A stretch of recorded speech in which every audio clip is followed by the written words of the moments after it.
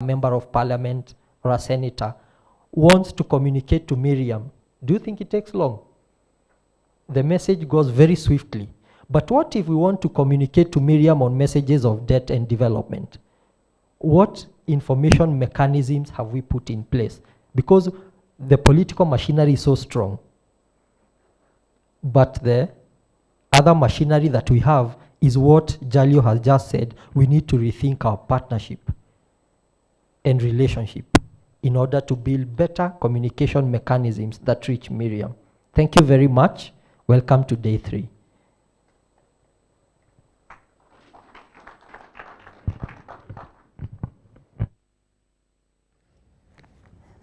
Thank you very much.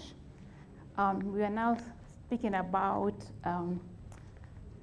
the nexus between debt and public-private partnerships. And the person that we'll be speaking with or will share with us is called Adrian Chikowore. Do we have Adrian up already? So Adrian is a young, brilliant colleague of mine at AFRODAD. He's in charge of a portfolio we call International Public Finance. Such a brilliant guy. So Adrian.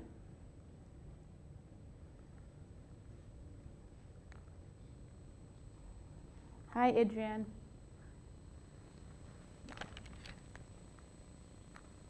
Hi, Fidelity. How are you today? I am good. How are you? We are great.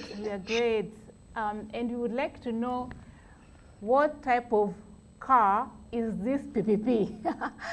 What are PPPs?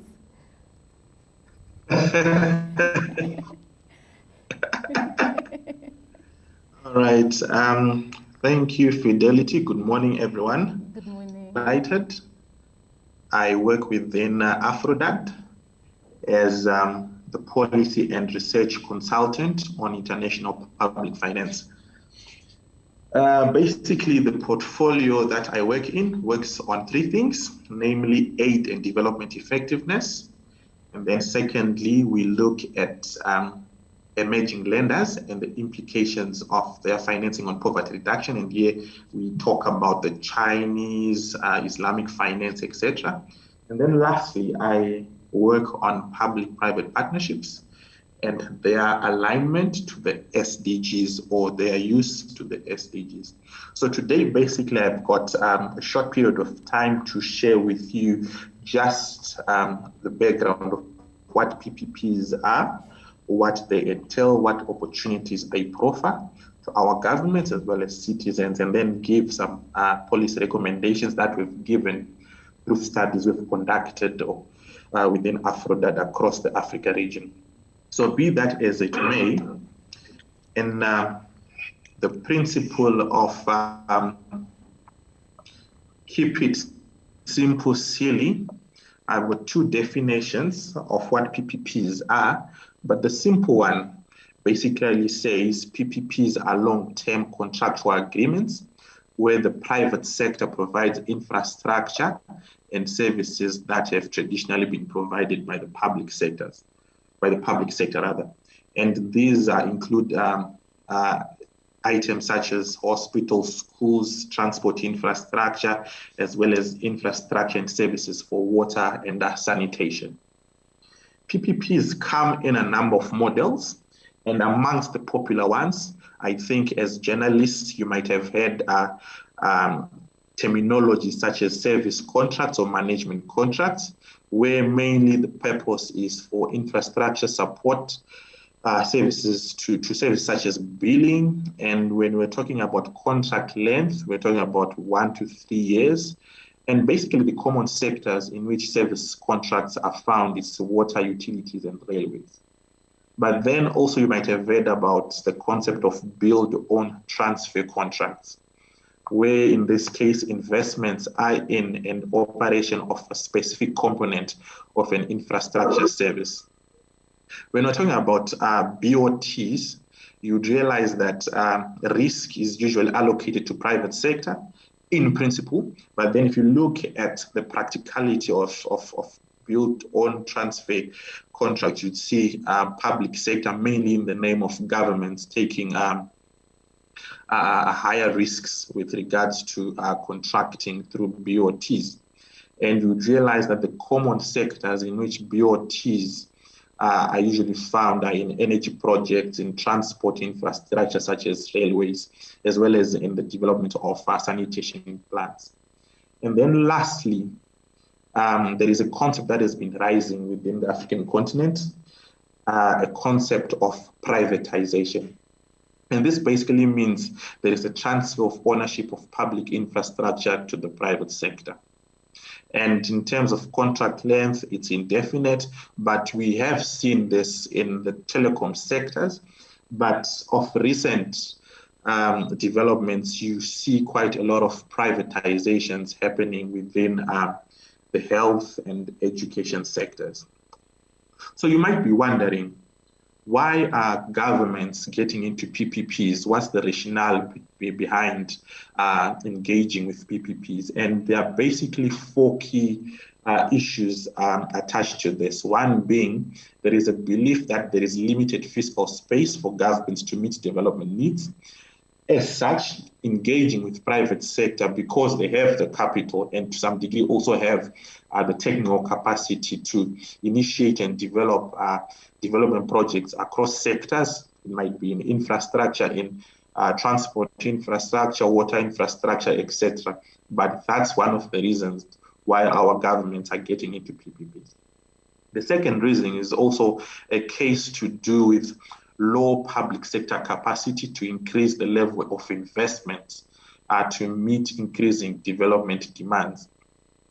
As we all know, the African continent in retrospect is largely faced with inadequate infrastructure.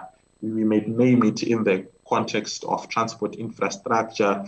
You see a number of African countries characterized by dilapidated road networks, dilapidated railway networks, and probably non-existent sea or water infrastructure. And as such, private capital then comes with the technical knowledge on how to efficiently develop or even implement the construction of infrastructure, the infrastructure required rather. So you see this as one reason why our African governments get into PPPs, because they believe our government or public officials do not have the adequate capacity to handle PPPs. And then thirdly, there is a concept of value for money, where there is a belief that if you use private sector in the development or construction of infrastructure or the delivery of services, they tend to offer better value for money because they have the management skills to ensure that they initiate or develop projects at minimal costs whilst at high value. This is a story for another day based on some of the examples that I'll give. And then lastly, there is a notion that private sector or PPPs promote greater efficiency in project execution and service delivery. And this is basically an issue to do with the fact that they may develop quality outputs in an efficient way at low costs. And basically, governments are enticed into PPPs because of this. But also, before we get to either the impacts or the case studies on PPPs in Africa, we also need to interrogate the actors who are pushing for PPPs either globally or within the African continent. Firstly, you see the European Union through initiatives such as the AU-EU partnerships, as well as initiatives such as Team Europe. And here, they are pushing for business for private sector companies within their own countries or within Europe in retrospect. And they come through the leveraging of aid with private capital for development projects, be it via rail, airports, road infrastructure, dams, schools, etc. You also realize also the G20 as a critical player in pushing for PPPs. For those who might know, an initiative called the Compact for Africa, which basically also is similar to the European Union, pushes for international or multinational companies to implement or develop infrastructure within the Africa region. The World Bank, also being at the helm of the global financial architecture, is a key player in pushing for public-private partnerships within the region. And they have this initiative called Maximizing Finance for Development. We would all know that over time, over the last decade, aid, official development assistance, has been dwindling in real terms, especially to the African continent.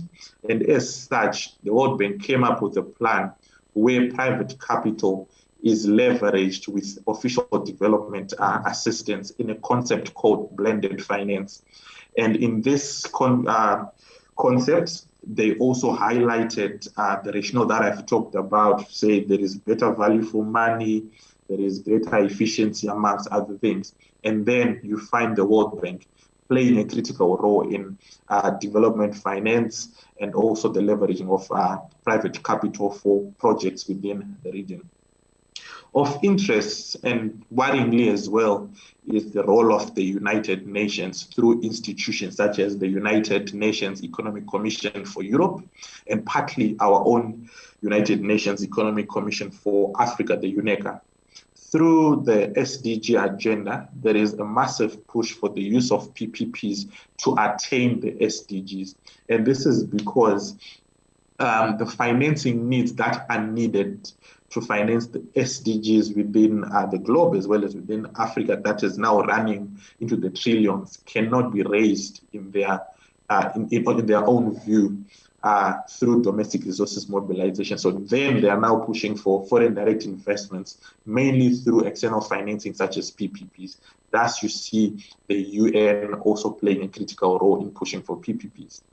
We would have not done justice if we don't talk about the role of China in infrastructure development or in services delivery through PPPs.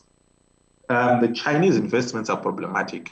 You can call them PPPs in the context of public-public partnerships because most also come through bilateral agreements, government-to-government partnerships, but also because of the role of Chinese-owned enterprises or Chinese-owned private companies. You then see also the private sector aspect of the PPPs that come around with the Chinese. And I think I'll speak about the SGR in Kenya with regards to Chinese investments. And over and above, these key actors have been pushing for PPPs to the extreme that the African Union in itself, through Agenda 2063, the resource mobilization strategy for the first 10 years, you realize the 10-year plan speaking to the need for domestic resources mobilization contributing to at least 60%, whilst external resources contributing to at least 10 to 35% of development needs within Africa. But if you look at it in retrospect, you would see this is the vice versa, where you're seeing a lot of external financing playing a key role in infrastructure or service delivery needs within the African continent. And this has cascaded down to even our regional economic bodies such as SADC, the EAC, and ECOWAS, where you see now a strong position on the use of public-private partnerships, and you can go even to the national development plans, the Vision 2050s, the Vision 2030s in countries such as Zambia, Kenya, Malawi, Namibia, Botswana. So basically, this is how this is playing out.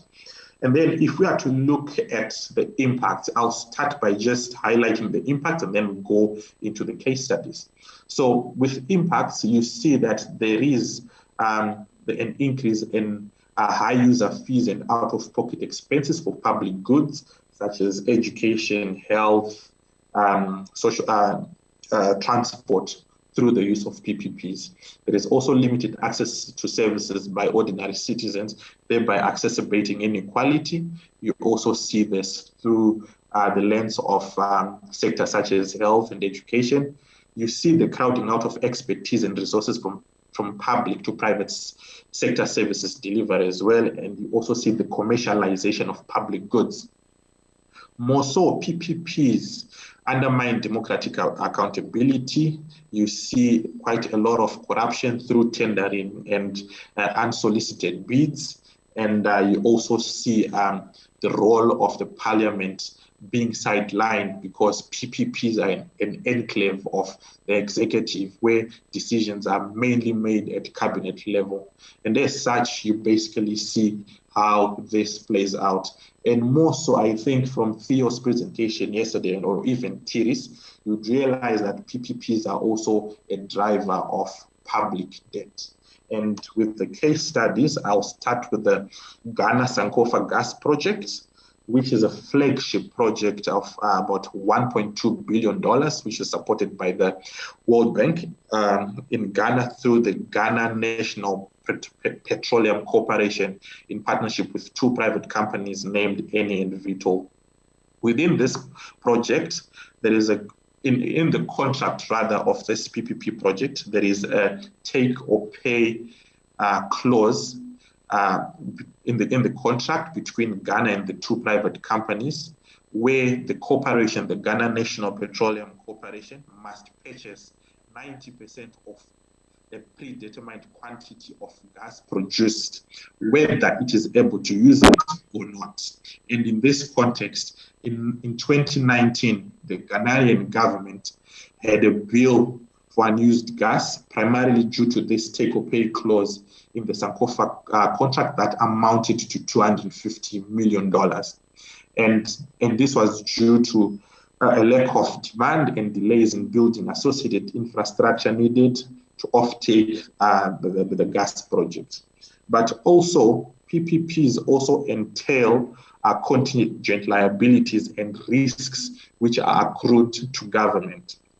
And for the Ghana Sankofa gas project, there was a $500 million payment guarantee from the International Development Association, which is the concessional arm of the World Bank, which had to cover the risks of the corporation not fulfilling its payment obligation under the gas sales agreement.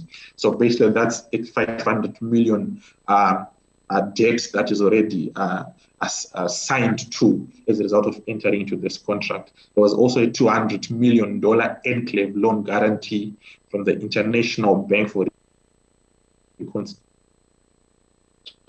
and Development, which would support project financing for the private sector. And in 2016, the International Finance Corporation provided $300 million in debt financing to help cover one of the private companies' stake in Sankofa. Should anything go wrong, the government is liable for some of these payments. And you realize now these are all World Bank institutions or World Bank affiliated institutions. Worryingly or surprisingly, you see the IMF, International Monetary Fund, cautioning Ghana in terms of debt sustainability, to say the gas sector is becoming a fiscal risk, and the threshold in terms of a GDP to debt threshold ratio was actually going beyond the ceiling of 60% for Ghana. And resultantly, you realize that poverty reduction spending reduced from 28% of GDP in 2015 to 19% of GDP in 2019 to 2020. And in retrospect here, I'm saying if in 2015, public expenditure towards health, education, and social protection was 100 million, 4 years later, it was only 67 million. And this basically means grants towards orphanages, grants towards the elderly, grants towards the development of either roads, schools, health would have been cut because of trying to pay back the money owed due to this contract. So the second case study speaks to the Queen Mamohato Memorial Hospital that is in Lesotho. So this hospital was constructed to substitute the Queen Elizabeth II Hospital that was in dilapidated state. From the pictures there, you can see on the left side, you see Queen Elizabeth II, where there is that bathtub which looks skanky and all, and the walls and everything else. The building was dilapidated. And on the other side, you see parts of the reception of the new building. But yeah, that was the changes that were taken with regards to this. But in retrospect, this project costed at least 120 million, if I'm not mistaken. 400 million Maloti would be 400 million rands. 800 million Maloti from the DBSA, Development Bank of Southern Africa. And then the shareholders, the private company called Tsepong, only contributed 4 million. And if you look at the percentage share, you would be surprised that at the end of the day, the shareholders in the name of the Tsepong are actually going to make 7.6 times the initial endowment after the 18-year contract lapses.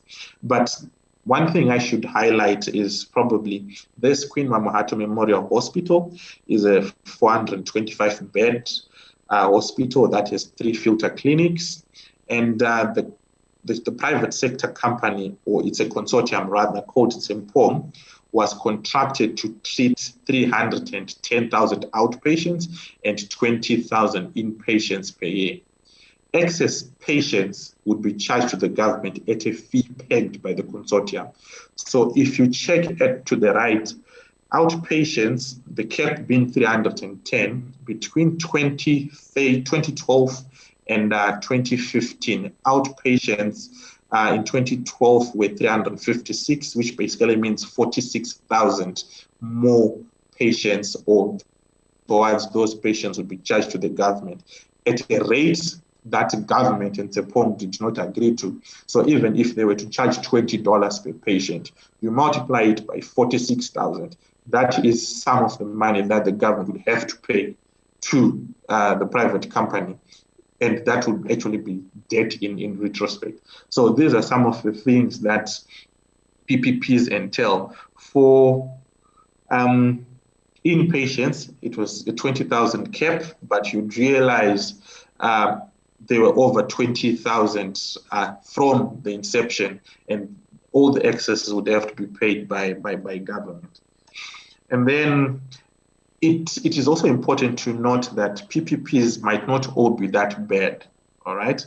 So for the Queen Mamahato Memorial Hospital, when it was constructed, you see outpatient visits more than doubled. You'd see the hospital and filter clinics assisted 45% more of deliveries. Patients' deaths within 24 hours of admissions had fallen in every ward as compared to the Queen Elizabeth the Queen Elizabeth II Hospital.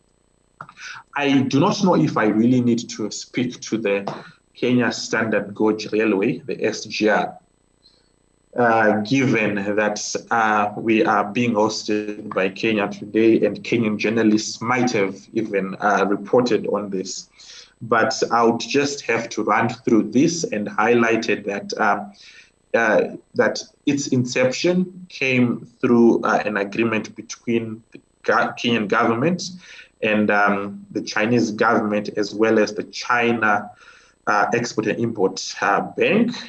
And it was costed to the tune of plus 3.8 billion US dollars. And it was designed under the Build, Finance, Operate and Transfer scheme. And you can allude to the table that I had highlighted earlier on.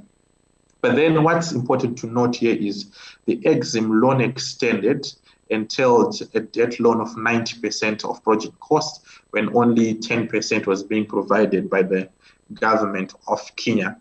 But as of June 2020, the National Treasury of Kenya was seeking for 94 billion Kenyan shillings, or 940 million US dollars at that time, in interest and principal installments to pay off the Chinese government, the Chinese Exim Bank, and the China Development Bank. The government would also need at least 38 billion Kenyan shillings, at that time 380 million, in accumulated bills owed to AfriStar, the Chinese firm operating the railway line. But what we have to think about in this context, or keep in mind, is this railway has not been generating enough money or profits to cover its own operational costs. And if you compare these costs versus the pressing needs of housing and safe water and sanitation needed for Kenyan citizens, you'd find there is an anomaly there. You can look, I've got a picture of the slums in Kibera. It's worrying to say we are paying, the Kenyan government is paying almost $1 billion in debt for a railway that's not even serving the most critical populations per se. But we have Kenyan citizens in dire situation in need of housing.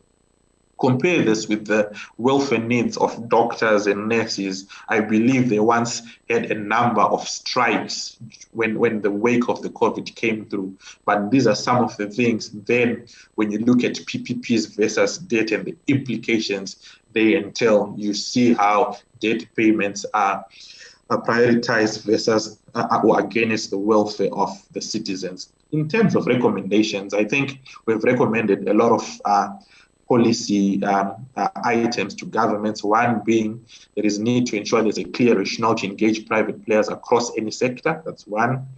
When engaging in PPPs, government should ensure that they do due diligence to evaluate the merits and demerits of such ventures. And besides financial costs, they should also assess the capacities of the communities to pay for the services that the PPPs entail. And then over and above, I think governments do not have clear policies on PPPs, and these are needed. But however, for these reforms to happen, the media has a critical role in ascertaining and influencing sustainable reforms and or investments. And as AFRODAD, we highlight that for where there is no capacity amongst our media practitioners, capacity enhancement for the media is needed, as they are critical in shaping public opinion. And then secondly, when they are reporting, they need to humanize their reporting and also highlight how PPP projects affect citizens, and they have to link these to the bread and butter issues of the citizens. And I'm also alive to the politics of reporting versus, I think in journalist lingo, there's a term you call scoops. The scoop pays, the scoop runs the show and everything else. But also, we also need to ensure that investments have a human face. With this, I pack my presentation here, and thank you very much for listening.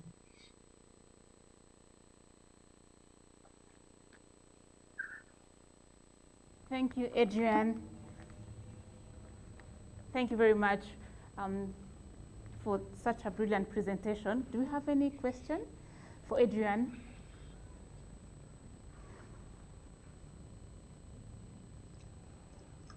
Yes. Yes, please. Any questions?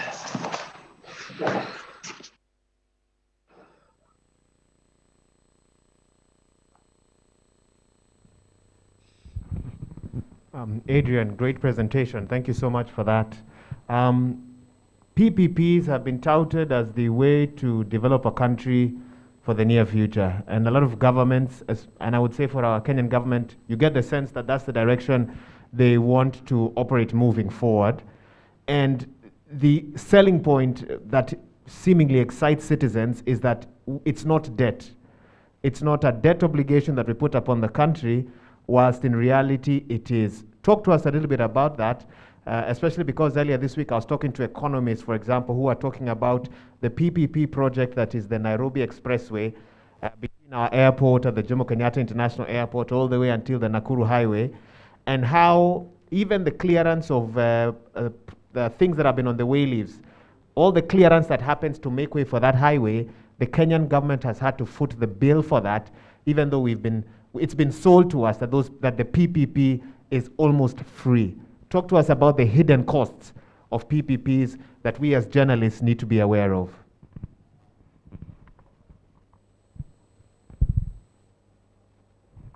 And my name is Wahiga Mwaura. All right, thank you. Should I respond to that, or there's a round of questions? Hang on. All right. I'm Arcadius. Very, very good presentation. And I would like you to talk more about, because Chinese, their appetite in Africa, I feel like it is rising, it is increasing every day. And more importantly, they are investing more in infrastructure and also in mining and minerals. So I would like to understand, or maybe are we seeing whereby maybe in future Chinese taking over Africa and will be fighting for that liberation from Chinese? Because if you see a country like Zambia, they have taken over and they are controlling everything. And you see the investment in Zambia is around 35%, the revenue that they have invested in Africa. So where are we in future as African countries?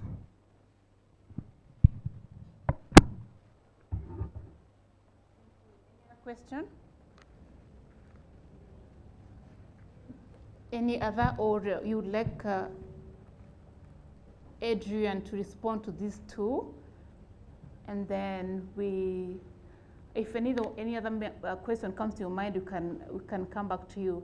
And we also check on the virtual side. So Adrian, you could take Wahiga's and Arcadius questions, and then you can go to others should they arise. Over to you. Right. Thanks, Fidelity. Thanks to the colleagues Wahiga and Arcadia. So Wahiga's question is interesting because, yeah, PPPs are being touted as a panacea to financing our development needs, and to some degree they are seen as free. Nothing comes for free, comrades. Maybe only the sunshine if you live in a country where there is some. All right, so true. PPPs don't appear on budget accounts. That's why people, or maybe economists, or even our government officials say they aren't debt per se. And these are the hidden costs, because then it gives a false picture of a country's debt sustainability. But however, because PPPs usually are long-term contracts, you might not feel the effects as it when a project is initiated or a PPP project has started its implementation. But rather, as you move along when cities now need to be paid, and also the contingent liabilities start to kick in. And these are basically the socioeconomic and political risks that might also entail being in any given country, so to say. So let's take, for example, a country like Zimbabwe, all right, where political risk or policy inconsistency has been paramount over a few couple of years back. That would entail that if policy changed when a PPP agreement had been made, it means there is some money or a loan attached to that. And I think you might have seen that in the Ghana Sankofa project, where there was a political risk guarantee in which a country then has to pay. So to say PPPs are the way, it's a challenge. Why also, as AFRODAD in 2018, with colleagues and partners across the globe, we developed a report called History Repeated, How PPPs Are Failing. And we pretty much scoped or profiled PPPs across the globe, in Europe, in Africa, in America, in the Latins, as well as in Asia. And you would realize PPPs, in average terms, increase the costs of either using public procurement by 2.4 times more. than using the public procurement way of doing things. And there you'd see across board, even in countries we call developed countries, they are struggling with PPPs. UK, we can't even talk about how the NHS in the health sector had challenges with PPP. So maybe with regards to that, I think there is need for capacity for our government officials on this, because I understand they do have PPP units and also do have seminars with the regional economic bodies, but it seems as if it's not enough. But we also need to remember that there is a political hand that also plays within the contraction of PPPs, because our political leaders do have promises that they've made to us. They talk about express highways, they talk about expansion of airports, they talk about jobs and everything else. They also find PPPs as an easy way to provide those. But then within doing that as well, they're also undermining our well-being as well. So I think I'll pack this one. Yeah. Kidia, I hope I got your name right.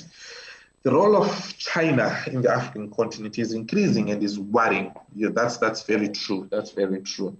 And the Chinese have got this initiative. They have the Belt and Road Initiative, where they want to link all transport and even communication networks to their metropole, that is China.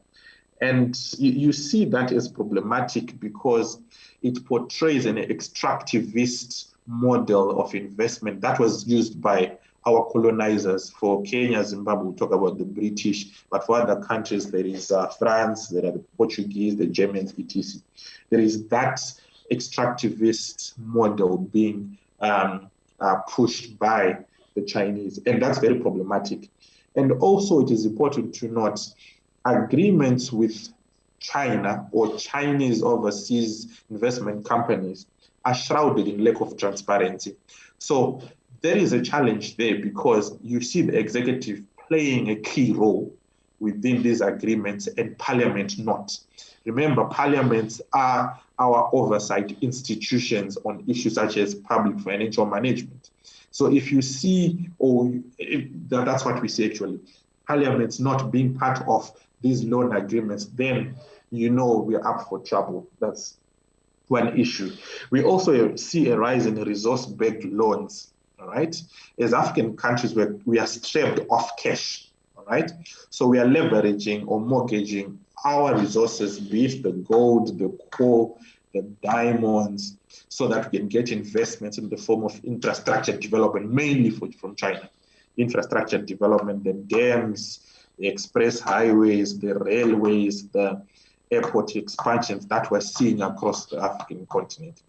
And that's a big problem. And mind you, China is also one of the largest creditors to Africa, and we owe, as the African continent, quite a lot of debt to the Chinese government. And you're right to say we're seeing a new form of colonization from China, and it's really up to you as the media, us as civil society, to have strengthened positions in pushing for policy influence or also advocating for sustainable investment options between Africa and China. I'm alive to the reality of cooperation frameworks such as the China-Africa Forum, the FOCAC, and others. But yeah, this is basically a challenge that we are facing, and it needs a strong civil society and a fourth estate to tackle this crisis and probably advocate for prudent debt management amongst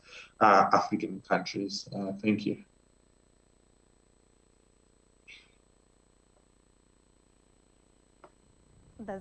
Has he, good job. You're saying, Adrian, you have answered his question properly.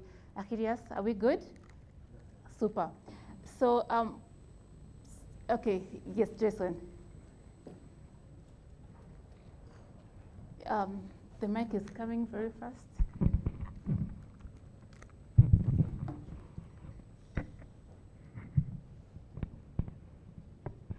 Thank you very much. Adrian, great job on responding to that. I may just add one or two points on the hidden costs of PPPs that generally are not picked up immediately, but usually through the taxation system. So for example, if you look into the budget, a lot of the budgets that are being passed through the different fiscal years, there's always introductions of what Adrian had alluded to on the user fees. You've talked about the expressway that's running from the airport all the way to the highway in Nakuru. This is going to be paid for through motorists. You know, they could also be artificial ways to get people to use the expressway as well. So the question is, what's going to become of Mombasa Road, given the manner in which it's being constructed?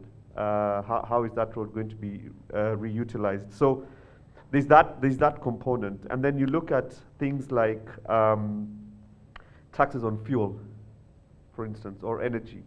All of these components that are introduced through the budget system or through the taxation system are ways that are not clearly broken down in the different documents, so that you understand how each of these PPPs are being paid for, or how each of them are being catered for through the taxation system and through the payment system. And this is why there's that added debt burden that comes on to the citizen. And especially in moments like the ones we're in right now, where the government is really looking around for every single cent that it can collect. And lastly is new proposals. I think when you look in Kenya specifically, some of the proposals like the registration plates fees or permits, now people are going to have to start paying for their number plates. These are things that had been removed or eradicated a very long time ago, but are being brought back.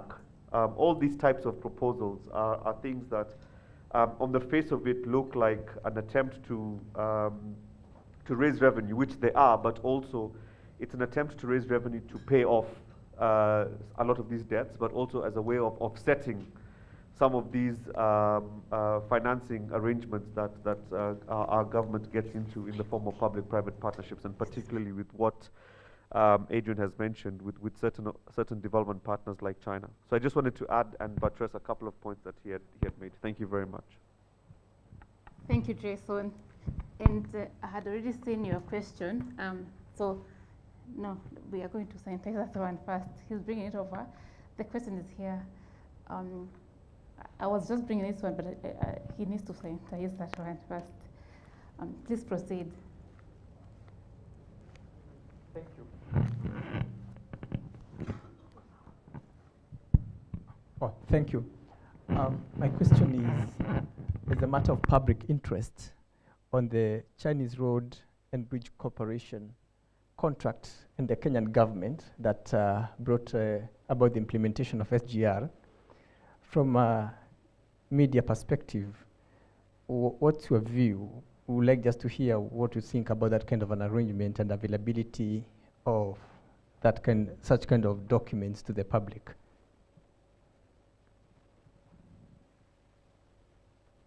Thank you.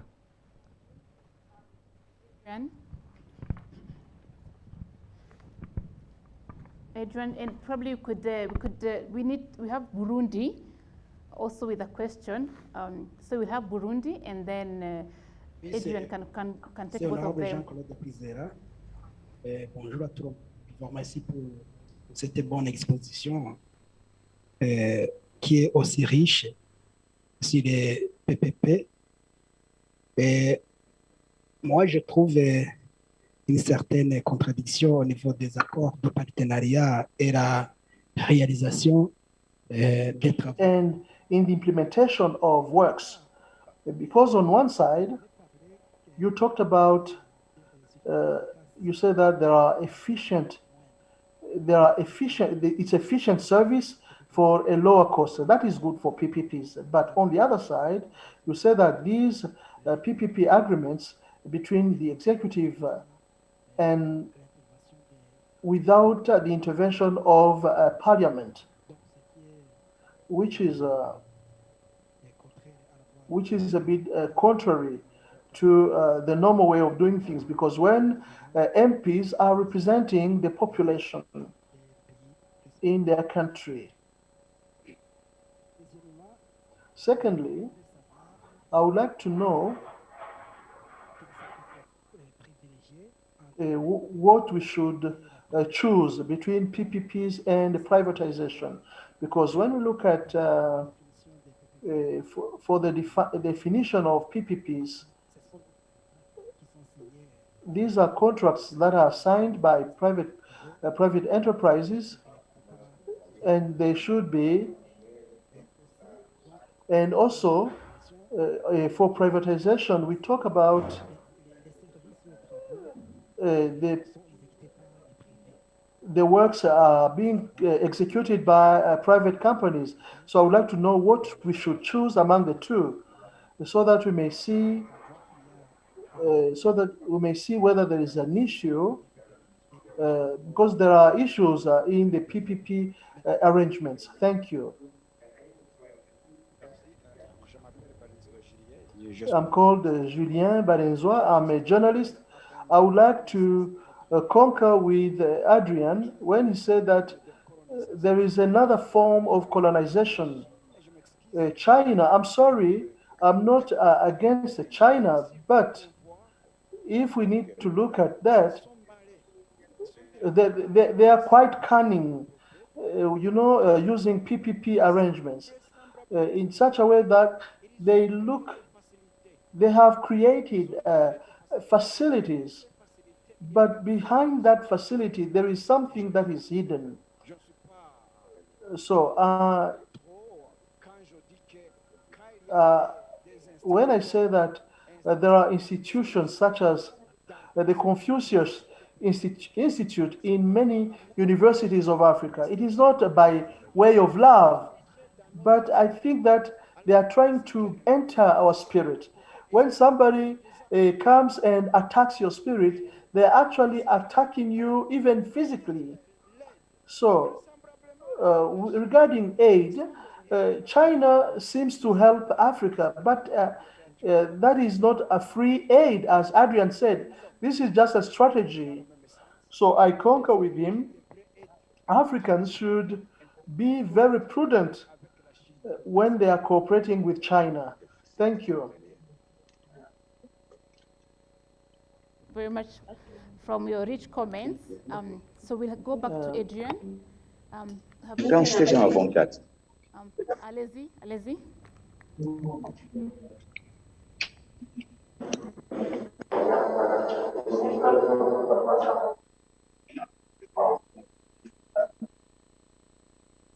Question?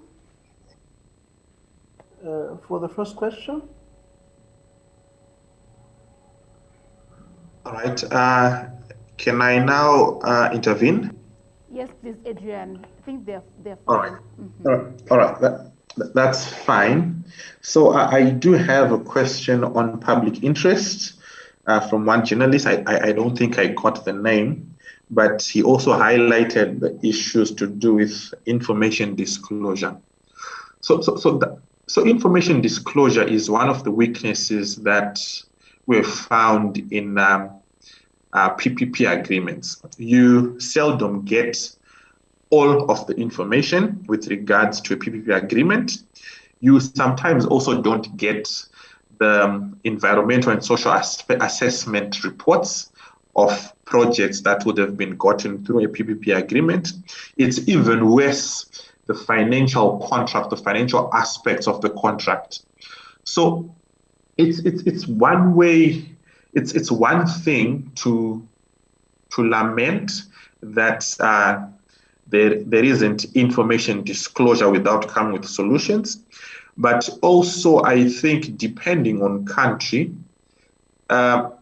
we have found that litigation is one of the best ways to access information, because I believe the various information laws and policies entail or even speak to the UN Bill of Rights with regards to access to information.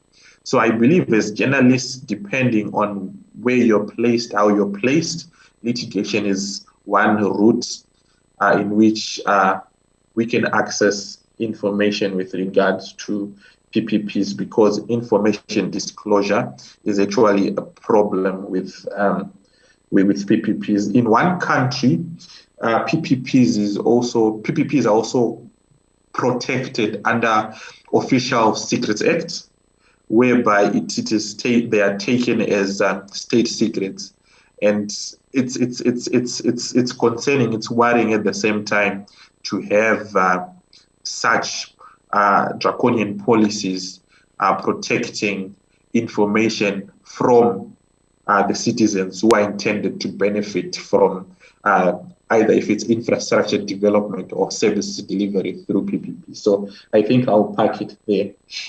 And from Burundi, I got some parts of the question where the comrade was speaking about how there could be inconsistency in what I presented. So when I was talking about why PPPs, the rationale for PPPs, it's not like it's us AFRODAD saying PPPs promote efficiency. It's the actors that I then presented afterwards, the World Banks, the G20s, that say PPPs are efficient.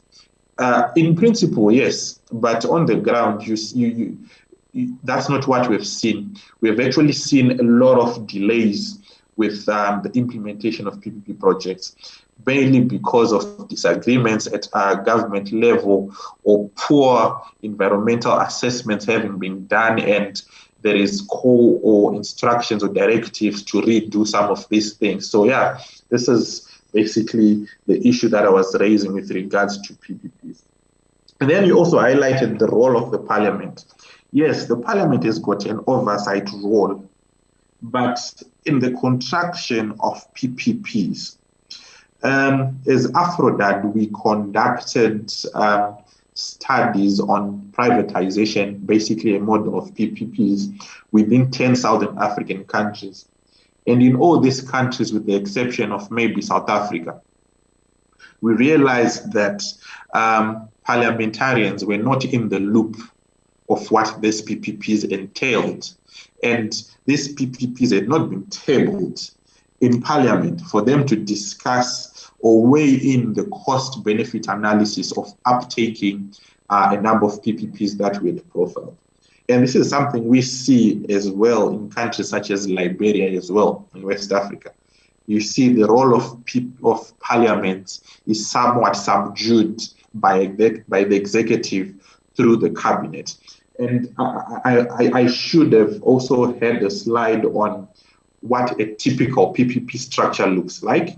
And you see how key the role played by cabinet in the name of the office of the president and the cabinet play in either contracting of PPPs or the tendering process, whether solicited or unsolicited.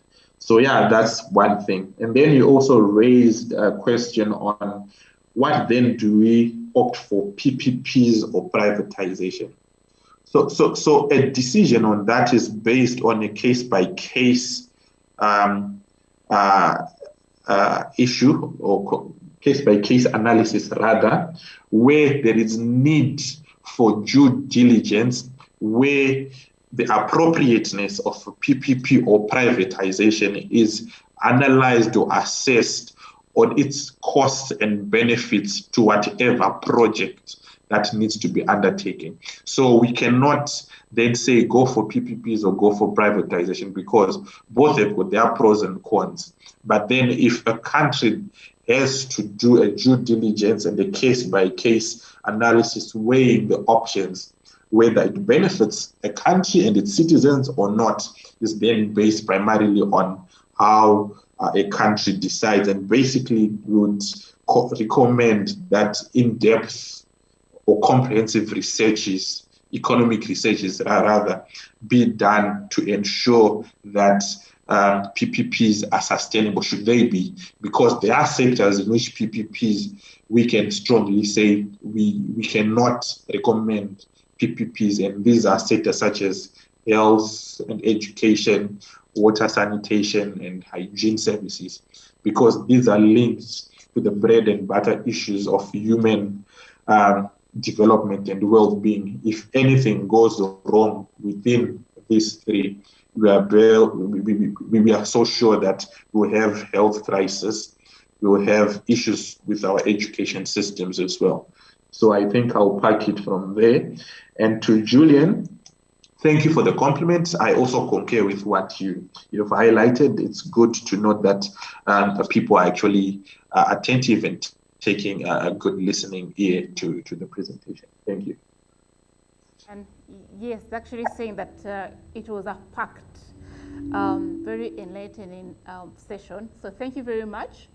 And I would like to request that we swiftly move to reporting, approaches and tactics on reporting on PPPs. And we have John Allan, your friend, joining, but right now he'll join virtually.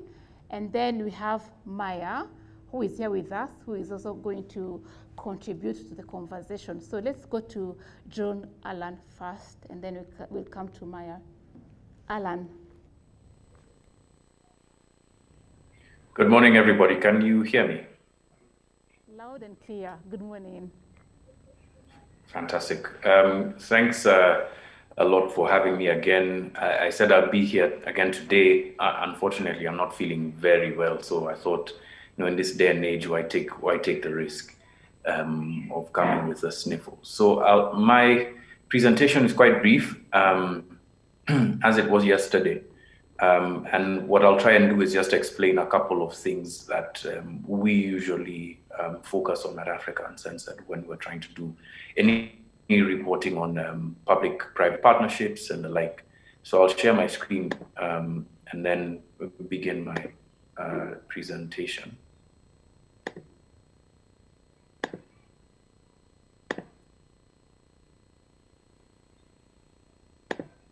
Okay. I hope that you can see my screen. So yes, the subject matter was humanizing public-private partnerships and death stories. And the first thing, like I said yesterday, for that journalists ought to focus on is really just to focus on the people. And I'll switch off my camera just so that things can go faster for a moment. To focus on the people first, and then the numbers. The numbers can be quite dazzling. If you're looking, and I'll use the example of the budget yesterday, the budget estimates reading yesterday, as an example of how dazzling numbers can be. If you look at a lot of the reporting that's out there right now, the comparison between Kenya's 3.63 trillion shilling budget versus the budgets of other East African countries would make it seem like this very big and insurmountable figure that it's very difficult to break down.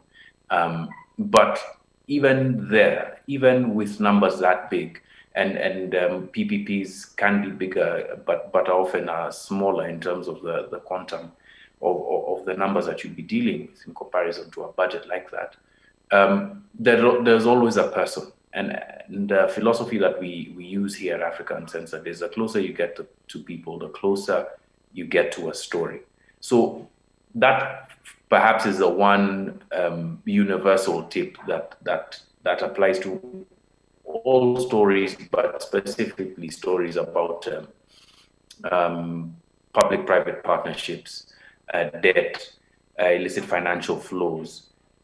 There has to be a human context. Otherwise, it's just going to become fairly academic and not evoke any empathy from the people that you're interested in reaching.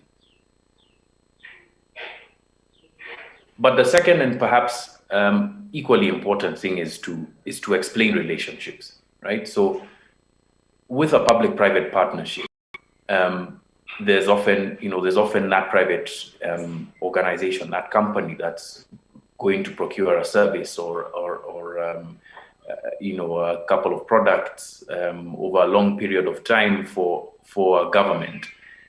Who's behind that organization? What is their interest in doing this? Do they have experience in doing this before? Who are they connected to?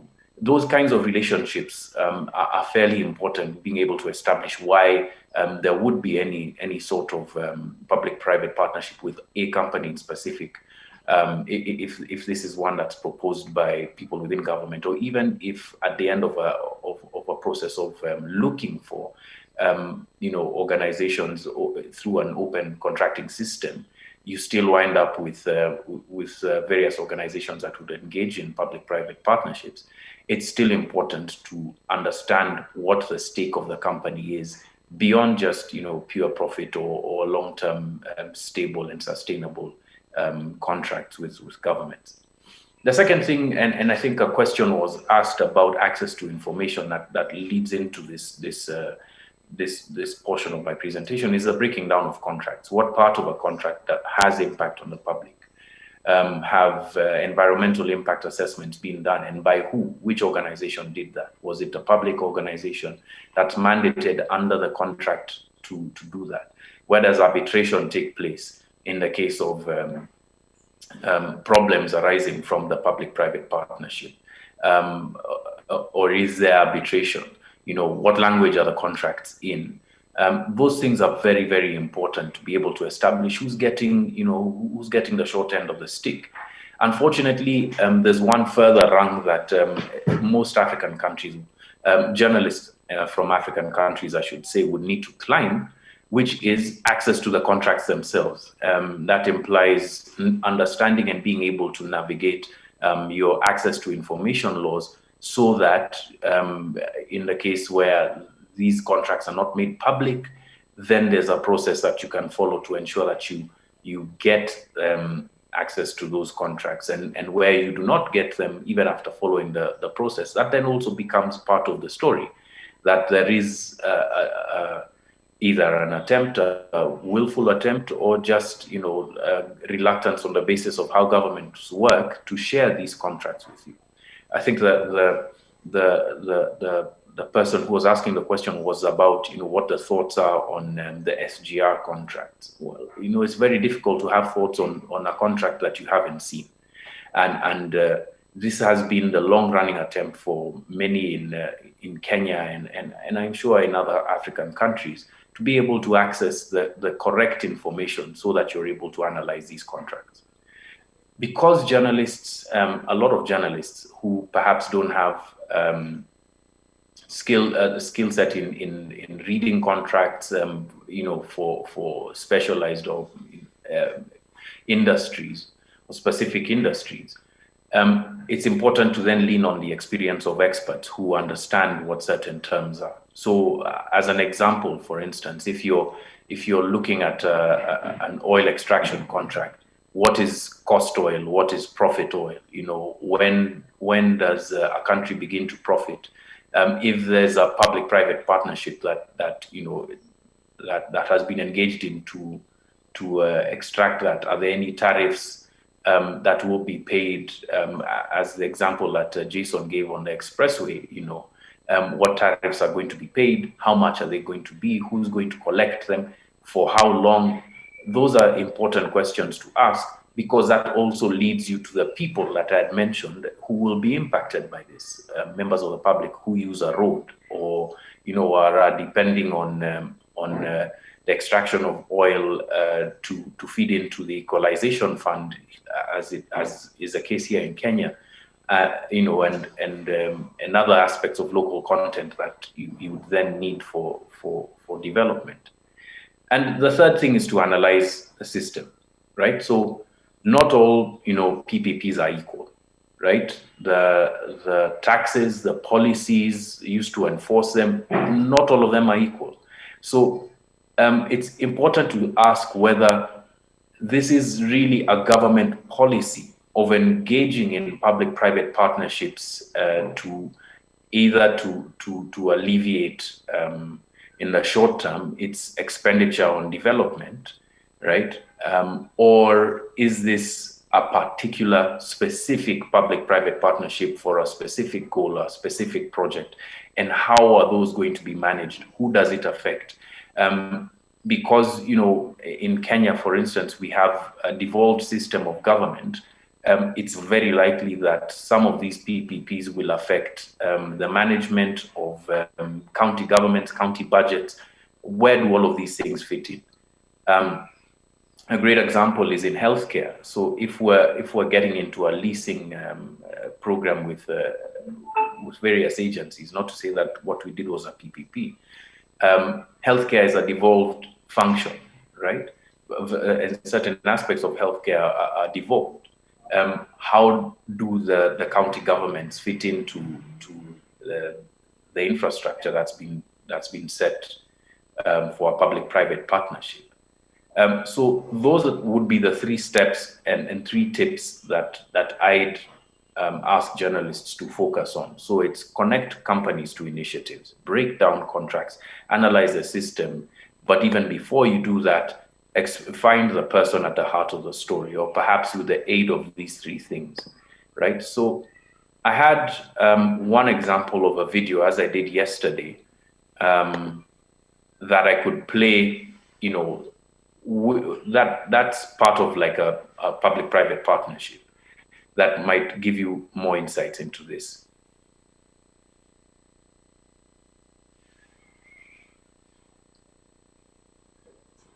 For the introduction part, and then they just sign an attendance list.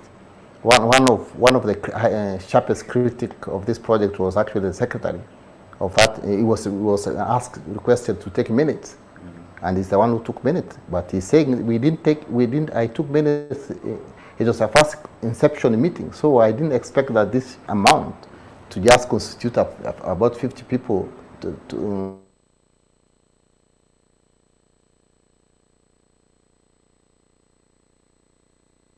just make that decision. Any project which either developed by a private investor or not, there must be consent by the local authority. See, at that time, the county council. So there must be. I don't think the project would have proceeded to that effect. The Trust Land Act was not followed. And the funny thing about the Trust Land Act, or the good thing about the Trust Land Act, the steps that they set out were all coached in mandatory terms. So you did not have room to elect or select whether you'd follow step 1 and leave step 2, whether you'd substitute certain institutions that were meant to carry out the setting apart with what you think would do. It was clear as black and white. This is the procedure coached in mandatory terms. So anything short of it, any compromise to that process, then compromises the entire process. And we know a title is as good as the process. So if the process is impugned, then any document you hold at the end of the conveyor belt is unconstitutional. A divisional lands board was never set up to consult with the community. Instead, Marsabit County Council's Town Planning Committee was a body that approved the leasing of 150,000 acres to LTWP. This part of Loyangalani belongs to the predominantly pastoralist communities of Marsabit County. But even Google investors expressed concerns about whether locals had been adequately consulted. In a letter to Google CEO Sundar Pichai in early November 2015, 38 Google investors say they were, quote, deeply concerned by reports of violence, displacement and environmental damage associated with the Lake Turkana wind power project. In particular, we are seeking a deeper understanding of Google's process for ensuring free, prior and informed consent with indigenous communities impacted by Google's suppliers or by its own projects, end quote.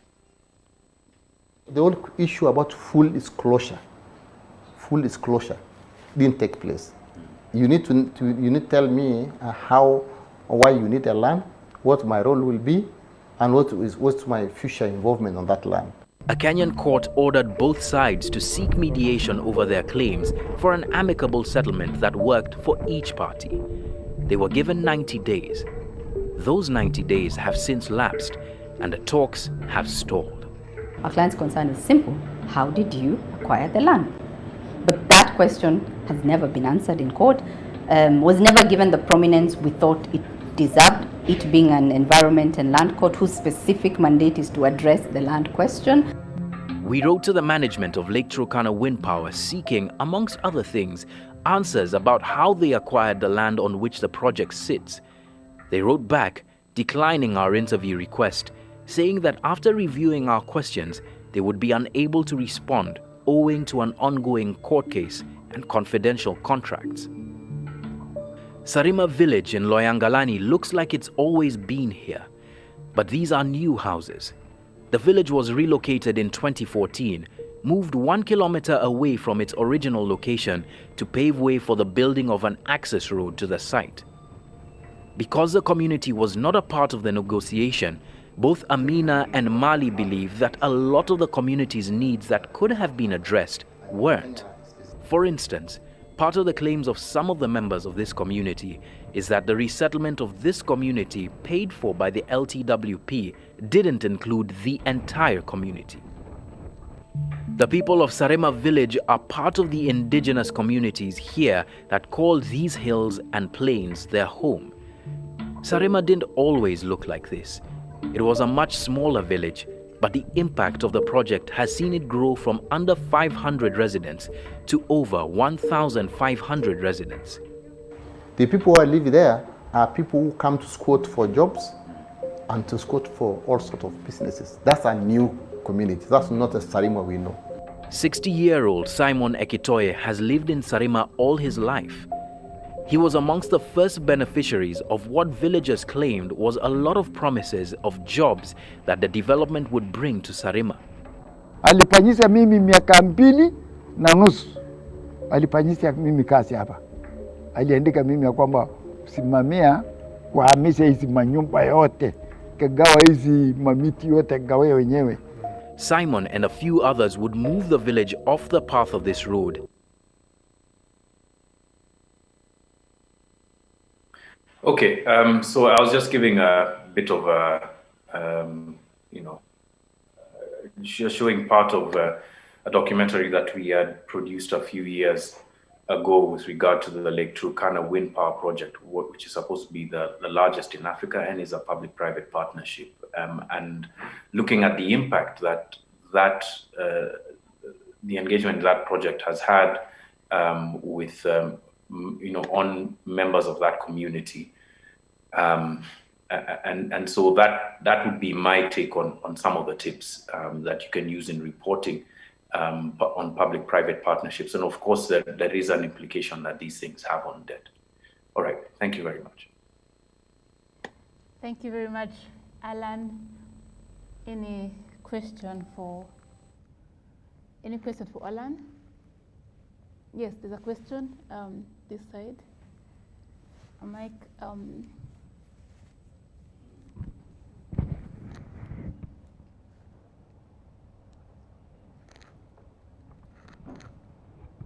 Thank you very much, Alan, for the presentation. When it comes to the issue of relationship, as a journalist, how do you navigate the issue of the bottom line?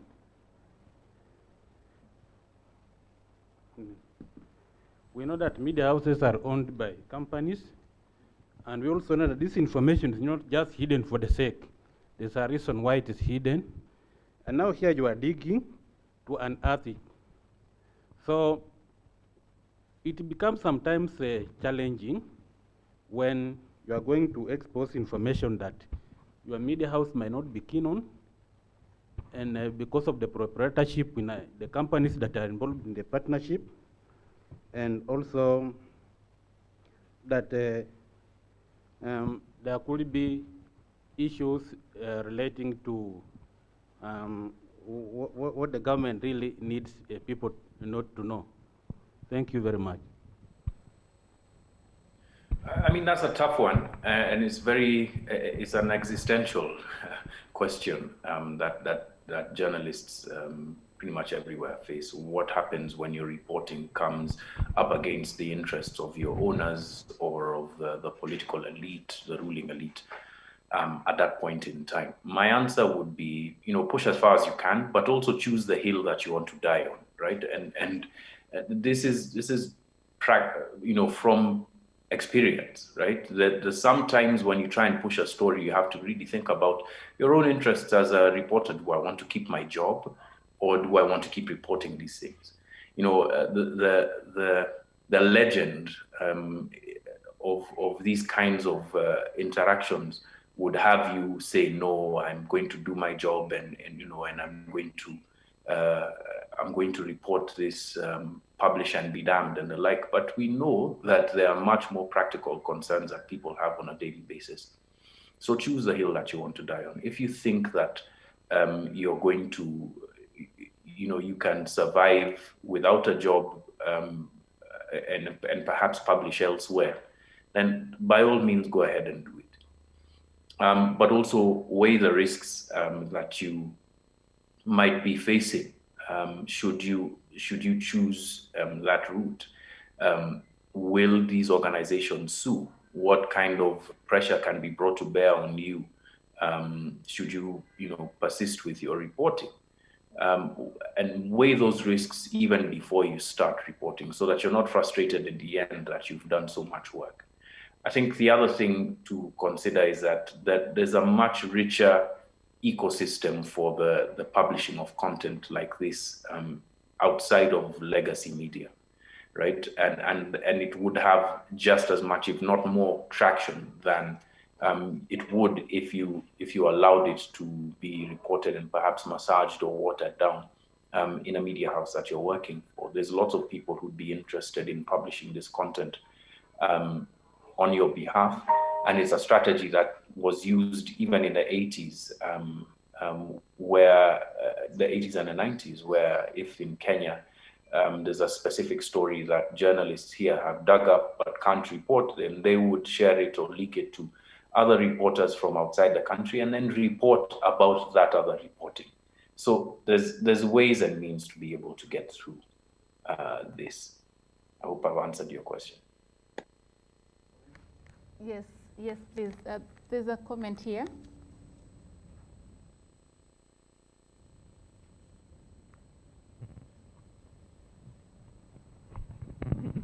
Thank you.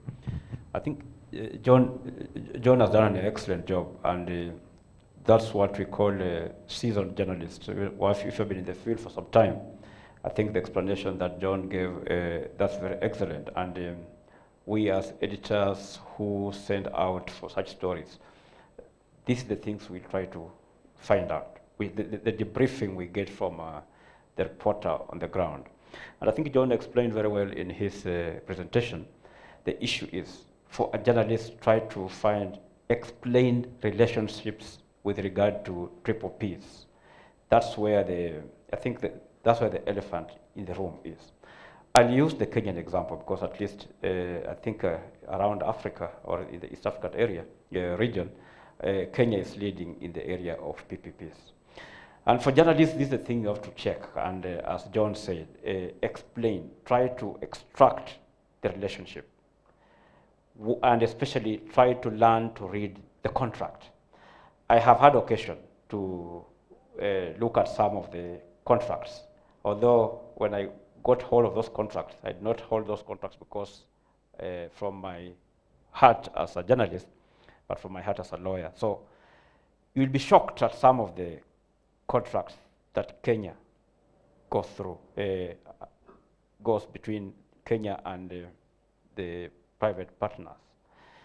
And not that PPPs are wrong, they're okay. In fact, in other countries I've seen, they work very well. And in the US, I've seen contracts where you find that the supply of electricity is not an issue of government. It's private organizations that generate and supply electricity. But the state or the government consumes on behalf, or buys the electricity on behalf of the people. You saw what happened recently in Texas. And that one explains to you the relationship. In Texas, recently they had a terrible weather which they never expected, and the entire electricity grid was shut down. But you see the contract they have in it is that they are not allowed to get electricity from other people who have it, even from neighboring states. So they were supposed to renegotiate because they never anticipated that such a thing would happen. Now in Kenya, it's interesting. And you'll find that majority of of these contracts in the triple Ps are in the energy sector, supply sector mostly. And you notice that this is how Kenya operates. So first of all, gauge what is the mandate. You'll find that the PPPs are usually signed on behalf of Kenya, of the country, of the government, by parastatals. So first of all, you must understand what is the mandate of a parastatal in Kenya. So in the energy sector, I've seen some, and I think one of the contracts I looked at, I saw, was the same one that John has talked about, the Turkana wind power project. We realized that at a time it collapsed, and Kenya had to pay a lot of money because of breach of contract. So what happens is that the problem in Kenya is that we contract away too much. Like in the energy sector, you'll find that electricity is not something that you can store. We don't store electricity. You keep on having it. But we have got a generator here. They have what we call the cost plus approach. He will generate for you electricity. Whether you consume it or not, you have to keep on paying him. And the contract is such that he says that my investment in this, you must take what you call opportunity cost. So he'll supply you the electricity, whether you are using it or not, whether you're consuming it or not, you still pay, And that was the problem with the Turkana wind power, although it did come in. We have got others which are terrible. I think I've seen some of them. They're terrible. You look at them, and that's how you can be able to pick out as a journalist, how does it affect when you are trying to humanize it.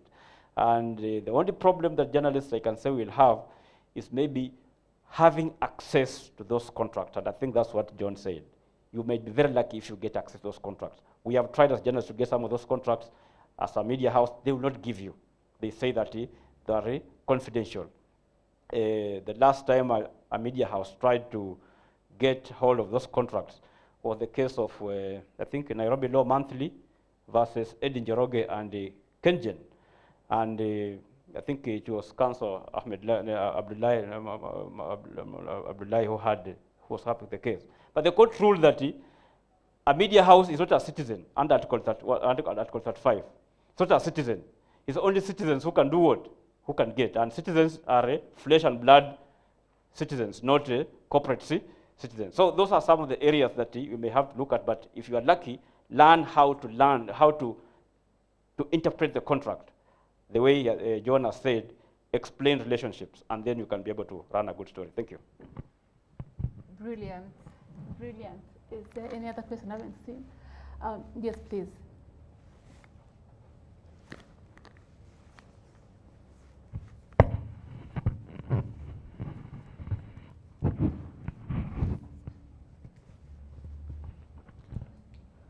Congratulations, Alan.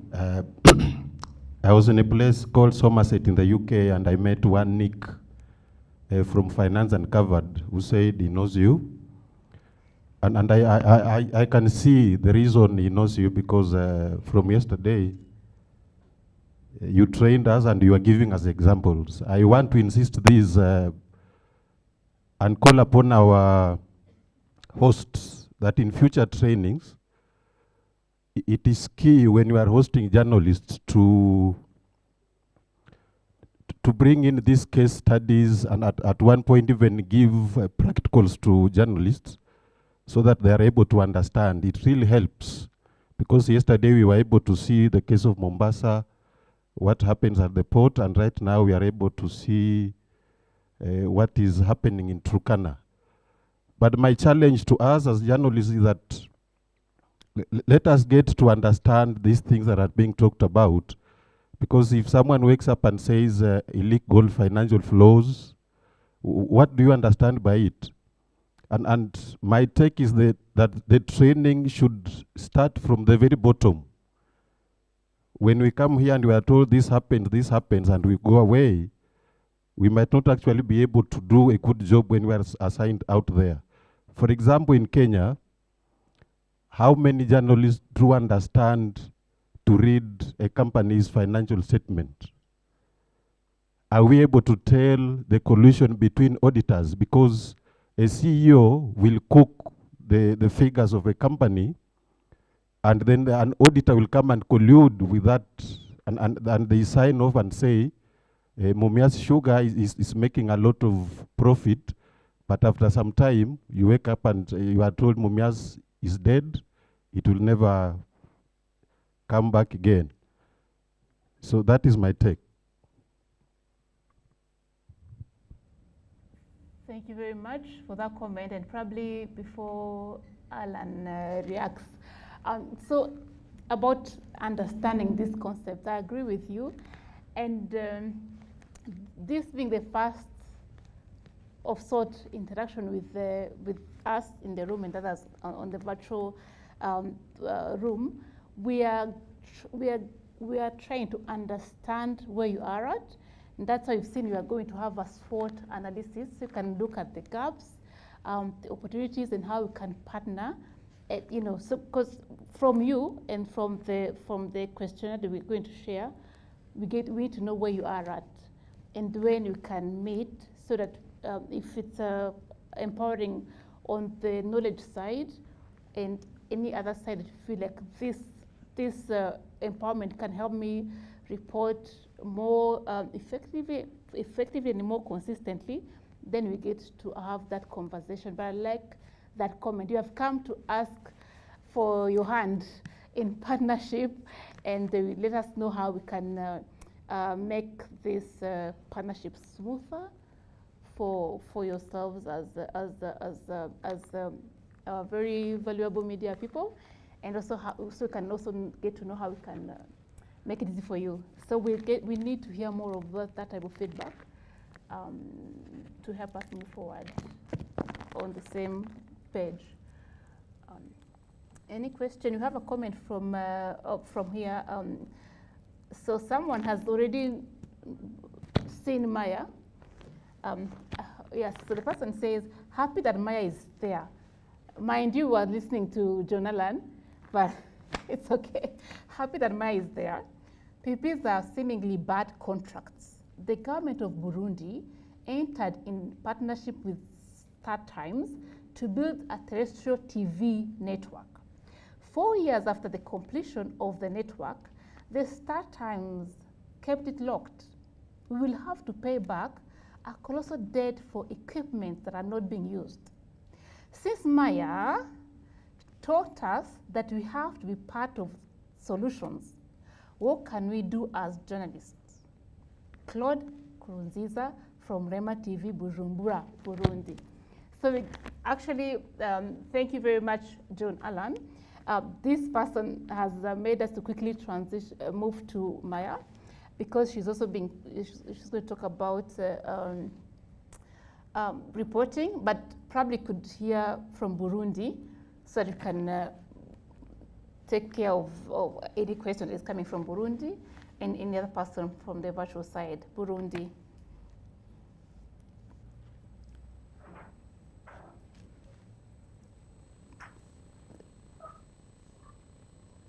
Once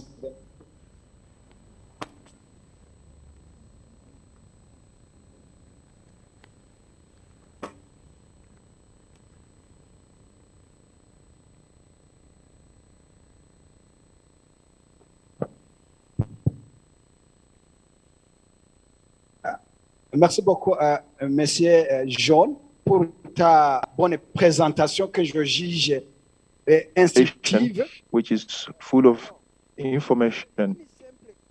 A very simple question. If there are relationships between a company that has accepted the partnership, what can a journalist do? Because in that case, the information becomes secret. What can the journalist do? Thank you.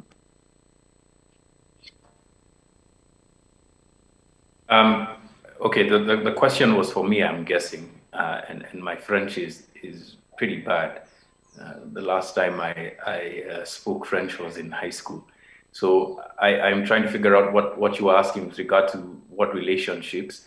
But if the translator's in the room, I'd be very grateful for your assistance so that I can respond to my comrade from. So please, John, he says at times a company signs a partnership, enters in a partnership, and the information about the partnership is a secret. So, first of all, thank you for the position which been skills. However, I have a little question. You said when there is a relationship between the partner society and the government members, that there is a question of a secret. What can do a journalist to take into account with this secret? You know, we are Africans, we know each other so now. At the end of the day, when we go on this street, we can be a coach. Thank you. Okay. Yes, John, as I still have the mic, let me just ask you, I've been following your interventions, your reports on different platforms as investigative journalists. So I would like you to tell us about your own experience in Kenya. How do you cope with authorities on this, in this context of Africa? Because I know it's not very, very easy like in Burundi to report on issues like finances and development issues, corruption, and the powers which are captured by some high personalities. So it's very sensitive. Sometimes journalists, many people may think about reporting under pseudonym or anonymous names. So how can you cope in Kenya? Do you have a certain degree of democracy, of telling the story in regard or when in comparison with the rest of Africa? Because I know, like in our context, it's not very easy to touch on such stories. Okay.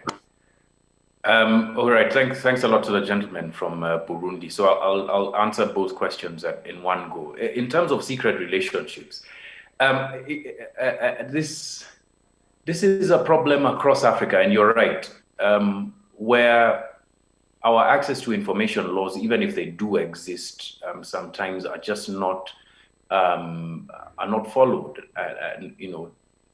and government agencies, parastatals, ministries sometimes are the culprits in not doing this, and so it's very difficult to be able to establish what the relationships are.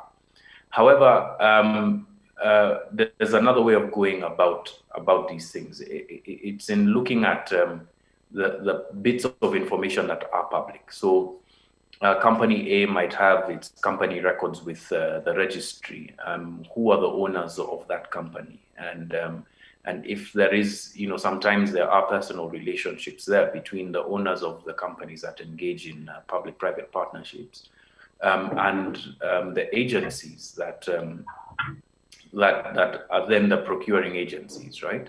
So that's one way of being able to try and prise open the conversation about what really are the secret relationships between one party and another. I'm not sure about whether Burundi has an access to information law, but I do understand the context. I've been to Bujumbura and I know that it's difficult to be able to report as openly as it would be here in Nairobi, perhaps even in Kampala. But Africa is like one big WhatsApp group. So one person will forward a message about restrictive laws, and someone else will try and act on those things. So, for instance, with Kenya, our cyber crimes bill has various clauses in that are just incredibly punitive. And going into the era where we're going to be publishing a lot online, then that's going to be a problem for us in the future. Whereas there is a more open environment to discuss things on the news, less restrictive than it would be in Bujumbura or in Kampala or even in Dar es Salaam until perhaps a little recently. There are certain elements or aspects of our laws that are very restrictive, very punitive, even in the awards on defamation, are incredibly high and incredibly punitive. And what's happening now is that that's being focused more and more on the journalists. So I'd say that, yeah, we are partially or marginally better than Burundi in terms of the environment for reporting, but there are things in our laws that could pull us back very quickly. And the second question, I think, also dealt with that, in terms of the reporting environment. I think I'll just leave it there. It's like I said, it's like one big WhatsApp group that the leaders are in, and one person will share something, and our Kenyan leaders will be like, we handled it like this. So they're all discussing ways in which to, restrict freedoms for reporting. Yeah. Thank you very much, Alan. And actually, like what you just said about Africa being like one big WhatsApp group, because it sounds like we don't have much of an excuse. We can use various means and ways to actually advance this voice. So thank you very much, Alan. Thank you, everyone. Yes, I would like to. Pardon. Yes. Waika, please.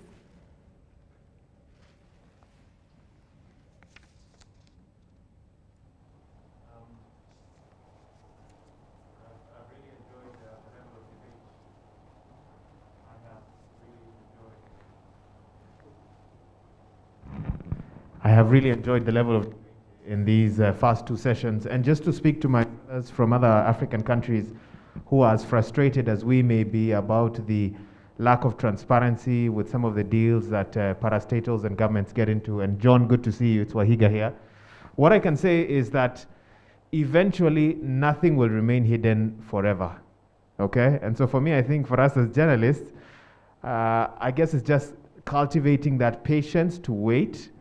One day a data leak will happen somewhere and we will get access to those documents. For now, the best we can do is make official attempts and sometimes unofficial attempts to try and access some of that data. But let me tell you, in the world that we live in, with the interconnectivity and the globalization that we have, one day all those contracts will come to light.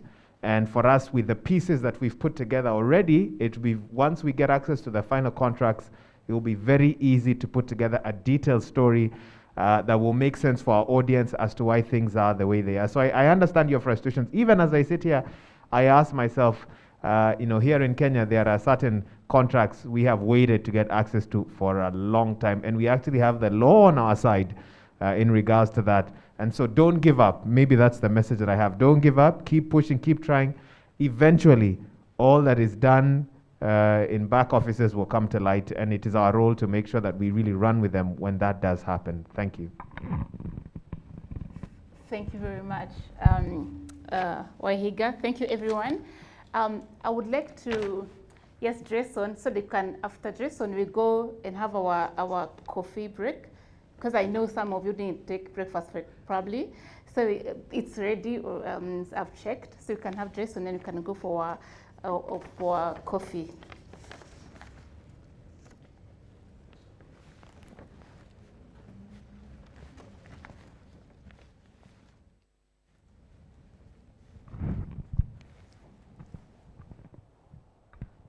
Thank you very much. I just wanted to build on that point around globalization, and John did allude to it in his response. And I think there is an opportunity here for media, whether you're based locally, internationally, continentally.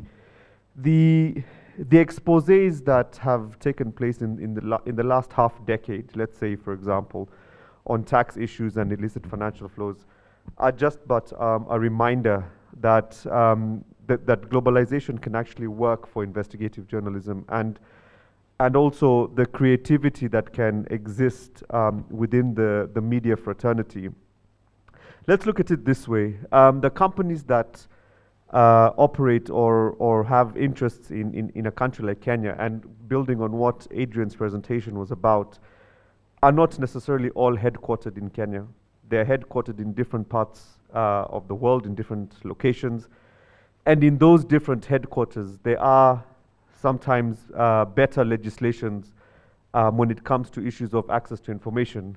Companies in these different jurisdictions are a lot more forthcoming in having to present information when you put this when you make these types of requests, and also governments that are supposed to respond within a specific amount of time to freedom of information or access to information requests.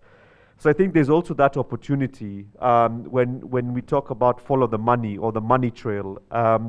Not all roads lead necessarily to the central bank or to the treasury here in Nairobi. Some of them may lead you to London, to New York, where the rules are slightly different and the laws are a lot more forthcoming and a lot more lenient to engaging with journalists and with the general public. So that creativity as well in understanding how the ecosystem of business, finance, and economics works might also be an opportunity for journalists to consider, rather than if you come up against a brick wall in one jurisdiction. And I think that point about globalization, that's where also as media and as journalists, these opportunities are coming about. I think many of you would have heard, I think earlier this week, the tax leak in the US, for example.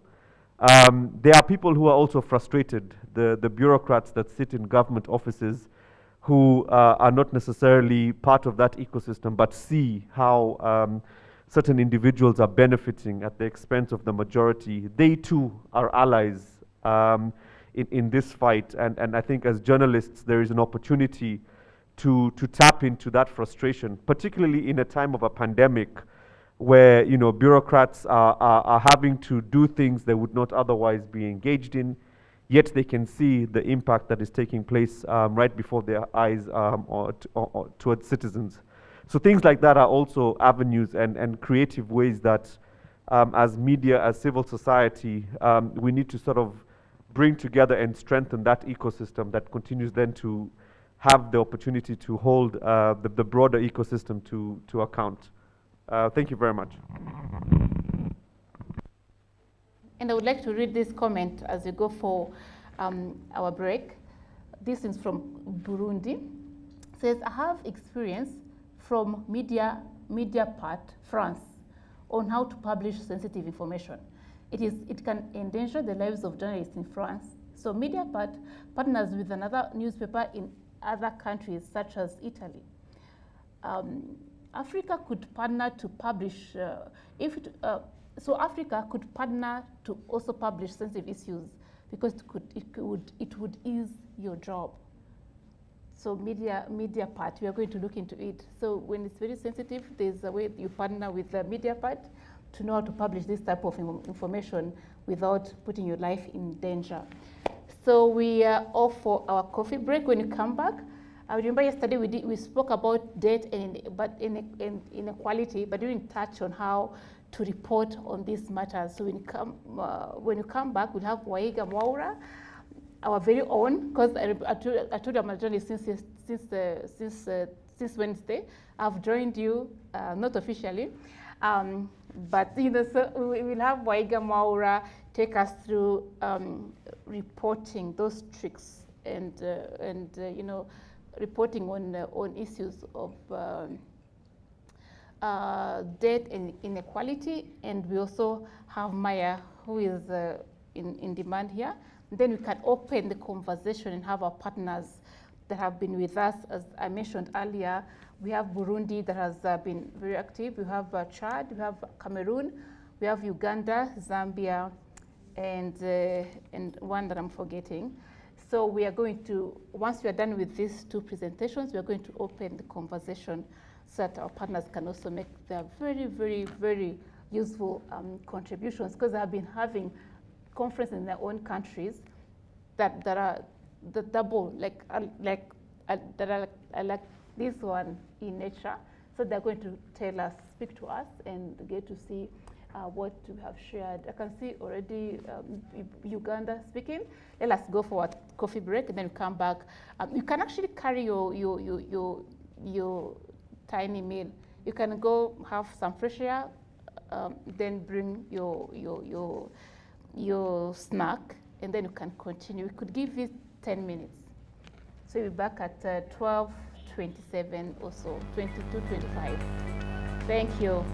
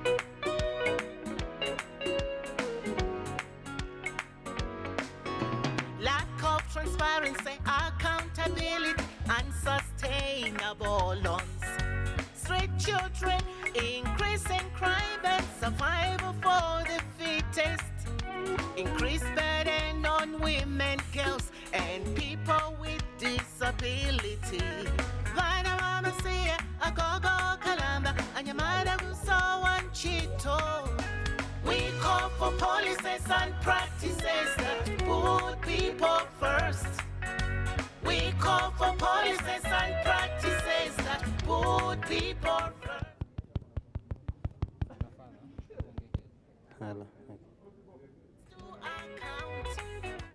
I want to.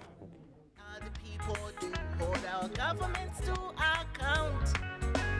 We are the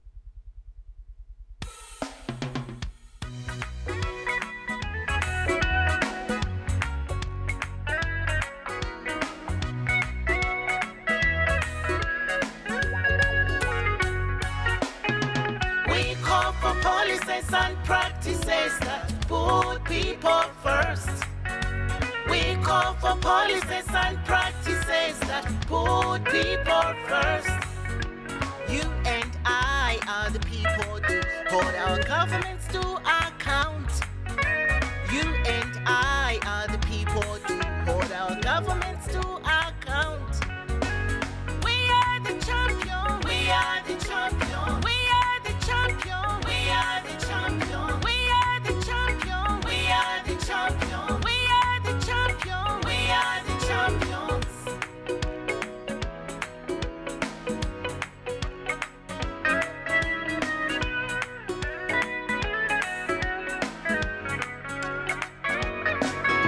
Increased risky borrowing by African countries.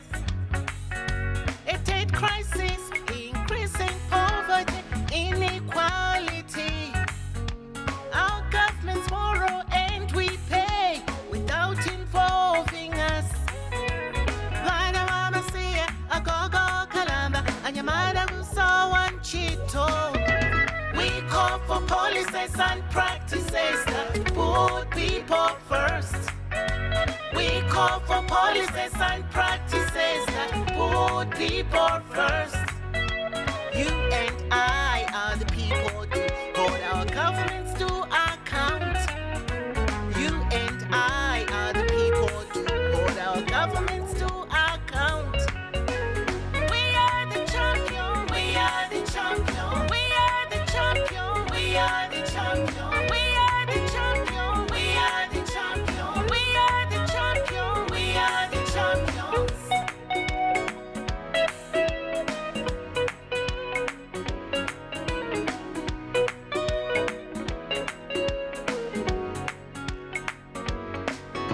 Lack of transparency, accountability, unsustainable loans. Street children, increasing crime and survival for the fittest. Increased burden on women, girls, and people with disability. Vana mama siya, agogo kalamba, anyamada gusawan chito. We call for policies and practices that put people first. We call for policies and practices that put people first. You and I are the people to hold our governments to account. You and I are the people to hold our governments to account. We are the champion, we are the champion, we are the champion, we are the champion, we are the champion, we are the champion, we are the champion, we are the champions. We call governments to commit to an economic system that shares value more equally, that is sustainable for the future of humanity and the planet, and that serves the people. We are the champion, we are the champion, we are the champion, we are the champion, we are the champion, we are the champion, we are the champion, we are the champions.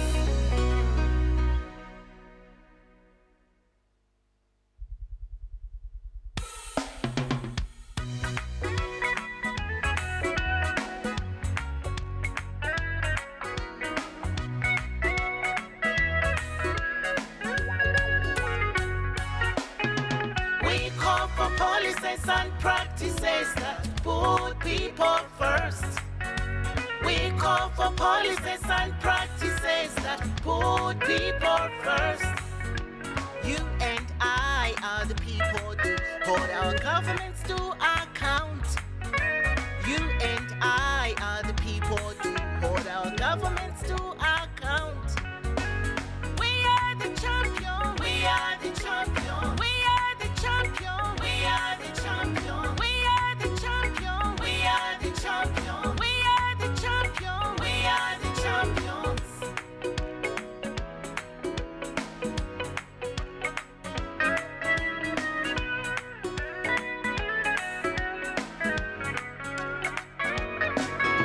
Increased risky borrowing by African countries. It aid crisis, increasing poverty, inequality. Our governments borrow and we pay without involving us.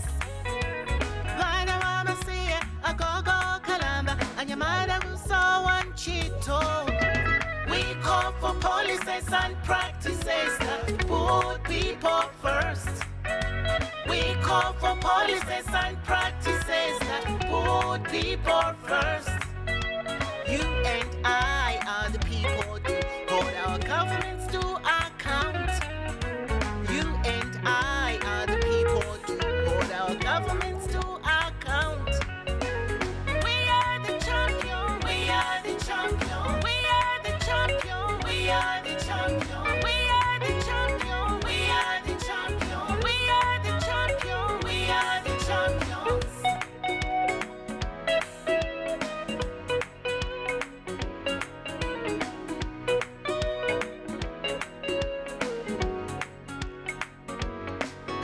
Lack of transparency, accountability, unsustainable loans. Street children, increasing crime and survival for the fittest, increased burden on women, girls, and people with disability. Vana mama siya agogo kalamba anyamada gusawan chito. We call for policies and practices that put people first. We call for policies and practices that put people first. You and I are the people to hold our governments to account. You and I are the people to hold our governments to account. We are the champion. We are the champion. We are the champion. We are the champion. We are the champion. We are the champion. We are the champion. We are the champions. We call governments to commit to an economic system that shares value more equally, that is sustainable for the future of humanity and the planet, and that serves the people. We are the champion. We are the champion. We are the champion. We are the champion. We are the champion. We are the champion. We are the champion. We are the champions.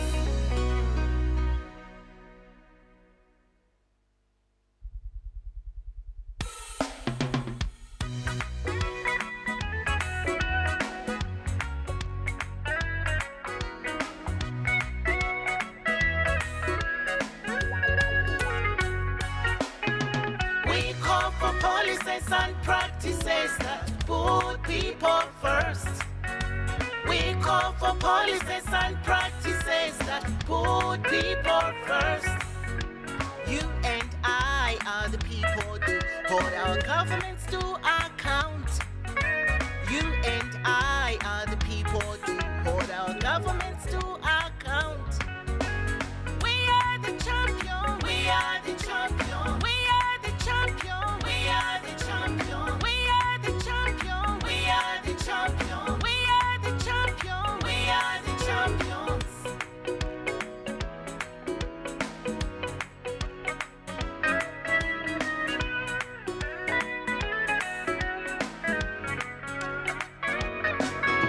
Increased risky borrowing by African countries. A trade crisis, increasing poverty, inequality. Our governments borrow and we pay without involving us.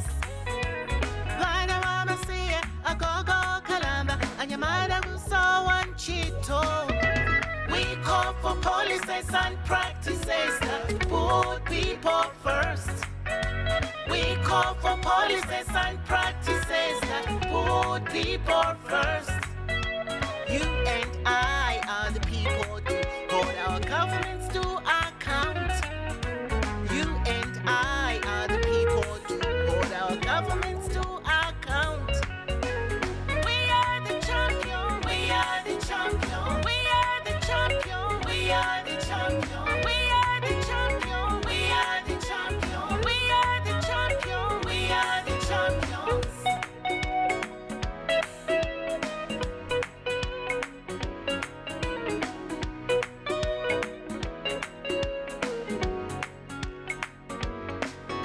Lack of transparency, accountability, unsustainable loans. Street children, increasing crime and survival for the fittest. Increased burden on women, girls, and people with disability. Vana mama siya agogo kalamba anyamada gusawan chito. We call for policies and practices that put people first.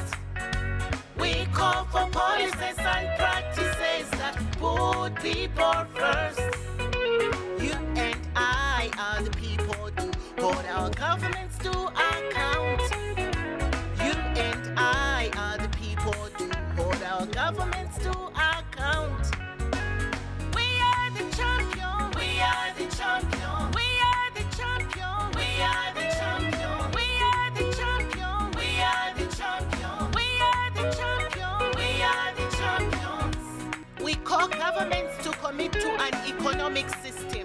that shares value more equally, that is sustainable for the future of humanity and the planet, and that serves the people.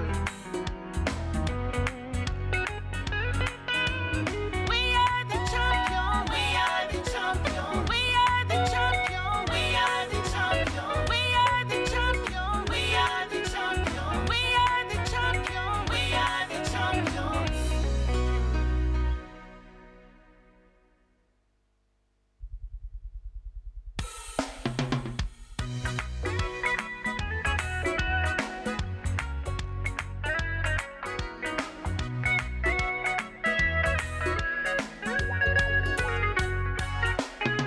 We call for policies and practices that put people first.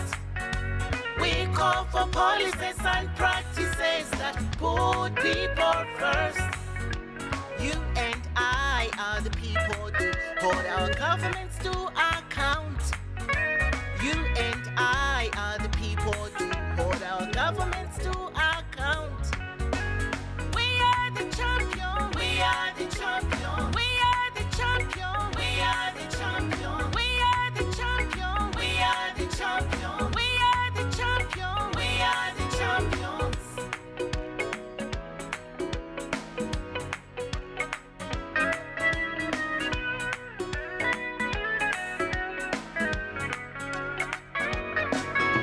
Increased risky borrowing by African countries.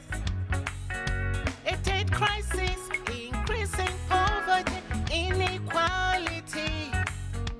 Our governments borrow and we pay without involving us. Bana mama siya, agogo kalamba, anyamada gusawan chito. We call for policies and practices that put people first. We call for policies and practices that put people first. You and I are the people to hold our governments to account. You and I are the people to hold our governments to account. We are the champion, we are the champion, we are the champion, we are the champion, we are the champion, we are the champion, we are the champion, we are the champions.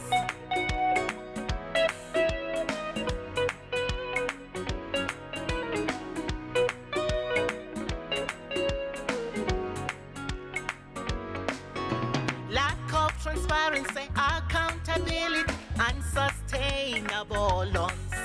Street children, increasing crime and survival for the fittest. Increased burden on women, girls, and people with disability. Vana mama siya, agogo kalamba, anyamada gusawan chito. We call for policies and practices that put people first. We call for policies and practices that put people first. You and I are the people to hold our governments to account. You and I are the people to hold our governments to account. We are the champion, we are the champion, we are the champion, we are the champion, we are the champion, we are the champion, we are the champion, we are the champions. We call governments to commit to an economic system that shares value more equally, that is sustainable for the future of humanity and the planet, and that serves the people. We are the champion, we are the champion, we are the champion, we are the champion, we are the champion, we are the champion, we are the champion, we are the champions.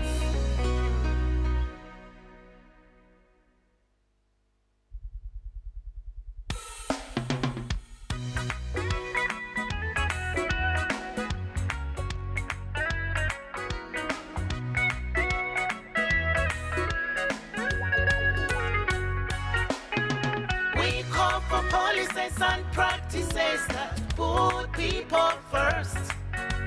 We call call for policies and practices that put people first. You and I are the people to hold our governments to account. You and I are the people to hold our governments to account. We are the champion. We are the champion. We are the champion. We are the champion. We are the champion. We are the champion. We are the champion. We are the champions.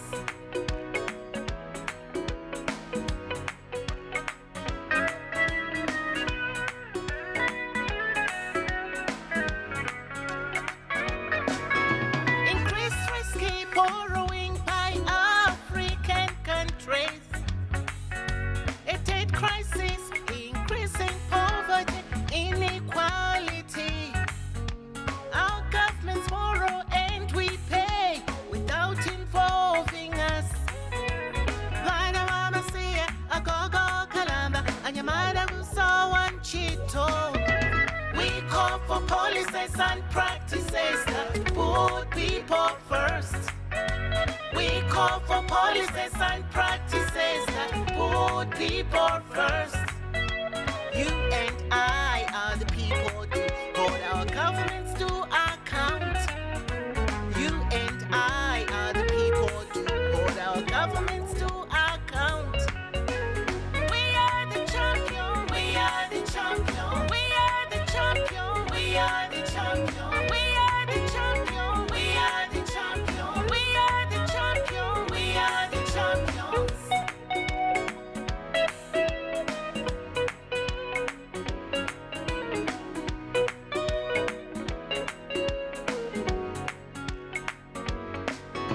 Lack of transparency, accountability, unsustainable loans. Street children, increasing crime and survival for the fittest. Increased burden on women, girls, and people with disability. Vana mama siya, agogo kalamba, anyamada gusawan chito. We call for policies and practices that put people first. We call for policies and practices that put people first. You and I are the people to hold our governments to account. You and I are the people to hold our governments to account. We are the champion. We are the champion. We are the champion. We are the champion. We are the champion. We are the champion. We are the champion. We are the champions. We call governments to commit to an economic system that shares value more equally, that is sustainable for the future. Is my mic working? Super. So have a look at the countdown. 14 minutes to go. 12, 11, 7, Wahige is coming. 3, 0. Thank you very much. We are back. And we have Wahige Mwaura take us through the presentation on reporting approaches on debt and inequality. The presentation is with the team. We are going to have it projected and we proceed. After that, we'll have Maya join us, but let's focus on Wahige Mwaura. Welcome. Thank you. I don't know whether to say good morning or good afternoon. I believe it's good afternoon now. Good afternoon. It must be a couple of minutes after, actually it's 12:30. Yes. Yes, so technical team, I'll need your assistance to put the presentation up. Thank you everyone for this opportunity. I realize I have the misfortune to be speaking to you a couple of minutes before lunchtime on a Friday. So I will endeavor to be as quick as possible. Hopefully what you've eaten will keep you going until the next break. I have a short presentation just to help us understand the link between public debt. I think my social distancing is good for this. Yes. The link between public debt and inequality, how it affects the 50 million Kenyans in the country, or the population of whatever country you are following this from. And so I will take you through a brief presentation, give a few ideas on how we can tell this story better, and then open it up, because I believe I have other esteemed colleagues here who might have other ideas on how we can tackle this together. So we can have the first page there, nexus between public debt and inequality. Let's do a few quick definitions. Let's go to the next slide, please. All right, so public debt, you know what it means. It refers to loans incurred by governments to finance activities, and especially when other sources of public income fail to meet those requirements. For example, tax, etc. When it's not enough, governments more often than not will go for loans. But I'm also talking about the link between that debt and economic inequality, an equal distribution of income and opportunity between different groups in society. And we know that across the African continent, that's a topic we talk about every day, distribution of resources. Here in Kenya, we talk about that national cake. And there's been a feeling that for the last 58 years or so, that national cake has not been dished out equally. And now you have public debt that is also changing the equation once again. And someone once said that a poor man's debt is a rich man's asset. I'll tell you a bit more about that as we continue. Let's go to the next slide. Now, what's the big picture? Globally, we know that our debt has increased since 2008, that financial crisis, but much of that debt has been slanted towards developing countries in their corporations and in their governments as well. Ideally, now let's start with best case scenario. Public debt conditioned in an appropriate manner is among one of those policy instruments that should actually improve social welfare. So at the very beginning of it all, public debt ideally should be a good thing. But let's be honest, guys. As many of you, I'm sure, just like me, were following the budget reading yesterday, whether in Kenya or in some of the other East African countries, every time the word debt came up, a part of you probably braced yourself. And I remember our Treasury CS yesterday saying our debt situation is sustainable. And some economists I was sitting with laughed as he said that. And then he went on to say, but our debt carrying capacity has reduced. Kenya cannot take on as much debt today as it could in previous years. Now, in the short run, debt is a good way for countries to either get extra funds to invest in their economic growth, and it's actually ideally a safe way for foreigners to invest in a country and so forth. Again, I'm saying this is utopian, best case scenario. But we know the reality is very different. I'm calling this the debt conspiracy. If you look at trends when it comes to debt across developing countries over the last couple of years, the rising debt that we have seen in many ways has been linked with rising wealth from those who are loaning. For example, your China, your Europe, your America, and rising inequality. What is the link? Is it true that the more countries in Africa, in Asia borrow, the more the countries that are lending them get wealthy, and the more inequality in incomes in those countries continues to show? Increasing wealth requires that a part of the world is indebted. You know, I've seen reports earlier this year of how a lot of companies made money in Europe and in America during the pandemic. And you wonder, what were they selling?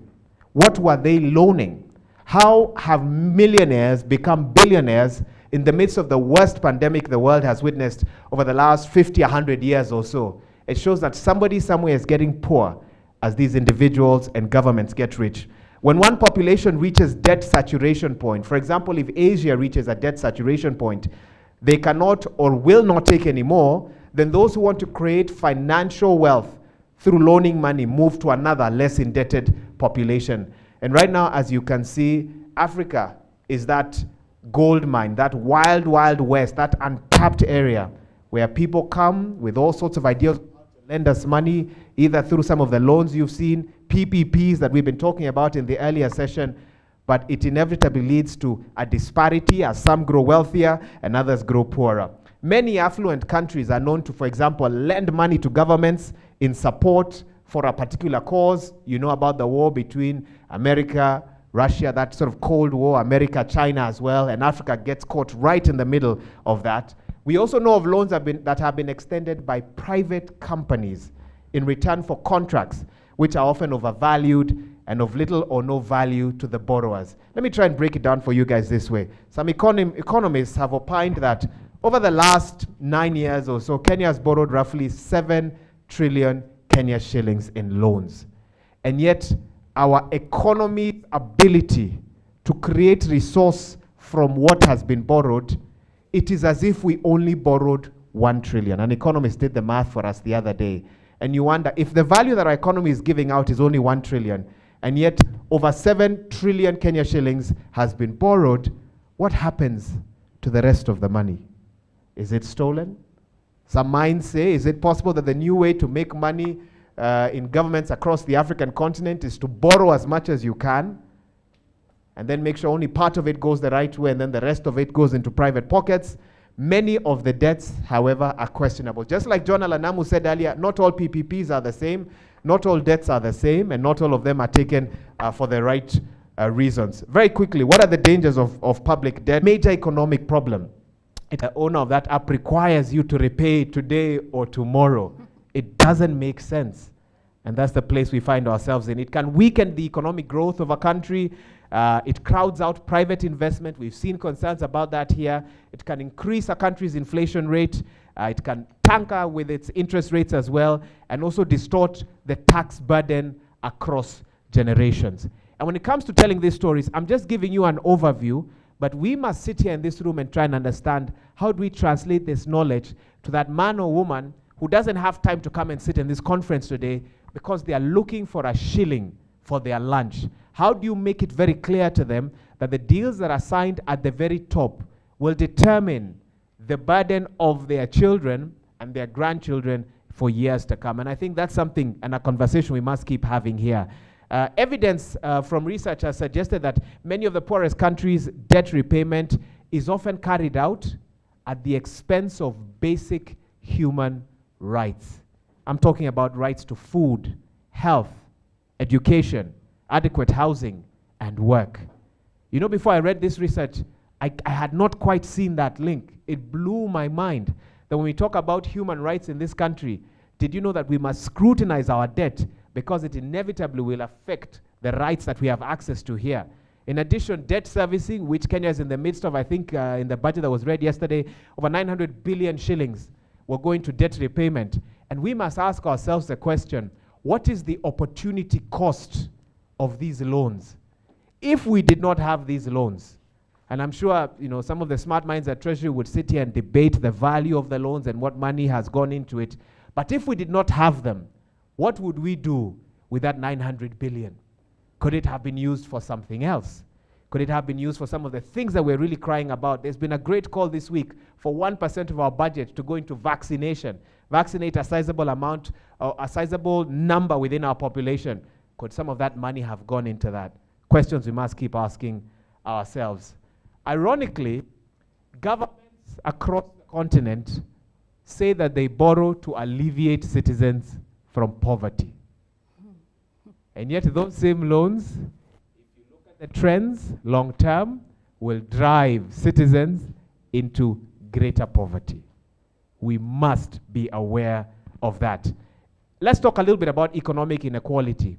We know that the whole society is affected when a country is debt burdened. And someone gave the example of Zambia and what Zambia has been going through, and maybe a few other countries as well. But we also know society is not structured in the same manner.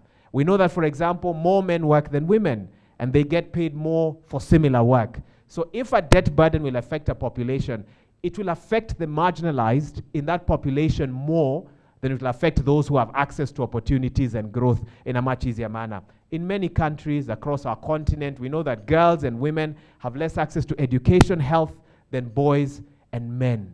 So the burden of inequality may be caused by debt and by other factors, could affect girls and women more than it affects men. So greater gender equality would benefit the economy because there would be higher growth and lower income inequality. So even as we fight to tell stories about debt, let's not just talk about men, let's talk about women, let's talk about youth, let's talk about boys, let's talk about girls, let's talk about persons with disabilities and what the country's debt levels mean for them. Bernie Sanders, American lawmaker, said, "A nation will not survive morally or economically when so few have so much and so many have so little. I think that's the appropriate definition of inequality in the times that we live in. Let me say one last thing. Wishful thinking, the big picture before we talk about how we should tell these stories better. At a conference in Iceland, an economist called for a globally coordinated write-down of debt, a debt jubilee. And remember, we had talked about this last year. When the coronavirus pandemic hit, there were calls out there for some of these more developed nations to write down debt to some countries like the one that we live in. And I know some countries actually, and some lenders actually worked on a debt suspension program, but some say more needs to be done. And I wanted to talk about this because I believe this conference is being streamed across the world, and it's important that we also talk about, is it time to push also for a debt jubilee? Is it wishful thinking? Is that what an ideal world would look like? I want to leave that as food for thought for you. Somebody once said that blessed are the young, for they shall inherit the national debt. And that worries me. That worries me because it means that we who are in the media must work to tell the debt story now more than ever before. And as John said, we must humanize it. We must go down to the villages, leave the capital cities and the big urban areas, and go and profile what Kenyans across the country are going through, hear their questions on what really pinches them, but then find ways to turn it around and relate it to what is happening at a macro level. I think the mistake that we've made is that we keep macro matters at that level and micro matters at that level, and yet they are so related. When you correlate debt with taxes and interest rates and inflation rates, and you break them down to something that Kenyans will understand. And I think I want to applaud Kenyan media. Over the last couple of weeks and months, I have seen them attempt to tell you that every time you receive 100 shillings, or for every 100 shillings that is made in revenue, how much of it goes to debt? Very practical. When they tell us that whenever a child is born, they owe international or local lenders 120,000 Kenyan shillings, that begins to hit home hard. And so what does it mean for us? It means that as journalists who probably studied mass communication or some communications course, you need to attend more courses like this, probably put ourselves into an economy class or two, really sit down and try and understand how the numbers work. Economists and some of these financial minds must become our best friends. Sit down with them, understand, take the jargon and break it down and simplify it to make sure the ordinary Kenyan can understand. Finally, let me also add that it's important that we partner to do this. You can't do it alone. The organization that I work for, we've recently partnered with a data visualization company because we realize that there's a skill set they have that we haven't fully grown. And we sit down and we've looked at numbers over the last 2 weeks in our budget and tried to understand how do we extract these numbers, put them on graphs, nice colorful graphs, make sure the data is accurate, but use our big platforms to share that information out. Nobody's going to sit down and read the 109-page speech that Treasury CS Ukuri Atani read yesterday. 109 pages, over 2 hours of standing at a podium like this to speak to Kenyans. I don't know how many were able to follow line for line, word for word. But journalism calls for us to do that work. So we must work harder, we must work smarter, we must continually break down what is being said at that macro level to make sure that our audiences understand that public debt will affect inequality in our society. I'm going to leave it at that for now. Thank you so much, and I can open it up to any questions or comments. Thank you, Weigo. Questions, please? Comments? Yes, there's a question here. Thank you very much, Wahiga, for the good presentation. I'm just imagining at the macro level, yesterday we had the budget read. Then the issue of taxation creeps up, and we can link it to inequality. For instance, in the slums, we realize that when VAT rises, the price of bread is the same as it is in these other areas where the rich live. So the issue of purchasing power when looked into this light, reflects the element of inequality, and also we can bring in the minorities. Slum dwellers are the same. We can look at indigenous groups, the main squatters in this country who cannot even cultivate their own food to subsist. So looking at the macro level, as you mentioned, is a very important aspect when we are tackling the topic of inequality in relation to debts. For when the government wants to pay the debtors, it will have to raise revenue from the rich and the poor, and most likely have realized that the poor pay more than the rich. Thank you very much. Thank you, sir. Thank you. Yes, please. Someone help get the mic there. Let's allow us to sanitize them before we pass it to you,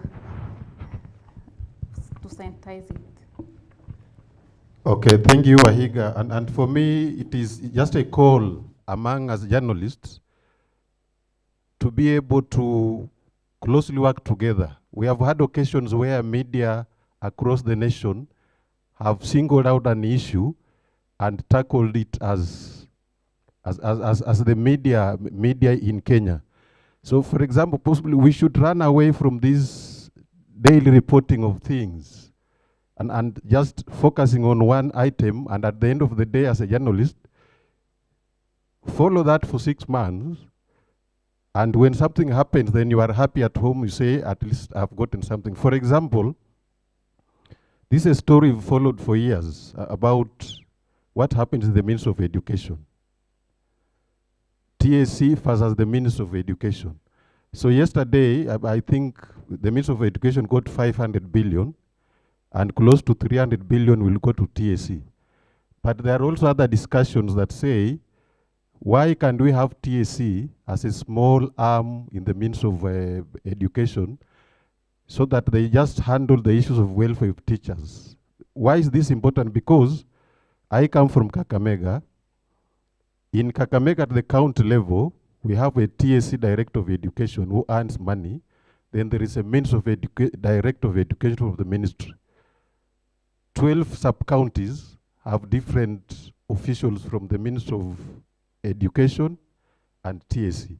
This is wastage of money. And, but media will just report and say, there is this 500 billion, but now we are not questioning how this money will be spent. Thank you. You raised a very interesting point about duplication of duties. I think the other challenge that we face is sometimes, especially for our journalists who are on the ground, who are aware of some of the things you've said, it is so obvious to them that they don't see either a challenge with that or they don't query it. So I think greater information sharing is important, because as you speak now, I'm then asking myself, okay, that's very interesting. I wonder why correspondents in the counties have not, for example, highlighted that. Maybe because to them, they see no problem with it. It is commonplace to them. I think forums like this are important, because I think story ideas then come out of this and points of focus. And maybe those are some of the things we should agree upon at the very end. What are some of the things we want to really focus on as media collectively moving forward? Great point there. Thank you very much. We have another question. Can I see another question? Super. We have. Okay.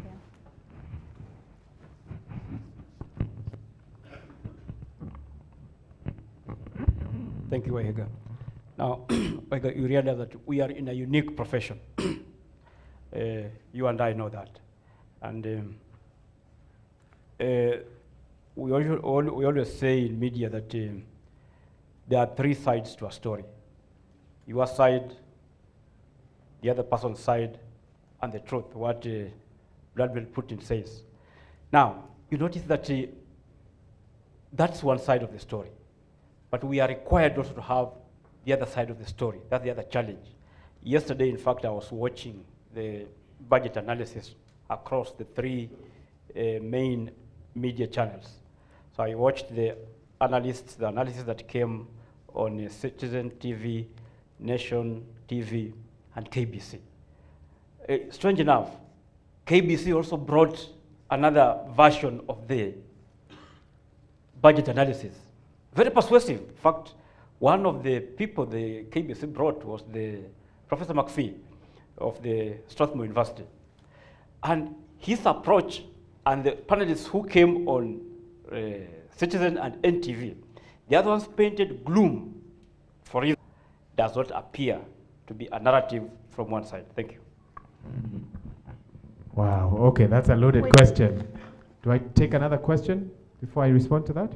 Let's sanitize it before we pass it.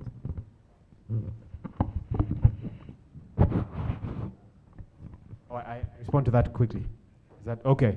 That's a very interesting question that I may not have a comprehensive answer to, but this is the way I look at it. Obviously, in journalism school, we are taught that you must get all sides of a story, right? Basics, and right of reply is always important. It will save you trouble in court. And it's just basic fairness that if you heard something about Wahiga, before you go and publish it, look for him and get a response. But I noticed something interesting during last year's election in the US, where some American stations decided that they were going to take a stand on what they believe is truth and not true. And if you were a public official addressing a gathering and made comments, for example, about COVID-19, and comments they felt was not true, they would switch you off.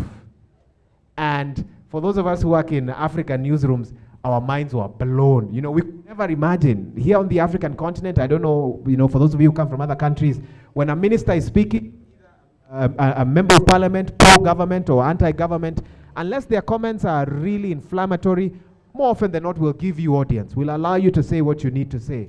But I saw American media take a stand and decide, we are going to fact check politicians in real time, and if you say something that isn't true, we're going to switch you off. Now that is their democracy. A democracy that's been alive for what, is it 200 years? We are at 58. We are struggling. We are trying to understand. And so for now, I think you mainly will see that approach where we give both sides of the story. But as we move forward, I do expect, especially as media becomes more segmented, that certain media houses might decide we're not going to do the balanced view anymore. We are going to get experts, a majority, to tell us what they believe is the truth. And on the strength of the word of those experts, for example, I imagine American stations chose whoever was working with CDC and some American virologists and said, if they say this is how you deal with COVID-19, 1, 2, 3, 4, those are the only sound bites we'll allow on our station. So if everybody comes on a TV station and says, you don't need masks when you're voting in our county, we're going to switch you off. But for now, I think we're mainly going to go that way because of the state of our democracy and because it is the basics of journalism that we were taught. But in the future, I do see a time when some media outlets will go hard on one angle and keep it that way. I think that's how society is slowly moving towards, but that's a brilliant question. Maybe I could take the next one. Yes. Thank you, Wahiga. Just to continue on that line, I was, I used to report the budget annually, and maybe one of the contributions I would make to that previous point, I think there needs to be consistency of personnel who cover the budget because of institutional memory. And I can tell you, year in, year out, you could almost predict as a reporter what the budget is going to contain. Is it going to be expansionary? Is it going to be, say, an austerity budget? You could almost tell because you have been covering Treasury, you know how their financial situation is. So, and I think maybe that is something that needs to be done for that consistency that Hassan is talking about. If you have one, maybe, I don't know whether it would be one of the business reporters is constantly on that beat, so that when you're reporting on the budget is being read, you have somebody who has that institutional memory and can keep the narrative on the straight and narrow so that you don't hear what he's saying, diverse stories. But anyway, my other contribution I was going to make is also that, especially now that we're in day 2, I would like to see more, in terms of the true stories, I would like to see more in-depth looking at the budget. The first day, we go with headline figures, 3.6 trillion budget, 900 billion deficit.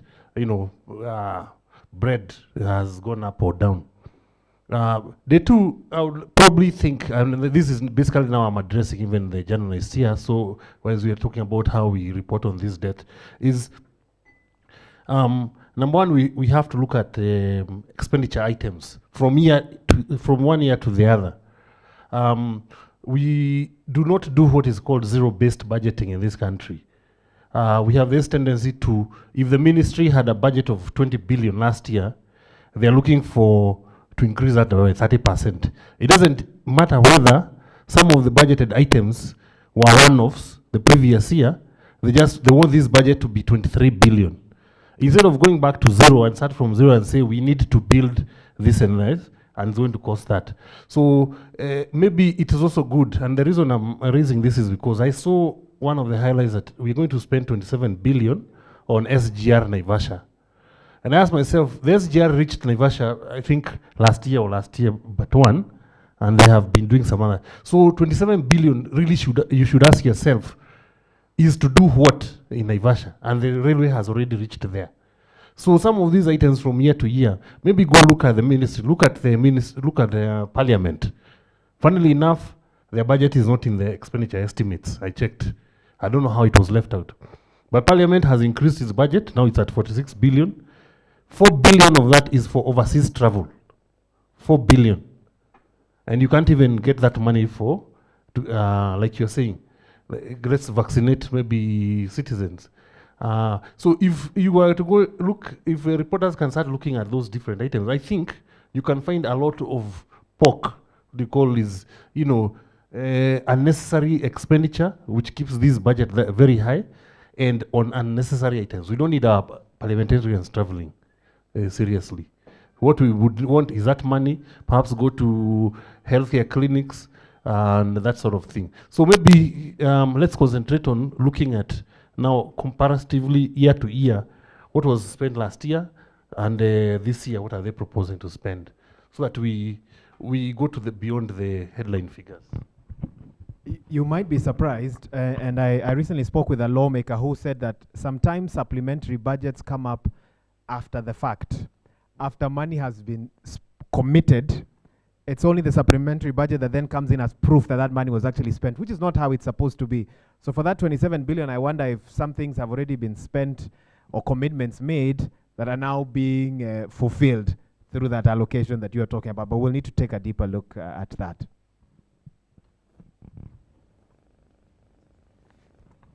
Okay, I guess in the interest of time, maybe we pick and you'll guide me. I think I've seen 3 hands. Do we take all of them and then I yield to the next speaker? Yes, thank you. Thank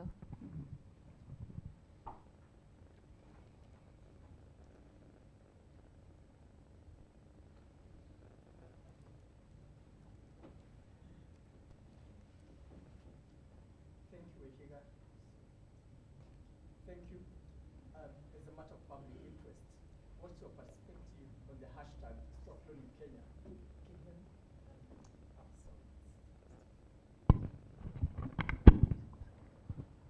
Okay, thank you. My question is, my name is Nyaga Steven. What's your perspective on the hashtag Stop Cloning Kenya as a matter of public interest? Thank you. Thank you. Let's take the other two, just so that I can answer them in one go. There's another hand there and one at the back, and then we'll close it there. Okay, thank you, Wahiga, for your presentation. I quite enjoyed it. My question is linking back to something you said at the beginning, that public debt, if structured appropriately, is good for public welfare. So it's not necessarily a bad thing. So my question is, are there any such examples? And if so, is there an opportunity to highlight such success stories of public debt? Yeah, that's basically my question.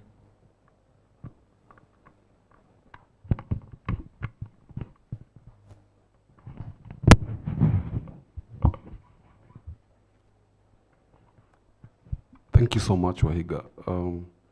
I don't know whether you're the right person to ask this, but I'll still ask it.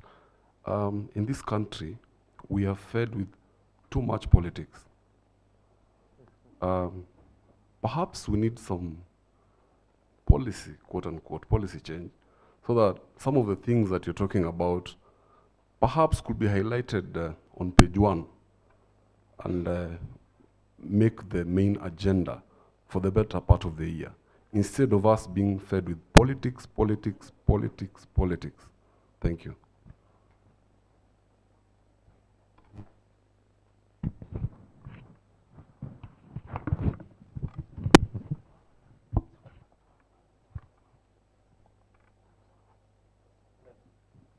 My question is on, my name is Moses Mwangi.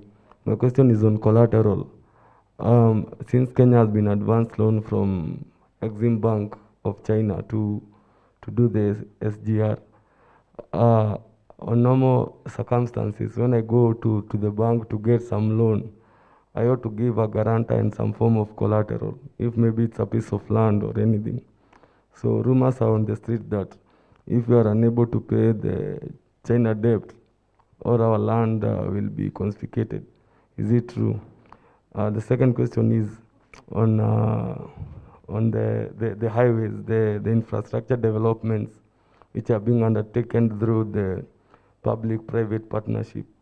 For example, the Nairobi Expressway. Since it is going to be charged fees for usage of that highway, and the money which was used to finance the project was, of course, loaned from the development partners. How will that work out, since taxpayers will be like double paying?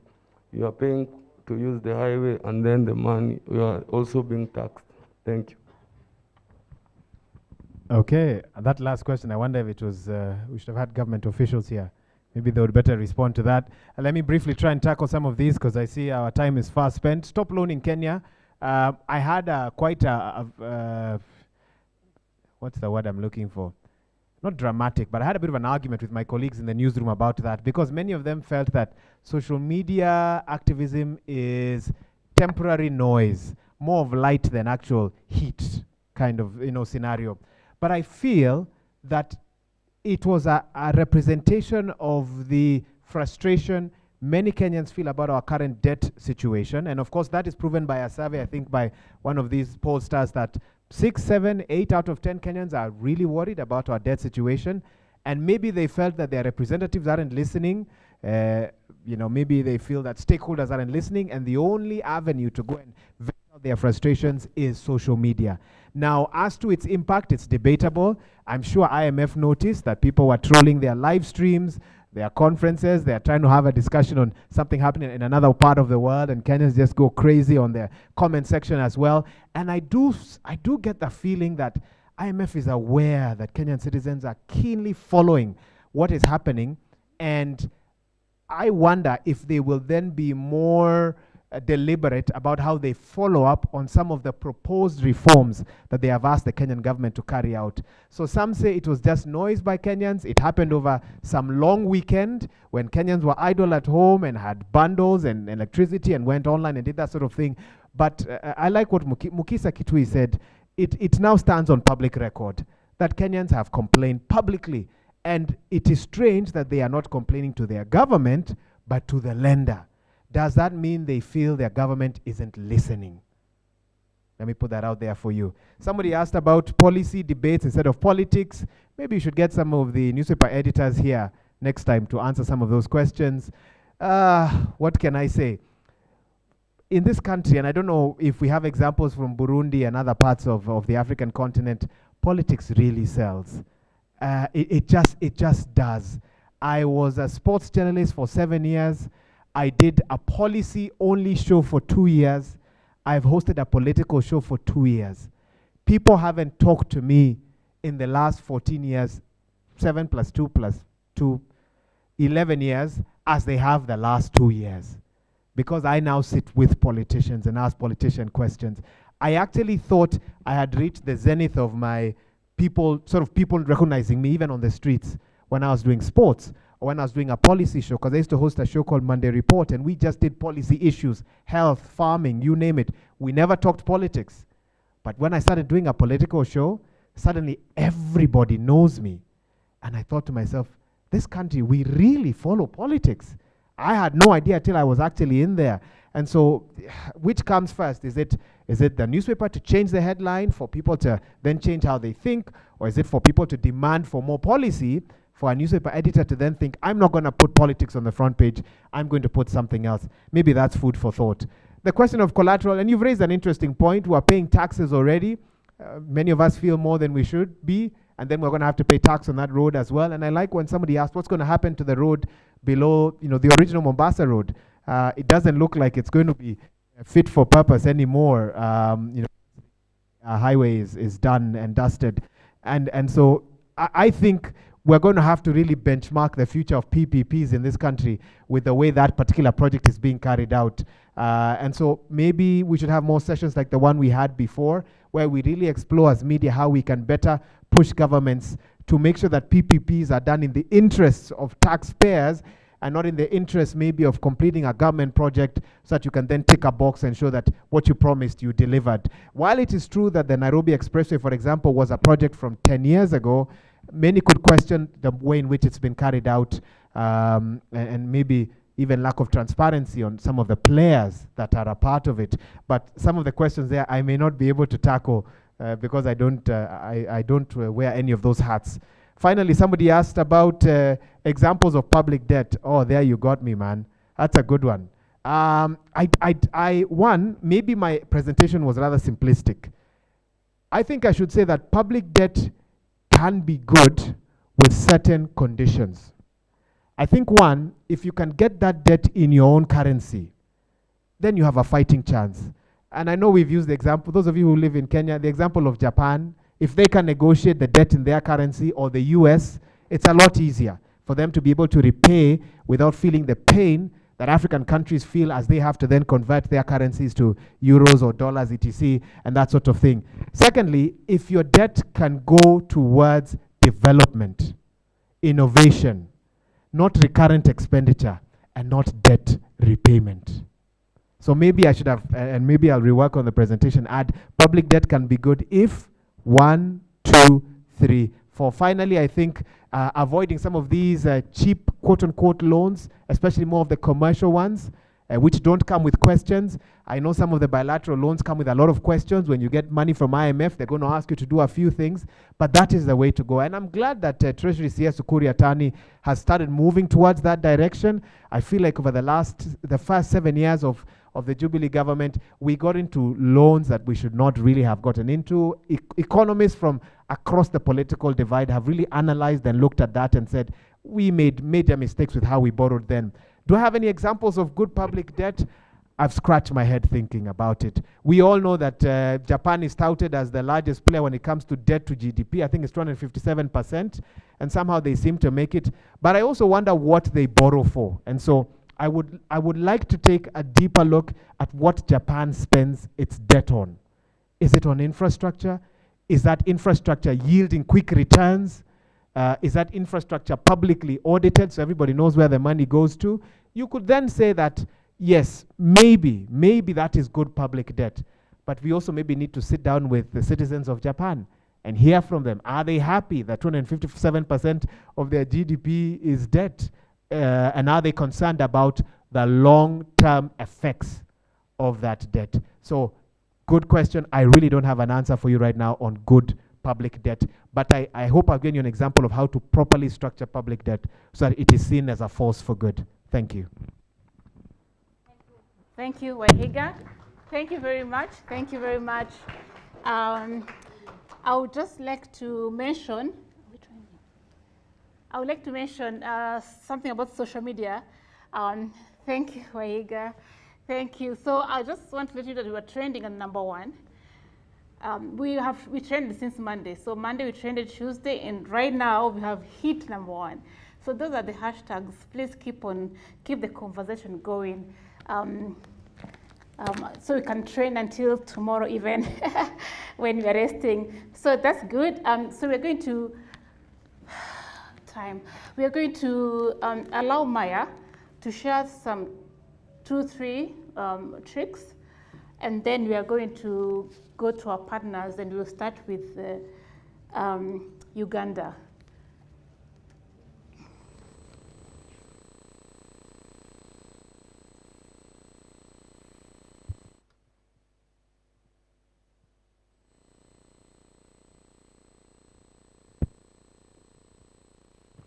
All right, hope you can all hear me.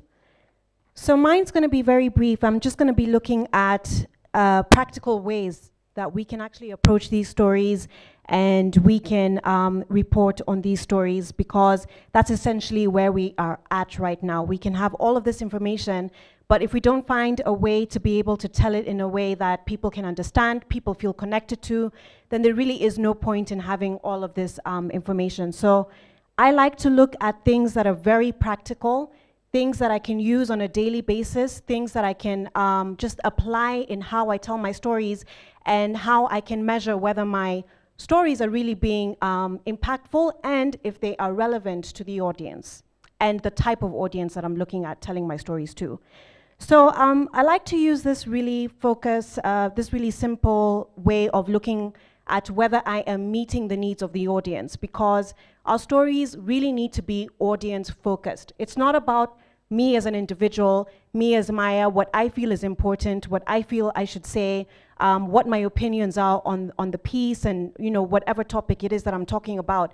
But it really is whether this is fitting to the needs of the audience and whether they feel that they are getting what they want out of the stories. So this is a really simple way of looking at it, just looking at the needs of the audience, 6 different needs that you can look at. And if you just use this as a way to measure whether your story is having impact, it's really easy to look at. So one is, people are looking at, keep me on the trend. What's trending? What's new? What do I need to know about the trends that are going on right now on whatever topics it is?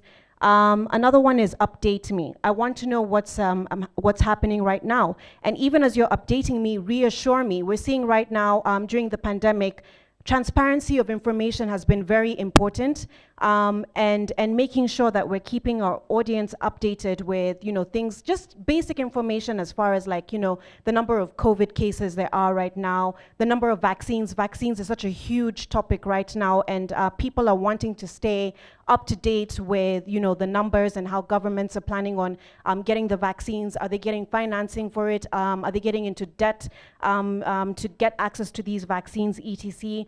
The third one is, give me perspective. I want perspective where the analysis comes in.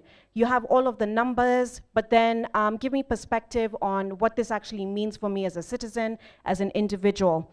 Another one is, inspire me. I want to be inspired to be the best version of myself. So give stories that are very inspiring as well, because people are aspiring to do better and be better in whatever sphere that they're in. And then just the simple things like amuse me or divert me. We Kenyans are really good at doing this. We see all these memes that go viral, where we're joking about our politicians, or we're joking about the amount of debt that we're in. So that's also a medium and a way to tell stories, and also to appeal to young people, because young people like to laugh and also like to just be amused and entertained. So that's also another medium of you telling stories. And educate me. I want to be educated about things that I don't know, and I want you to be able to relay this information in a way that I can really, really understand. So when you're thinking about your news stories, you need to think about what your lead line is. What is your top line? What is new, not just new, but what's interesting, what's strange, what's significant, and not just repeating the same things over and over again. I think I heard someone talking about yesterday and the budget coverage and looking at the different media houses and how they're covering the stories. What are you adding? What is different, and what value are you adding for the audience? You want to make sure that as they're flipping through channels, they are finding something different that you are offering out of all of the hundreds of media houses that there are out there. So also another way of looking at how you want to tell the stories is the types of stories that you want to tell.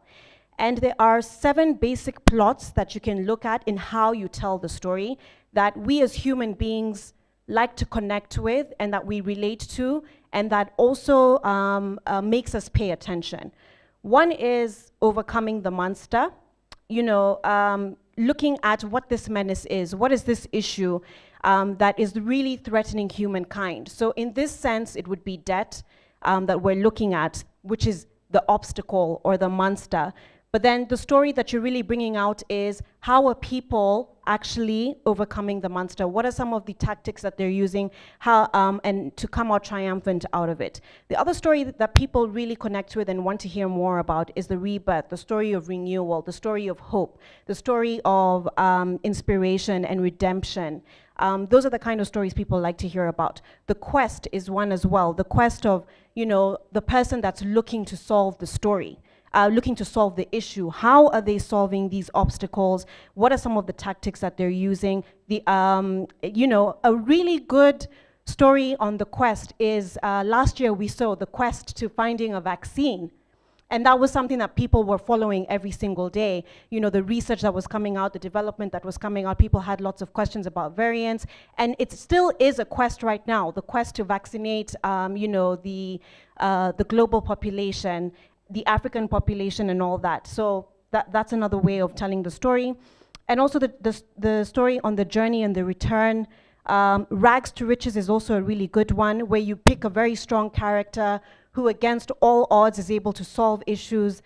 People really love those sorts of stories. You pick a character that seems small, that seems insignificant, that seems to not be able to make any impact in the world, but somehow through against all odds, was able to rise above.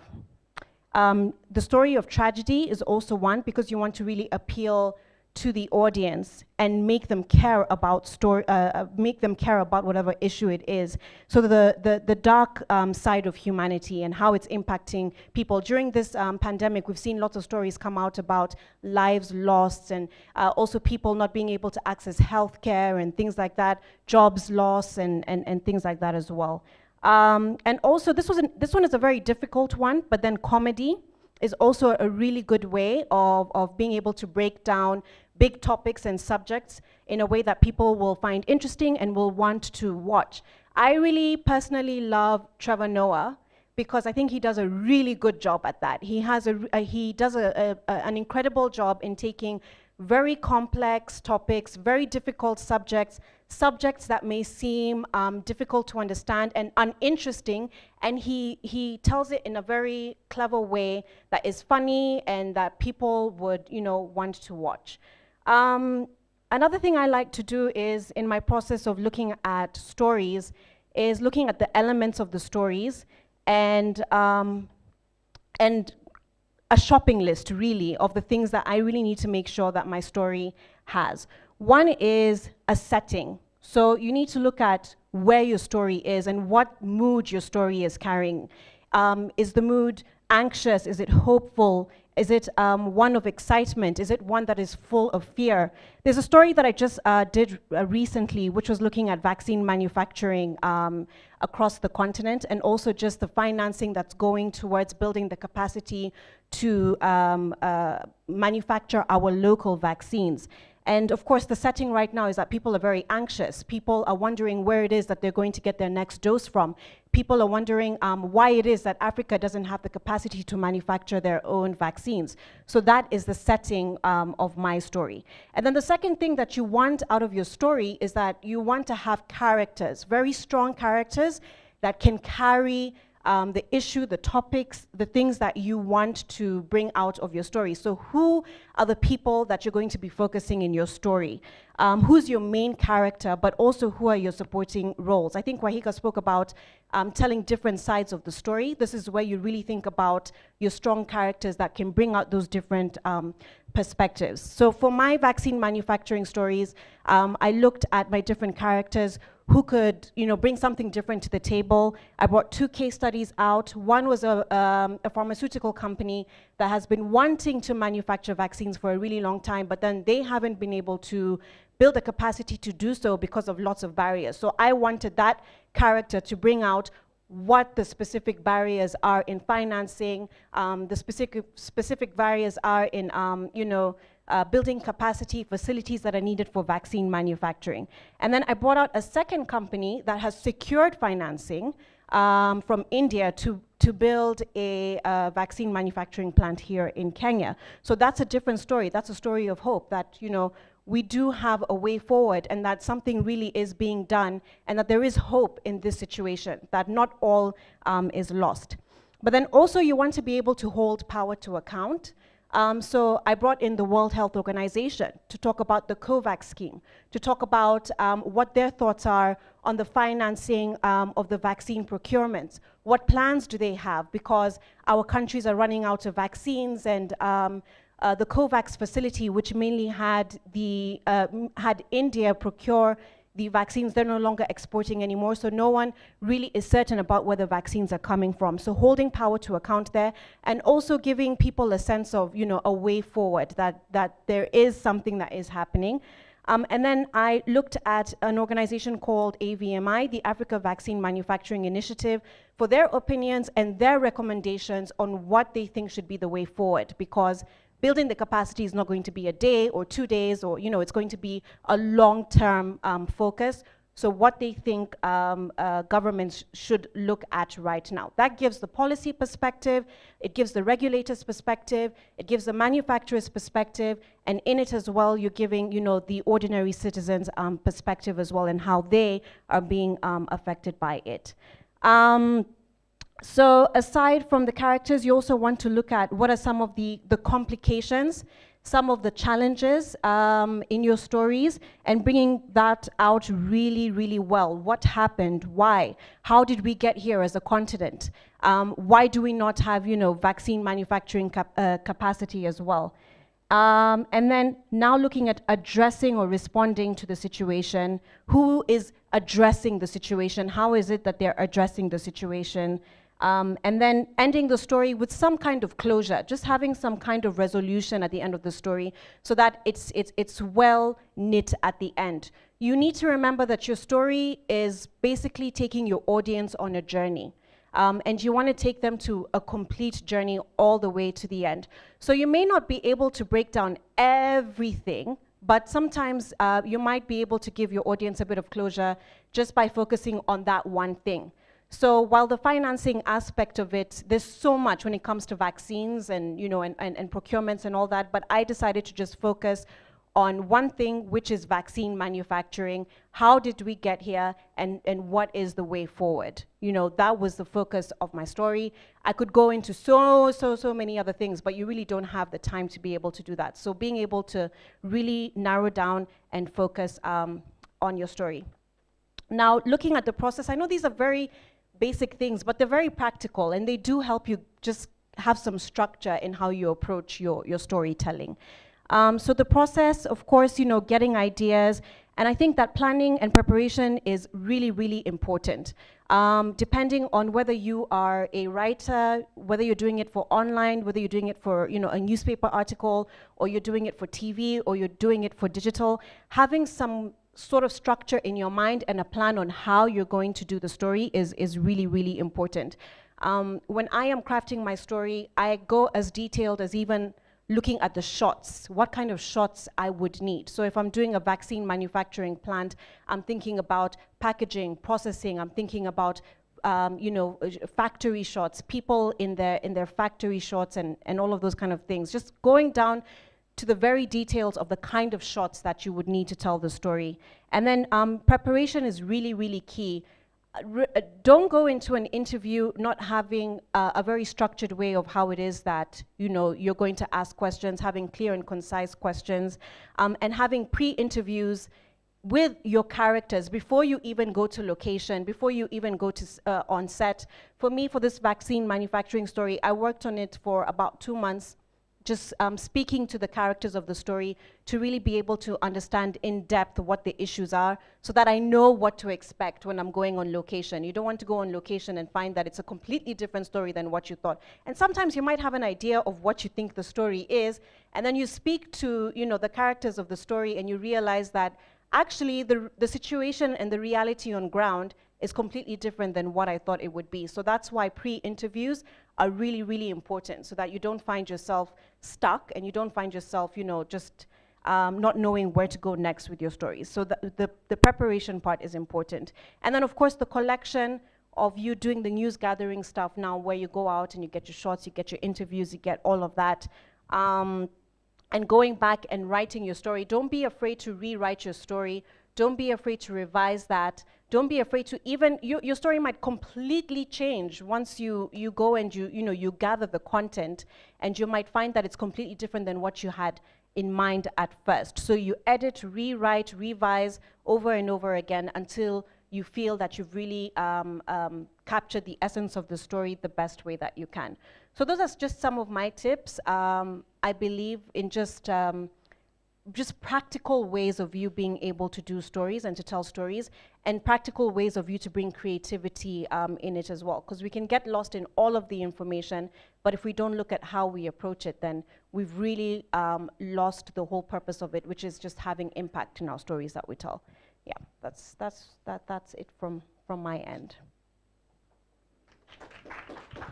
I don't know if there are any questions.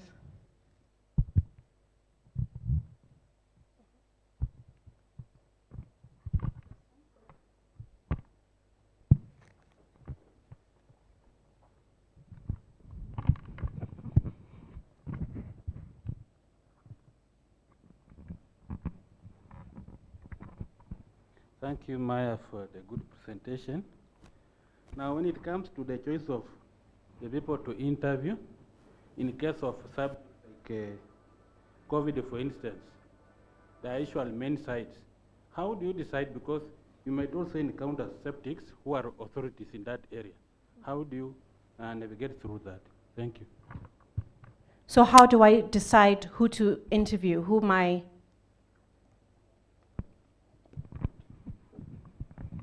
All right, I'll answer that in two different sections. I think, first of all, you need to decide you need to know who your audience is. So, and where your story is set. And who will be watching your story, who will be reading your story, because that will determine who you will speak to.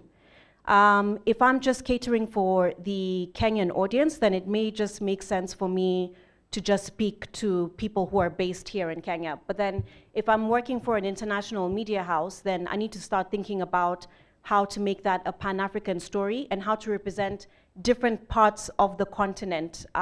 So in my story, I spoke to someone in South Africa, I spoke to someone in Nigeria, I spoke to someone in Kenya as well. So that helps you also just determine that, like, who is your primary audience and who are you targeting. And then I think also when you're choosing who you should interview, you really need to think about what new aspect they're bringing to the table. So that everybody brings out a different aspect and you're not having something that is very repetitive. You want to be able to have somebody who's in authority. You want to be able to have somebody who is just, the ordinary person, the ordinary citizen. And then you want to look at your storytelling where somebody is able to tell the story of what the problem is and explain what the problem is, and somebody who's able to tell the solutions, to give the solutions of whatever topic and issue that is. So you want to have it from up here and then trickle it down, and that way you make sure that everybody brings something different, to the table. I hope that answers your question. I don't know, any other questions?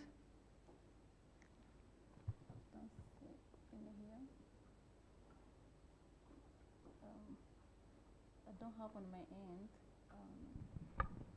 Thank you for a very good and practical presentation, Maya. My question is, as we strive to tell the story of debt to newer, younger audiences and reached, sort of the unreached, where do you find the balance between remaining true to the basics of journalism vis-a-vis dumbing down your story? Like, where do you decide, like, I can make it fun and interactive, etc., but is there a limit to how far you can go? And I think that's the struggle sometimes, that you really want to break it down to its bare bones, but at the same time, as a journalist, you don't want to be accused of telling shallow or stories that would not meet a particular test. How do you decide what angles to chase a story with to ensure that you remain true to who you are, but that your audiences can actually understand what you're telling them? No, I think that's a very interesting story. I remember, a question to ask, because I remember even as we joined the BBC, even just the question of how we dress became such a big debate, because there's a perception that people are not going to take you as seriously, or you're not able to speak with authority just based on how you dress, and you need to be, you know, dressed in a suit or whatever for people to take you seriously. So we really experimented a lot with that, and we experimented a lot with just thinking outside of the box and taking a CEO out, you know, to play golf while you're having an interview, rather than sitting in a hotel structured, you know, and making it so unrelatable. So sometimes that line is really difficult to cross, and it's really difficult to define for yourself. But as long as you're able to explain it to, for me, I use my 15-year-old as an example. If I'm able to explain it to him, you're not changing the meaning of the story, you're not changing the content of the story, but you're changing the way that you package it. So it's not that you are making a story shallow or that you're not going in depth, but it's just that you are changing how you package it and how you tell the story, so that it's in a way that is digestible for young people. Yeah, so that's what I would say, is that don't think that just because you're simplifying a story and you're simplifying your language, that you are dumbing down the story, or that you're not being shallow, or you're not being deep enough. You're just changing the way that you are packaging it for people to be able to understand. Thank you. It's a good question. We have a question from Burundi. Burundi would like to come in. Yeah, Burundi, we are crossing over. Yes. Thank you once again, Maya, for your real and rich presentation. So now my question is this. Due to your speed and language, can you please share with us your presentation in terms of strides? Thank you. In terms of? Since you spoke fast, so thank you. Yeah. Merci beaucoup, Maya, pour votre présentation. Ma question c'est celle-ci. Thank you, Maya, for your presentation. Now, in a country where the social reason does not respond to the economics reason, how can you tackle such a topic, such a story? Second question: in a country where there is corruption, where there is a lot of corruption, and people who are influencing others to bribe, now how can we tackle such a topic? So long as you know that there are signs that show that you can be eliminated physically. So if, for instance, you have an information that you wish to share with others, with the rest of the world, how can you do it without jeopardizing your life? Wow. Thank you. That is a powerful question, and I think that the responsibility also lies with our media houses as well. Is that, are they offering some level of protection? And what kind of editorial guidelines do you have? What sort of mechanisms is it that you have in protecting yourself and protecting your identity? I know that for the BBC, we do heavy investigative journalism work, and sometimes we have to go through great lengths to be able to protect our whistleblowers, protect the people who are giving us access to this information, but also protect some of our journalists that are telling these stories. So it's looking at the policies, what you have in terms of protection. Is there some kind of protection, legal protection, that the media house that you're working for has as well? Getting some legal advice is extremely important.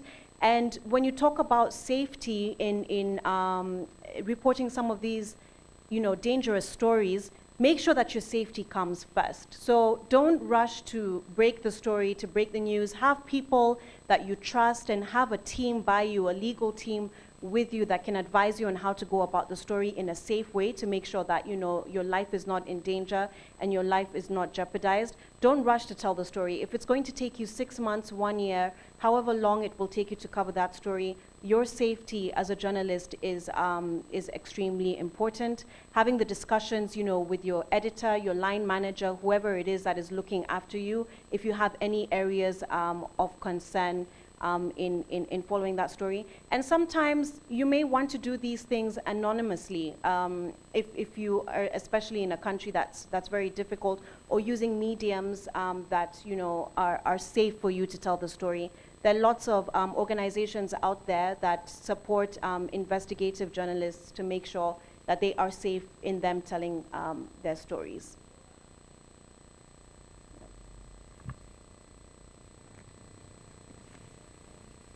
Are we good? I think we're good. I don't have a question here. The virtual looks fine. Who is having the mic? Good. So we are good. We are now crossing over to other countries. Thank you very much, Maya. Excellent. So we're going to go to Uganda. But before we do, we'd like to welcome our partners from different countries. We have them lined up, and we were meant to have Uganda and Chad and speak to us. So we had Uganda, Chad, and Burundi before lunch. But you know, you go for lunch at 14:10. So let's welcome our team that are joining us from across. But we're going to welcome them with a dead song. Because in Africa, I mean, you know how we do it. We welcome each other and we express ourselves. So as also a way of break and help us stretch a bit, because I wouldn't want us to skip it until we start dozing on our seats. So we'll do the dead song, and we'll keep on figuring out on how to adjust time. So Pompey and Christy will come with Pompey, and they'll help us do our thing and just flex a bit, and then we can continue with Uganda. Meanwhile, Uganda will be ready. We have the presentation from Uganda, and then we take it from there. Our anthem. I know you know what Pompey is going to tell us to do, but so please come.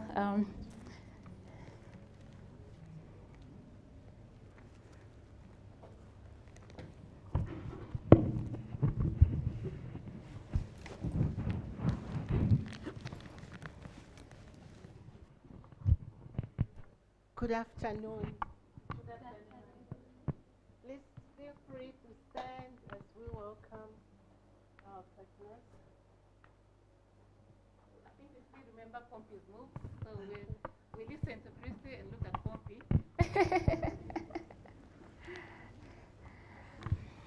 Let's stretch.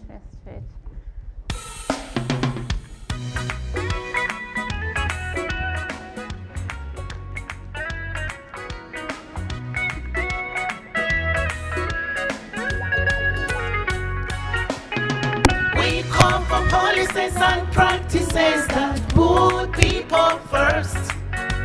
We call for policies and practices that put people first. You and I are the people to hold our governments to account. You and I are the people to hold our governments to account.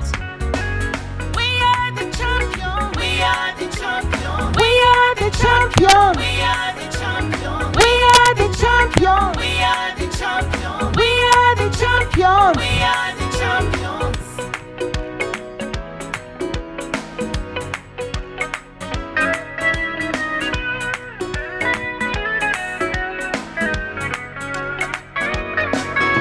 Increased risky borrowing by African countries.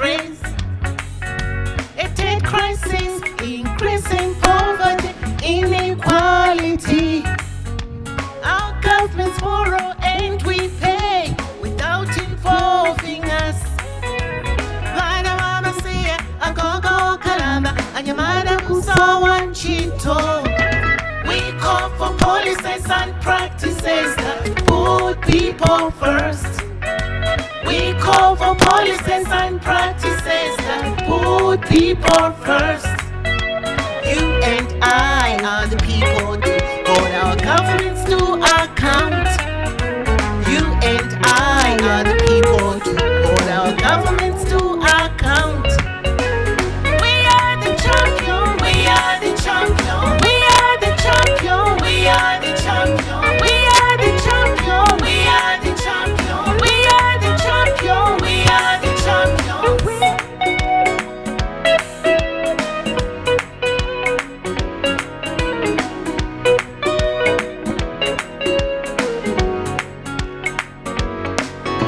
Lack of transparency, accountability, unsustainable loans. Street children, increasing crime and survival for the fittest. Increased burden on women, girls, and people with disability. Vana mama siya, agogo kalamba, anyamada usawa chito. We call for policies and practices that put people first. We call for policies and practices that put people first.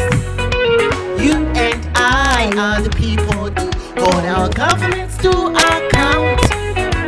You and I are the people to hold our governments to account. We are the champion, we are the champion, we are the champion, we are the champion, we are the champion, we are the champion, we are the champion, we are the champions. We call governments to commit to an economic system that shares value more equally, that is sustainable for the future of humanity and the planet, and that serves the people. We are the champion, we are the champion, we are the champion, we are the champion, we are the champion, we are the champion, we are the champion, we are the champions.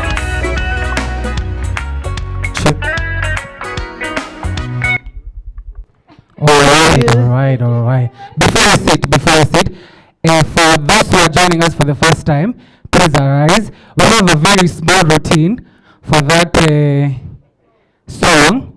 So we call for policies and practices. We're doing all together.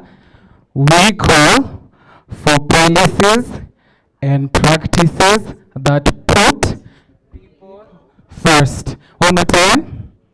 We call for policies and practices that you put first, then you and I,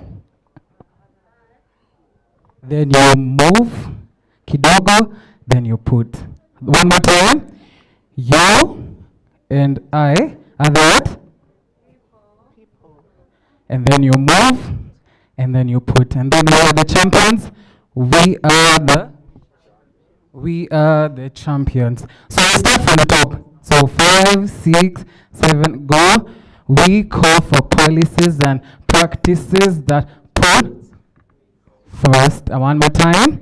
We call for policies and practices that you put. You and I are the. And then government that do. Let's start with the music. It's just a theme song, a very small routine. Yes. Music, please.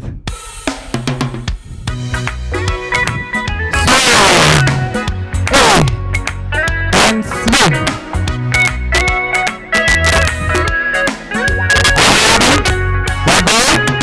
We call for policies and practices that put people first.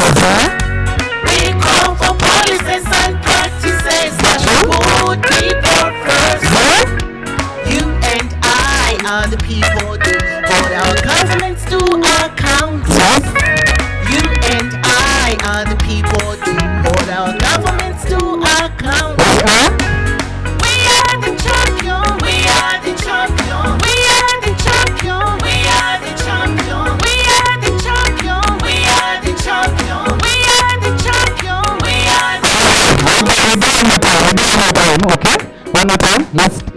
from the top, and then we can have a seat. One more time, you get familiar with it. All right? One more time. And so, hey.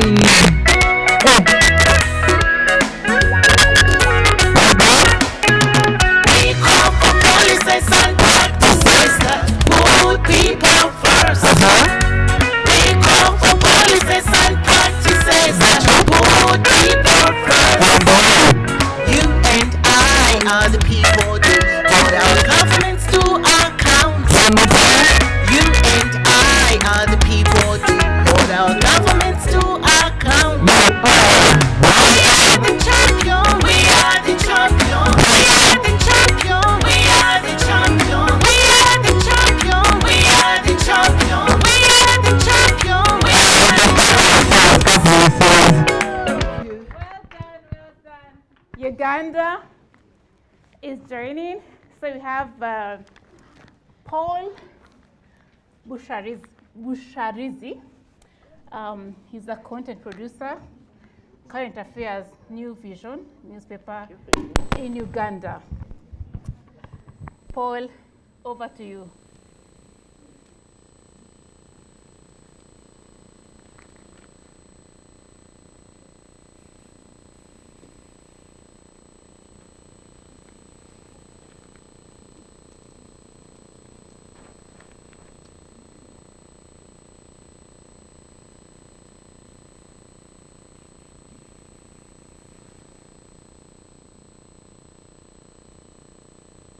Paul is coming.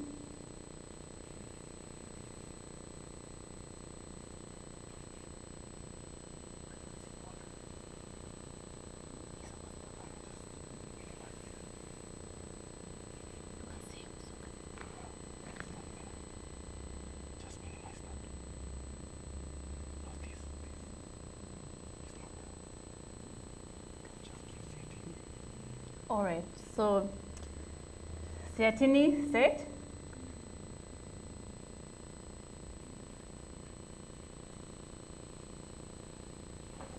Thank you so much.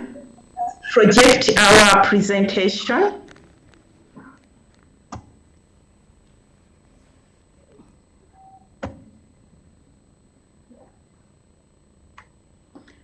Can you see the screen?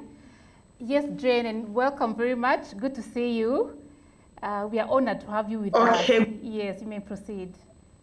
Okay, thank you so much, my dear. And we are also honored to be part of that very exciting group. We are all champions who have been here dancing that we are all champions. And what I think we need to do is to create more champions. Good afternoon, comrades, members of the First Estate. I'm Jen Narunga from Uganda, Siatini. So I'm going to give just a brief, just to share the brief of our workshop, because we also had a workshop here from the 7th to the 9th.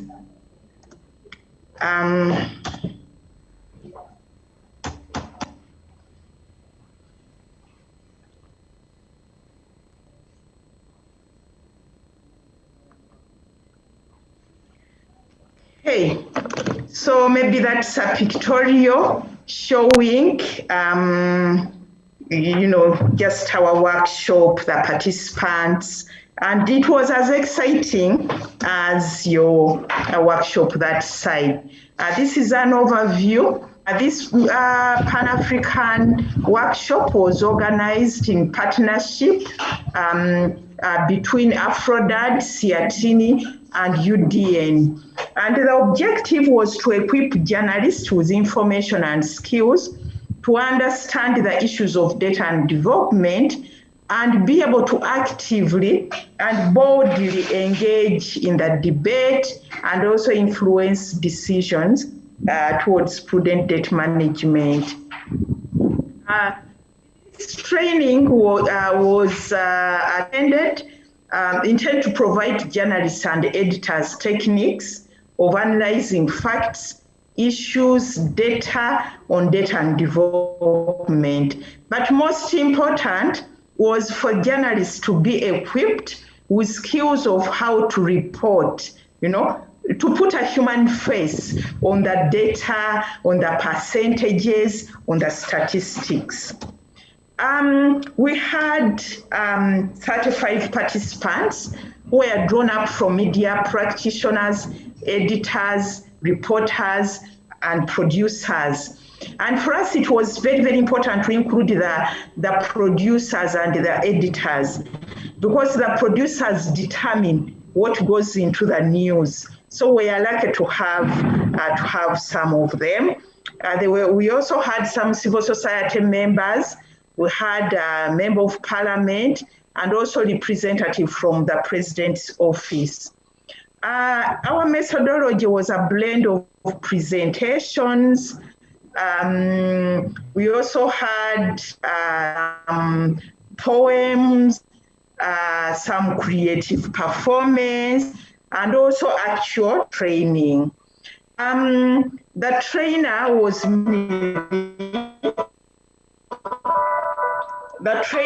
mainly ACME, the Africa Center for Media Excellence, but also the training was undertaken by Siatini Uganda and UDN, especially on the technical side. And it was also undertaken by senior journalists, seasoned journalists, who gave some tips to who shared tips to the journalists. The takeaways from the workshop. Our workshop was really, really exciting, very participatory. So many issues came up, and we'll be able to share the report. What I'm going to give you is just an overview of the takeaways. What came out clearly is that most journalists source their information or their stories from a limited sources, maybe from an individual.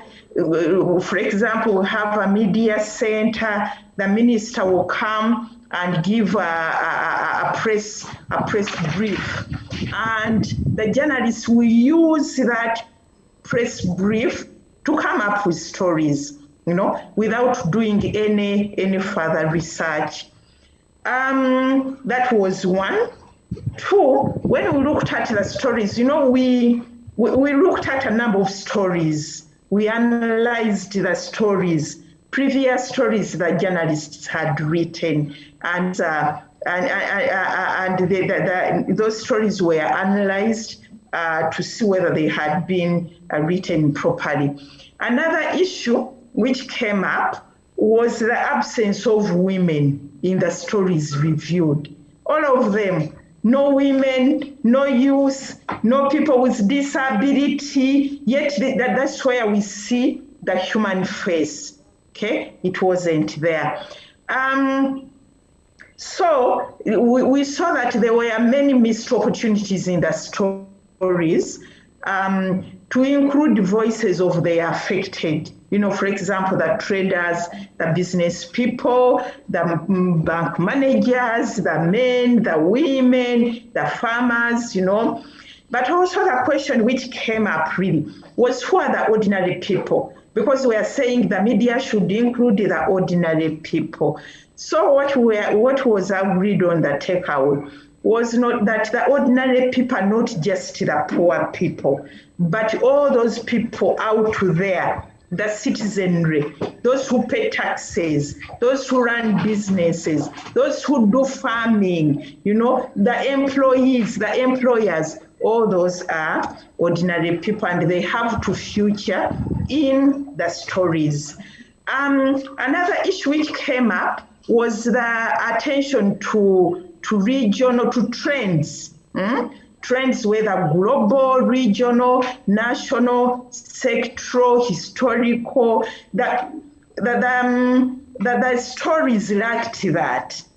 Somebody reports, the minister came, said that, the percentage is that, no further research, around what's going on, all those trends.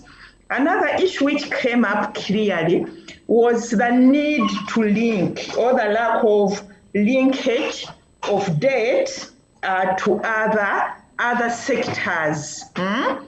Other sectors like budget, like tax, because, for example, we are in the budget season, but you could see some of the stories, there was no linkage, linkage to climate change, domestic violence, investment, and all those other sectors. And we agreed that these linkages, to health, to education, that's where the human face comes in. Another issue was that the media should work closely with the members of parliament.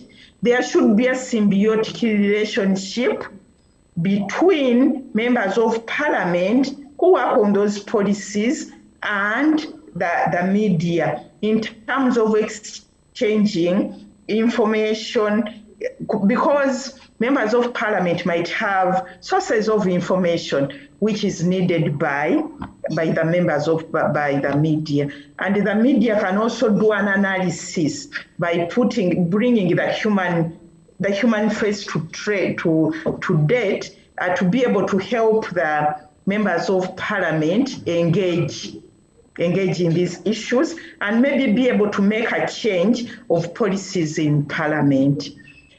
Another issue was that the reporter's narrative, the reporter was missing, is usually missing out of their stories. You say a story, maybe it goes back to stories which have just statistics.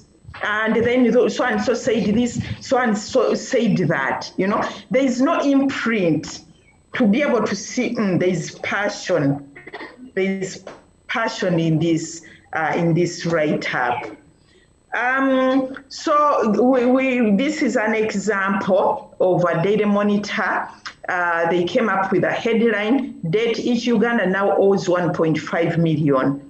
This was really, really good because everybody was saying, wow, what's happening? Me? Do I owe 1.5 million? What happened? And a number of people used these headlines to discuss. So we are saying such headlines are good because they link to the people. A number of recommendations came up, so many.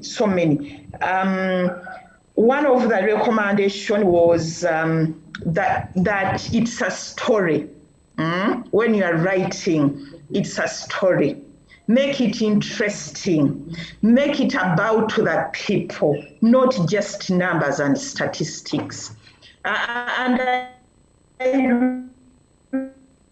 remember when Jason was making his the opening remarks.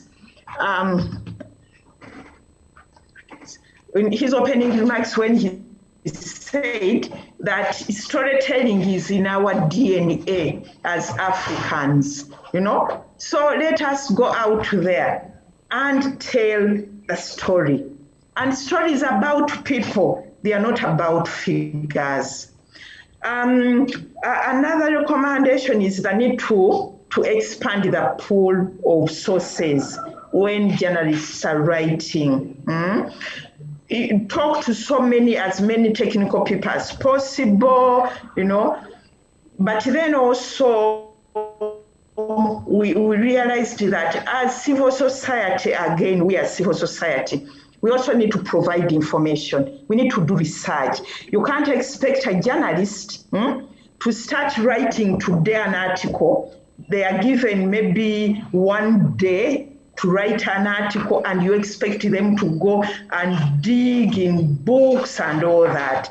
So we need to come in as civil society. When it came to Siatina and other civil society, the recommendations were engage more and train members of parliament on the debt issues. For example, in Uganda, we are having a new parliament, very new. In Uganda, most members of parliament don't About 70% don't come back. So we are going back on the drawing board. So we need to engage members of parliament. We need to organize more media trainings in the future. This was a very good media training, but it has to be continuous as new issues come up. There are so many issues now. SDR. If a journalist doesn't understand what SDR is, they will write SDR in their article. In fact, when we are looking at those articles, there were sentences like debt refinancing. And how do you expect a normal Ugandan, a normal citizen to understand debt refinancing? Of course, they will read and, just put the paper there. So we need that continuous engagement, explain to the journalist the terminologies, what they mean, because that's what the journalists are going to present. We also agreed that we need a civil society to engage the editors and the owners of the papers. The editors and that hierarchy up, I don't know it in media, have to appreciate that this is an issue. It's an elephant in the room which need to be written about or talked about in the media. And we also need to engage the media in all its diversity. Because I see in our training, we only had the print, the TV and radio, but there are other medias online, there are the influencers and all those. We need to be holistic in the way we do the media. The issue of undertaking more research is very, very important for civil society. We need to undertake more research, do more publications, which can be used by the media as a reference. And also, we need to put alternatives also, as civil society. What are those alternatives? And maybe the media can be able to pick them up, because it isn't just a matter of saying as civil society, this is what's happening, these are what's happening to the people, but what's the alternative out of the debt trap? We were also talking about finding creative ways of reach out to the public. And what I have seen in the workshop there, what we also did, the skits, the creativity is really, really important. So we need to reach out to the drama, the people who are working on poems and all that. We also agreed that we also need to engage the lenders, and also bring other sectors on board. And this was very, very critical, that when we are talking about debt and the debt issue, we need, it's imperative, it's important, we bring other sectors, the gender, human rights, because debt is a human rights issue. Bring climate change, because there are issues of climate justice when you look at the debt. Investment. So we need to be able to make those linkages, and the media also should, in their reporting, come up with those linkages. That's where we ended, but we'll be sharing our report, very, very, very good report. Thank you so much. Thank you for listening. And I also wish you a very fruitful workshop that side. Thank you. Thank you so much, Jane. That was so tremendous. We are really happy to hear what you're able to do. We would have loved to attend the workshop, but we were also here, so we couldn't. But we hope that next time you can be able to attend and see the things you enjoyed. I've heard many stories about how well it was. Thank you very much.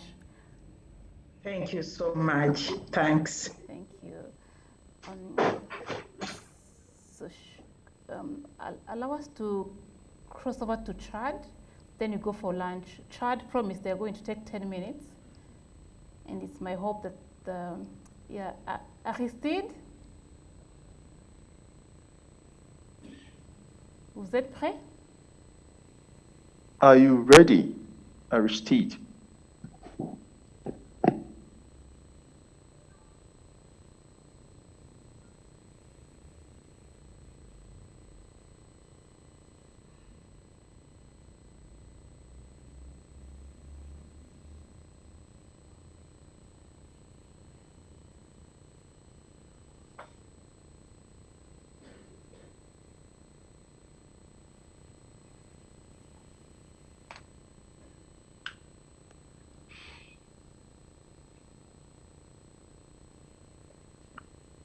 Ça va?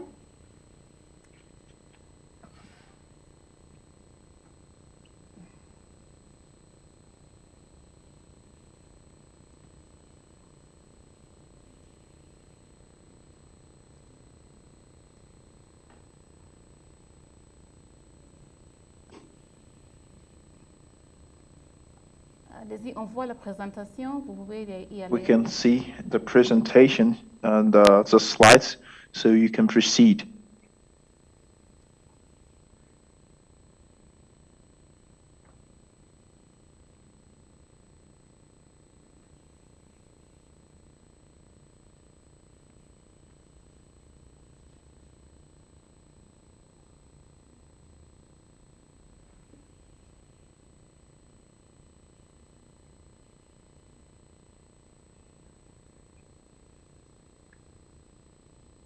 On vous entend, oui, Aristide.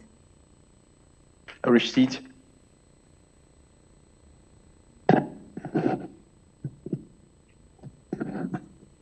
C'est comme si vous avez un problème. Je pense qu'on It peut... seems you have a problem, a technical problem over there. Ouais, on peut faire Burundi et puis on va revenir We can dans l'après-midi. quickly move to Burundi and later on come back to you.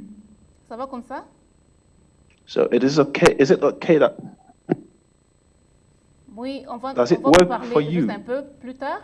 On peut faire Burundi Now, et puis we'll now nous go allons quickly move to revenir plus tard. Burundi and then get back to you later on when everything is sorted out. Burundi? Burundi.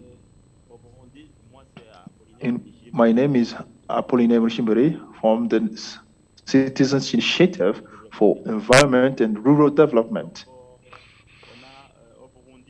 In Burundi, this workshop or that conference saw the participation of 25 journalists. From Wednesday, 25 journalists responded to our invitation, and they were from traditional media, journalists from online media, and independent journalists. We also had the 3 MPs, and we are still with them here. We have the MP who is sitting by me, and the other 2 MPs behind me. These MPs are very active in the National Assembly of Burundi, the Honorable Ferdinand, and we have actively conducted that workshop, but we didn't proceed as Eswatini or Chad to make a PowerPoint presentation, but we can simply show some pictures of the first day that my technician is trying to prepare and collect them. The objective of the conference in Burundi was to contribute to knowledge and comprehension or understanding of debt in Burundi and exchange reporting techniques on debt and development, and to allow journalists to network with other African journalists in order to address the debt and development problem and provide stories on death and development. What are the lessons learned? The lessons learned in Burundi. On the first day, our consultant in macroeconomics has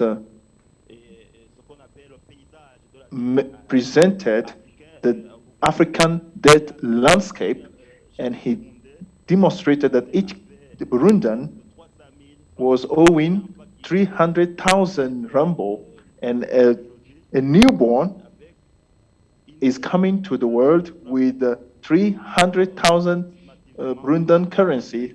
That is almost 150 US dollars. And we have formulated some recommendations, and we're still working on them. And we saw that the issue of debt and development in Burundi is so sensitive, so it is difficult for journalists to do their reporting. What should they do now? As the journalist from Rima FM television said, we need to network. We need to work in network and set up partnership with other media around the world, because what you can't publish, write and publish here in Burundi, other journalists can do it abroad. So you need to globalize the media and the Burundi story so that it can be seen all over the world. It is important to build capacities of journalists on understanding the issue. In Burundi, journalists must be well equipped, be it technically or intellectually, because sometimes they conduct reporting with the wrong data, and they are punished by the authorities. So the journalists need to be equipped, be it technically and information-wise, so that they may present the topics with accurate knowledge on the issue. We have also recommended that journalists go to the MPs who are the voice of the people, and work so that MPs will work with the media. MPs and civil society need to work in synergy between research, politics, and media.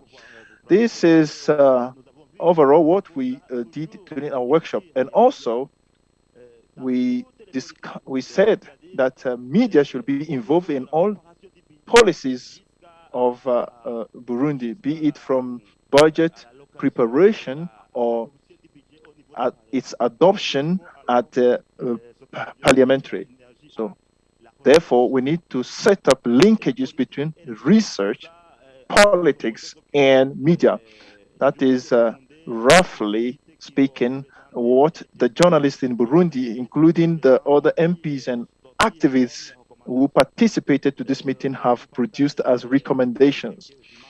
We're just showing some images, images of our conference, and overall, that is what we did during our conference. We have learned a lot from the conference, but we still request for capacity building so that we may engage on this issue and be well equipped with the update and appropriate knowledge on this issue. So this is what we did in Burundi, and we really want to thank the organizers of this conference, including AFRODAD, in collaboration with Oxfam and other actors.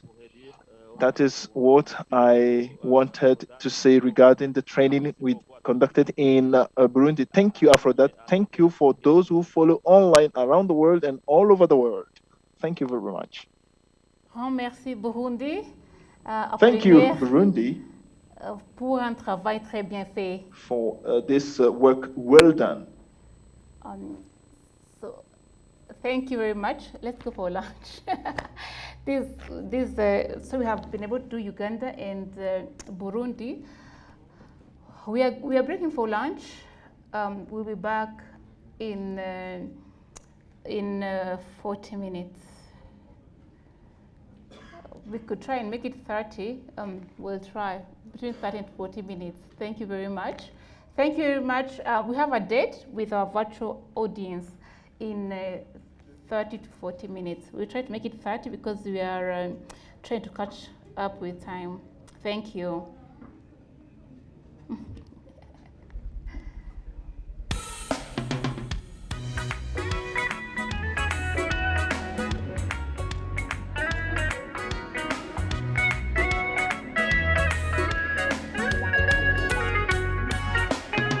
We call for policies and practices that put people first. We call for policies and practices that put people first. You and I are the people who hold our governments to account.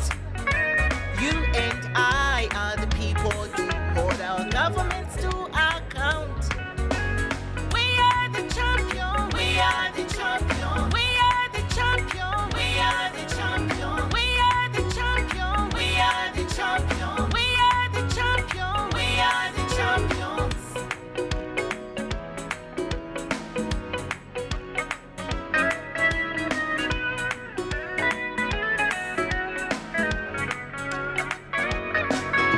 Increased risky borrowing by African countries. Aid crisis, increasing poverty, inequality. Our governments borrow and we pay without involving us. Vana wamasiye, agogo kalamba, anyamada gusawan chito. We call for policies and practices that put people first. We call for policies and practices that put people first. You and I are the people who hold our governments to account. You and I are the people who hold our governments to account. We are the champion. We are the champion. We are the champion. We are the champion. Yes, there's something they are going to close. We are the champion. We are the champion. We are the champions.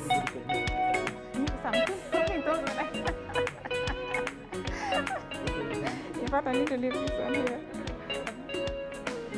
Thank you, Maya. You are people's sweetheart now. Lack of transparency, accountability, and sustainable loans. Street children, increasing crime and survival for the fittest.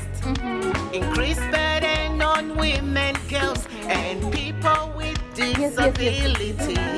Vana wamasiye, agogo kalamba, anyamada gusawan chito.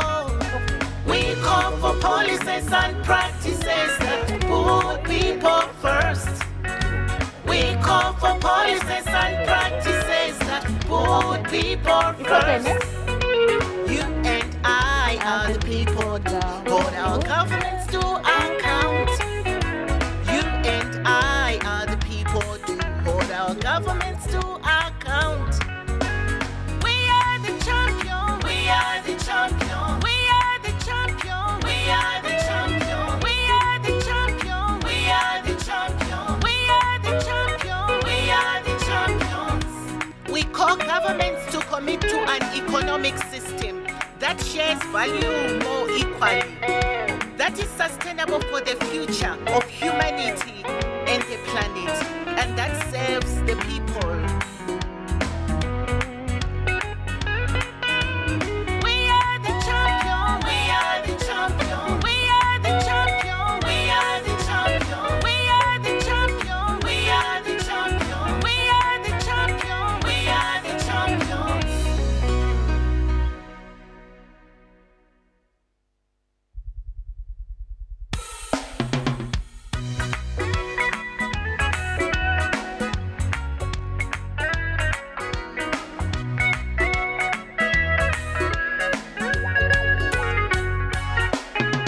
We call for policies and practices that put people first. We call for policies and practices that put people first. You and I are the people to hold our governments to account. You and I are the people to hold our governments to account. We are the champion. We are the champion. We are the champion. We are the champion. We are the champion. We are the champion. We are the champion. We are the champions.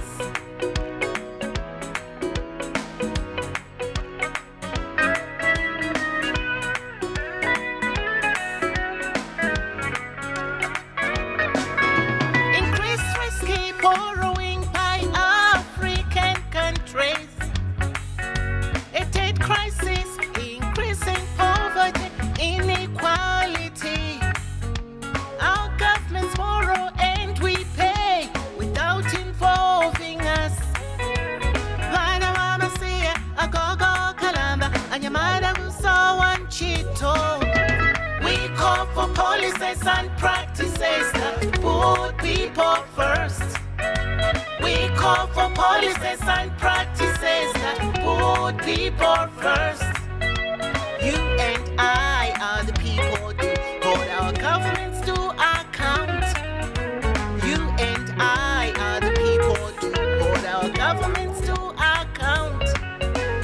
We are the champion. We are the champion. We are the champion. We are the champion. We are the champion. We are the champion. We are the champion. We are the champions.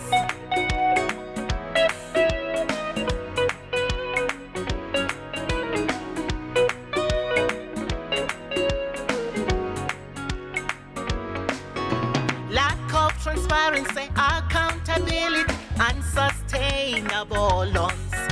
Street children, increasing crime and survival for the fittest.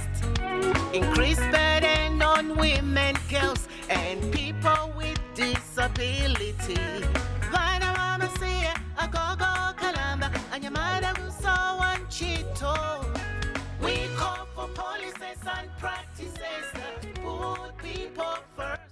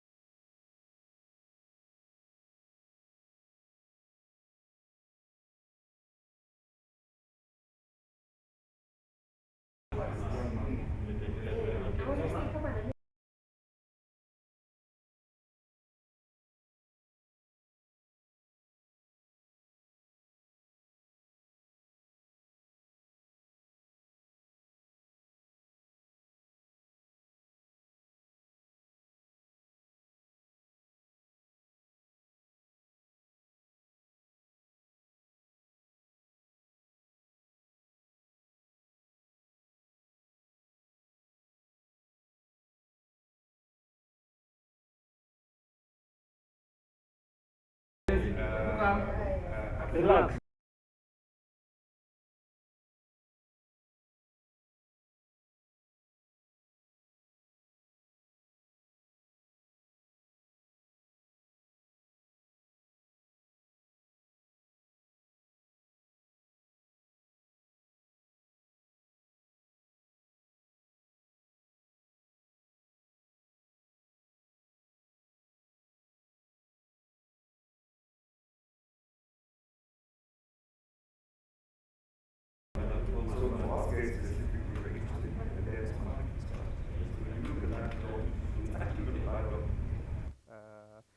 It's just that majority of people will not understand how to interpret.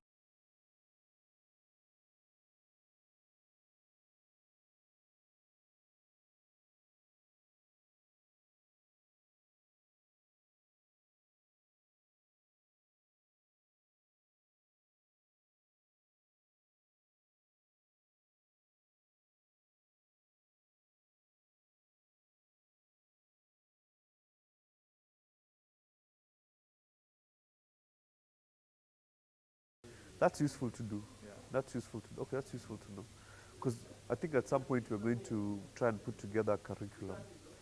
Yeah. Yeah.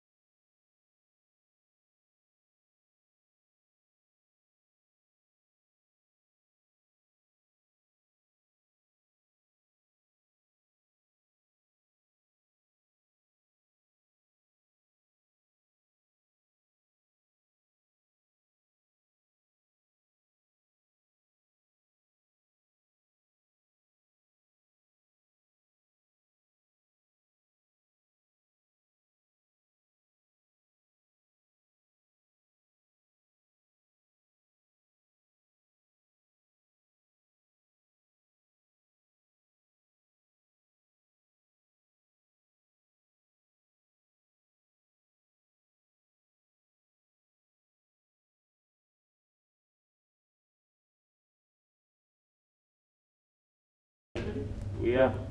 Okay, very good. Gasat, can we delve straight into it about the yesterday's budget? Yeah, sure. Yeah. Yeah. So Are you recording? Sorry. I will just edit. There's no problem. Okay, cool. Yeah, sure. So, what's your take on?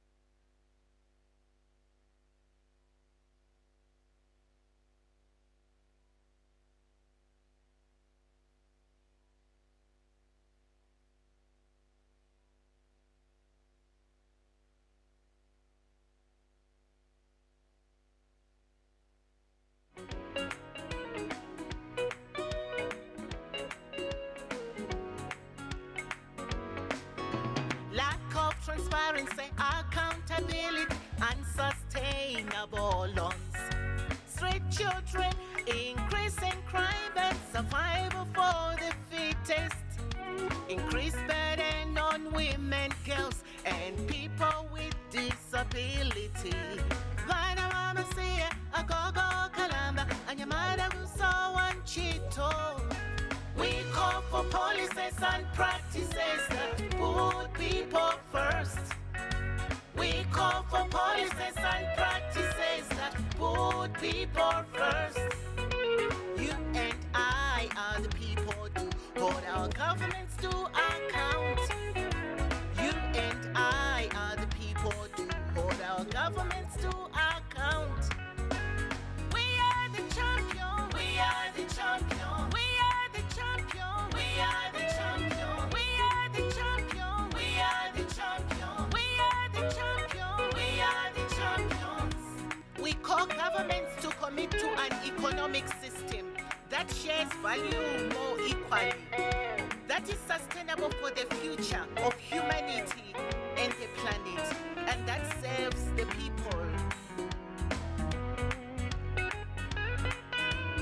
We are the champion. We are the champion. We are the champion. We are the champion. We are the champion. We are the champion. We are the champion. We are the champions.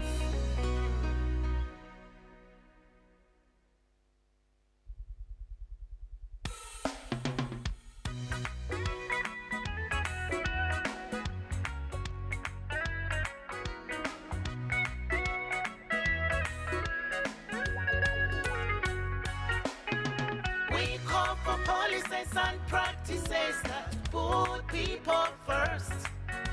We call for policies and practices that put people first. You and I are the people to hold our governments to account. You and I are the people to hold our governments to account. We are the champion. We are the champion. We are the champion. We are the champion. We are the champion. We are the champion. We are the champion. We are the champions.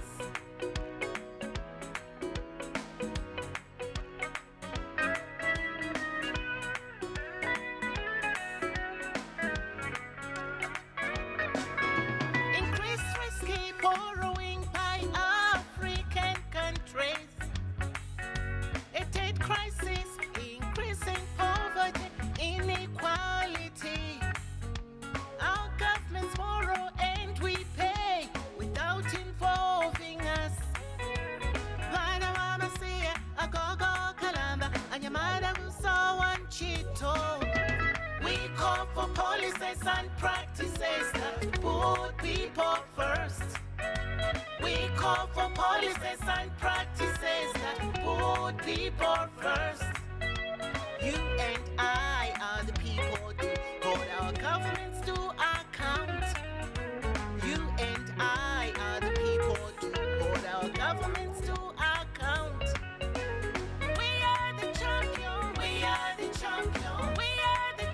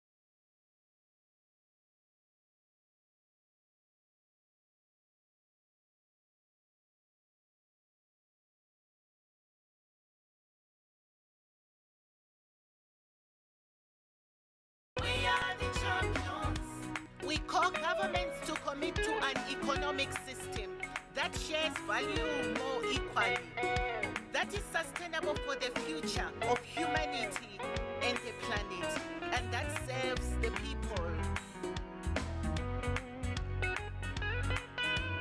We are the champion, we are the champion, we are the champion, we are the champion, we are the champion, we are the champion, we are the champion, we are the champions.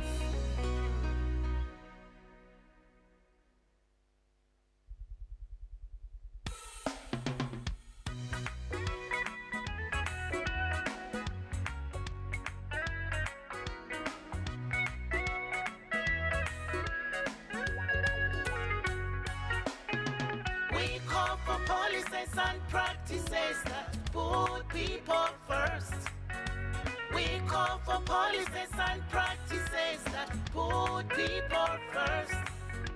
You and I are the people to hold our governments to account. You and I are the people to hold our governments to account. We are the champion, we are the champion, we are the champion, we are the champion, we are the champion, we are the champion, we are the champion, we are the champions.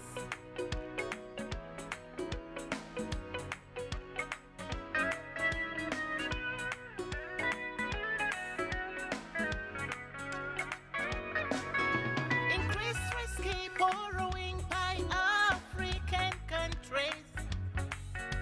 A debt crisis, increasing poverty, inequality. Our governments borrow and we pay without involving us. Vana mama siya, agogo kalamba, anyamada gusawan chito. We call for policies and practices that put people first. We call for policies and practices that put people first. You and I are the people to hold our governments to account. You and I are the people to hold our governments to account. We are the champion, we are the champion, we are the champion, we are the champion, we are the champion, we are the champion, we are the champion, we are the champions.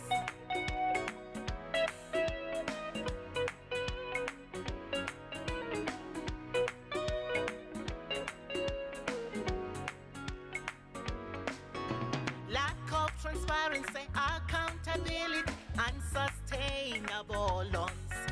Street children, increasing crime and survival for the fittest. Increased burden on women, girls, and people with disability. Vana mama siya, agogo kalamba, anyamada gusawan chito. We call for policies and practices that put people first. We call for policies and practices that put people first. You and I are the people to hold our governments to account.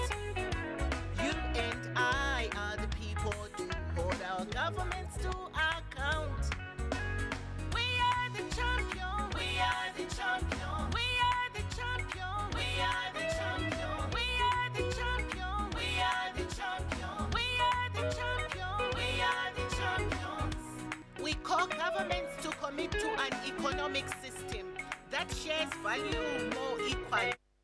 Hello, let's get started. Thank you very much. Thank you. We had just added a bit of time on the timer, but our partner in Chad is ready. Aristide? Espérons que ça va marcher.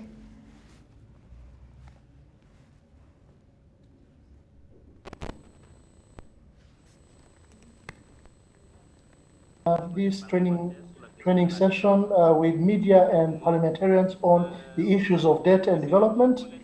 It would be better to leave the floor to one of the participants to participate, to tell us what we have done during these 3 days and what are the future prospects and what we can think about, what we can do tomorrow in the future. So now we are going to share with you what we have done during these 3 days.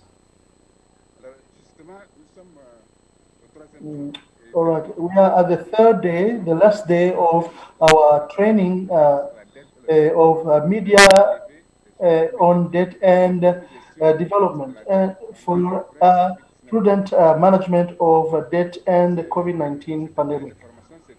This training seminar includes 30 participants, including 11 women. This is how we organize the training. So we've had meetings. The first topic was debt and development, the conceptual framework of the debt, institutional framework of debt in the pandemic situation, the impact of debt, the impact of COVID-19 on aid and evolution of debt in Chad. That is the first day. Now for the second day, activities were about the media and debt, the role of media in the management of debt and public finance, the drafting of stories regarding COVID-19, and programs and analysis on the issues of debt. The third session, which we are completing today, is about the civil society and debt. The objective was to understand the linkages between the civil society and debt, the citizenship commitment in favor of within the debt situation, and the linkage between the civil society and prevention of the debt crisis. This workshop helped us to share on different issues on the perception of every participant on the issues of debt and development. This workshop also helped us to define the priorities of action and the working strategies for media professionals in terms of debt management during and after COVID-19. A roadmap has been defined, but also the wish to collaborate and to work within the project process so that we can monitor the debt. Then we have a declaration, a statement from one of the participants is as follows. Media have got a very important role to play on the issues of debt. Consensus has been built, the trust in the capacity of journalists to establish a clear linkage between the situation of the public debt and rights of the citizens.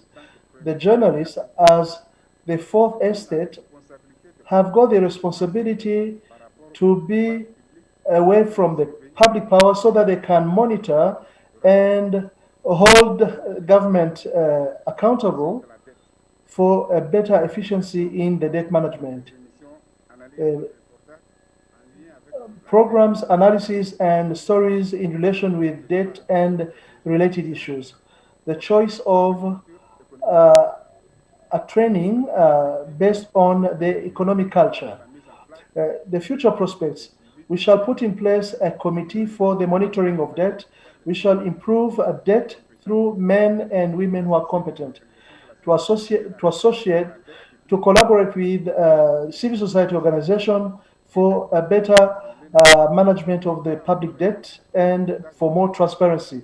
To identify and bring together journalists to do stories on debt and aid. To organize a network of trainers of journalists on issues related to the debt management at the national level. To promote a synergy among media and CrossNet to facilitate access to information. To sign partnership and media houses for stories related to debt and other related issues.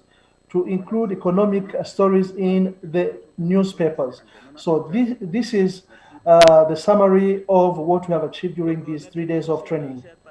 Thank you, dear partners. As you have followed, one of our participants who has prepared the summary of issues that we discussed during this training.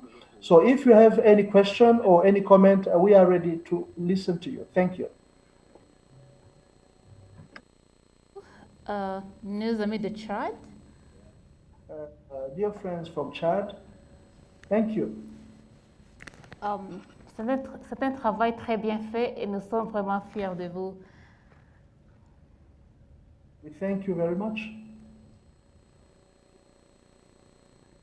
So from Chad, thank you very much.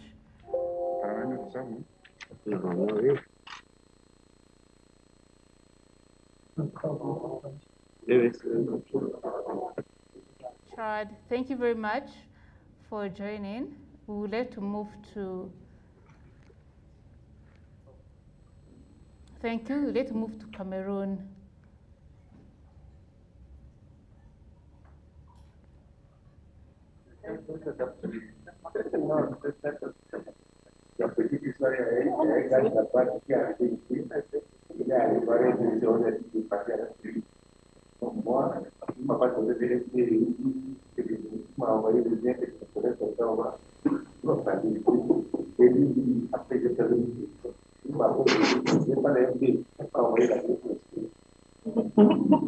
Ouais, elle dit qu'elle nous a suivis.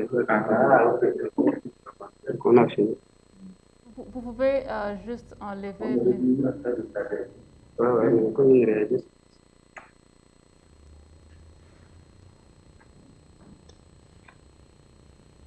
Thank you. Martin, how are you doing? We're doing fine today.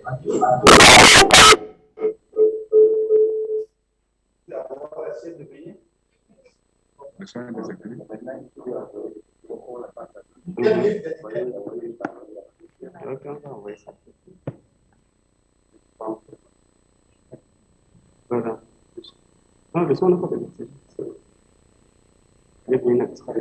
Hello, we are doing fine. You get us. Ernest, just thank you very much. We are trying to clear the air. Oui, Martin. Et même, par exemple, le premier jour, ils avaient des sérieux problèmes de connexion. Hein?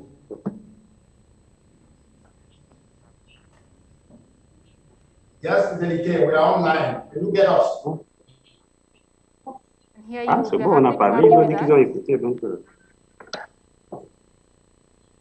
Le repas, c'est où? I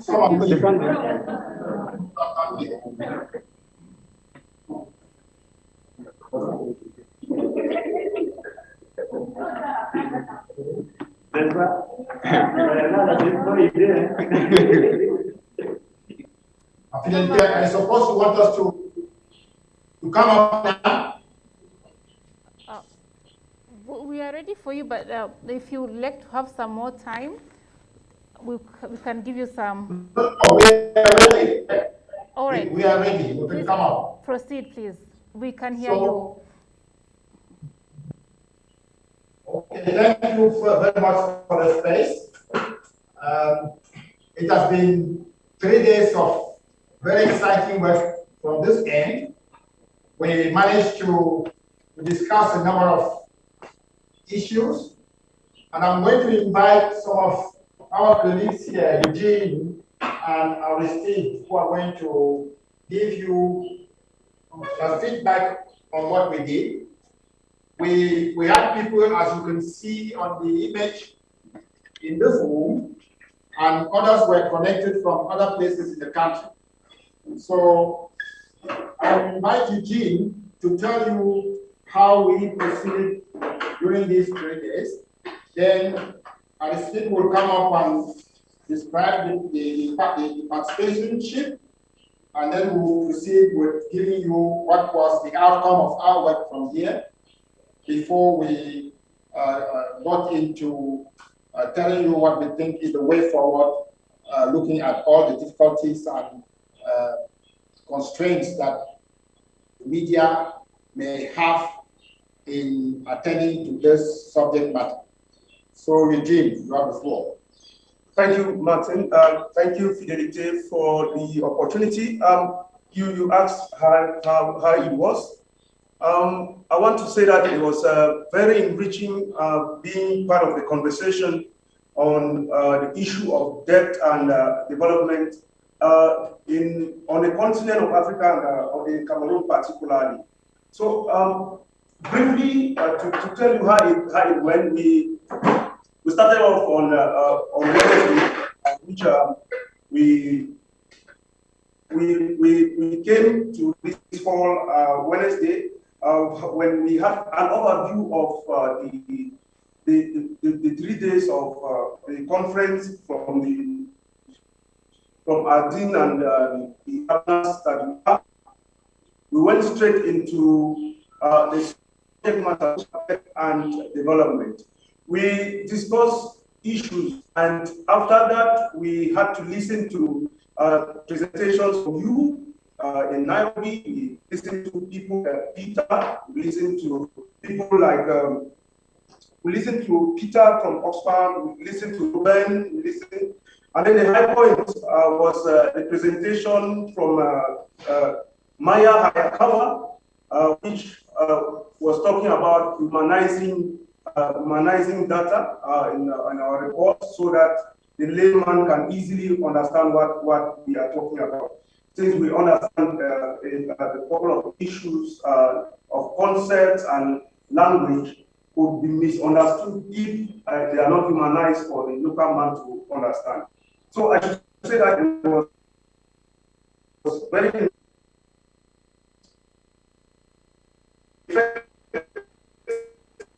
report about debt and development, and we came out with some what we call recommendations on what should be done for journalists to actually be empowered. We were saying that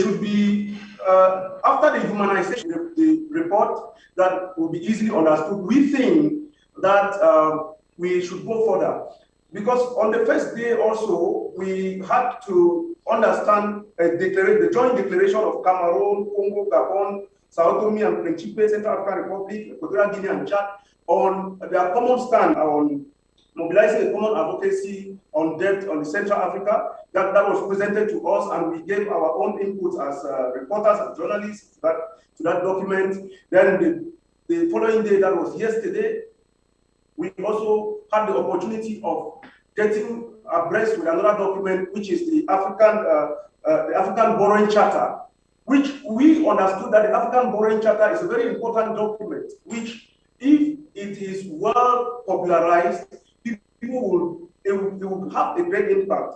We were saying that when we read through the document yesterday as participants, we realized that Cameroon, for instance, a country like Cameroon, is already using part of the document, because in the 2018 financial law of the country, it states that the autonomous sinking fund will be publishing the country's debt after every quarter, and which has been done. And when we look critically, we realize that that was picked from the charter, just like many other aspects. But we think that we need to popularize it and make it more understandable by the population. All stakeholders, including parliamentarians, including mayors, including senators, including members of the regional assemblies, including all civil society actors, including journalists, will need to be sensitized, will need to be abreast with this document. Because we said if this document is well understood by policy, by lawmakers, and by journalists, the advocacy will be taken to a different level. So we think that if we can take this recommendation and make sure that such conversations are held not only within us journalists and civil society lead organizations, but we include policy makers, we include lawmakers, we are going to move a step forward. We are also saying that there should be some smooth collaboration between institutions that are managing debt on the continent, financial institutions that are in charge of debt management on the continent, because we know that our head of state already signed and agreed that the institution we put in place that was about a decade ago, but we also want to, we are saying that such an institution be made functional, and then there should be collaboration between those who are there now, so that there should be some smooth way of functioning, that if debt on the continent, we can easily follow up what is happening with debt on the continent if there is some collaboration between the institutions in charge. And we were also saying, with that also, we should also try and see that the capacities of all the stakeholders is enhanced. With the enhancement of the capacity, we will be able to vulgarize the charter and make it known to every government official or those who are supposed to be using this charter. Thank you very much, Eugene. That's in terms of what the way they conducted the event from this end. Now, Aristide is going to tell you how many news media, which news media did we have from us here. Aristide, you have the floor. Okay. Merci, Martin. Merci, Fidélité. Alors, Thank you, Martin. Thank you, Fidelite.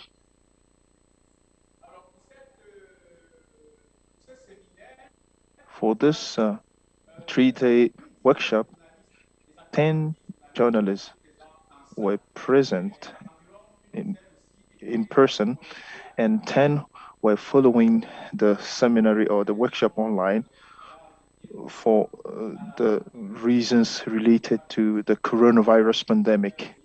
We couldn't bring all the journalists for an in-person meeting. The 10 journalists were coming from public and private media, written media, as well as online media or TV channels.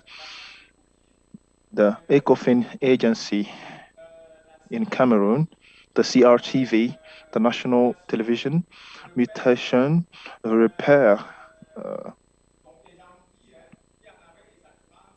There were in total many media houses. After we have highlighted a certain number of challenges which should be addressed in order to allow media, the press and journalists in Cameroon to deal properly with the issue related to debt and development. The first fundamental aspect is to empower or to build the capacities of journalists. Debt being a technical subject, we realized that the lack of understanding of this topic really prevented journalists in to carry out properly their work. So journalists need to be we need to build the capacities of journalists. The second challenge is that of access and availability of information and the readiness of public officials to provide information on the decision making. The third topic or challenge is the financial one. So all the media and journalists around the world know that we know that media are financially less equipped, because if you have to talk about debt, you need to deal with issues regarding project implementation. So the media need means, financial means, in order to follow up and see if debt that has been contracted is well used or spent. And we have identified technical challenges, that is in terms of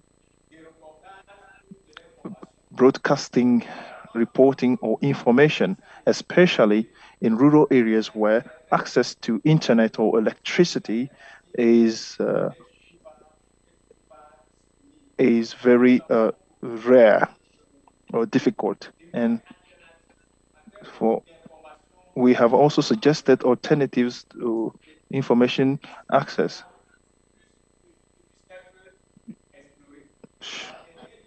And the last challenge is about security.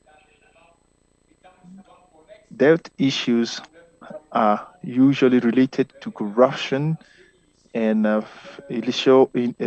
illicit financial flows. So journalists who deal with such issues are facing are insecure because they are threatened by those who perpetrate such illicit acts. It can be physical attempts on their personalities. So regarding challenges, that is what we have been able to highlight. And I want to add a word on the way forward.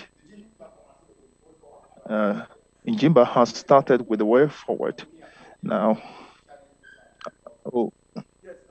like I said, we were saying that there should be total collaboration between the civil society and other stakeholders.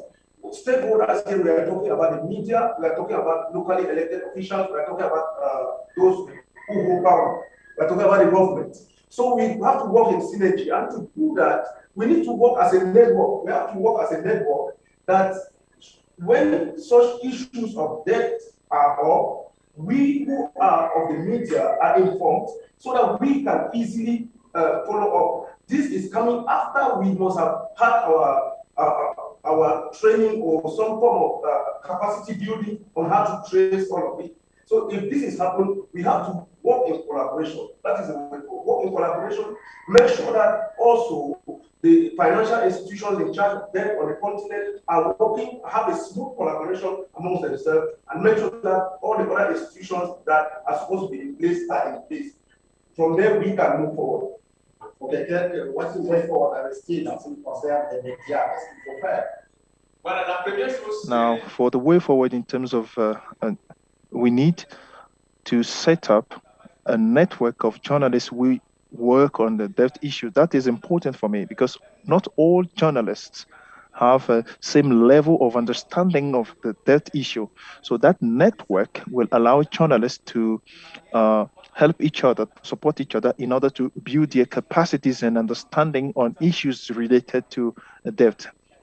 In Africa, in Cameroon, we really need to set up such a network and share knowledge and experience and information in order to better highlight the issue of debt. The second thing is the network which will be built need to work with NGOs and civil society organizations which are committed in advocacy for an African position regarding debt, and in order that network should support the civil society in this action, and we are ready and we are listening to you. Thank you, Mr. Aristide. Thank you, the other. Now, we are open to questions if there are any. So back to you.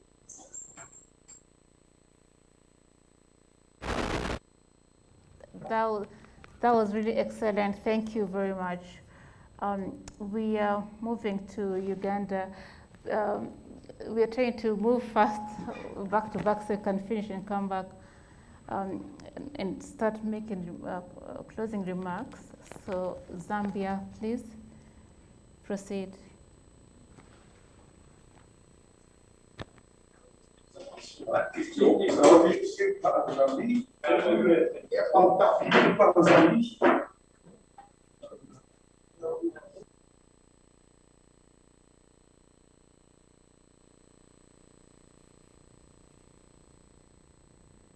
We could do Zambia.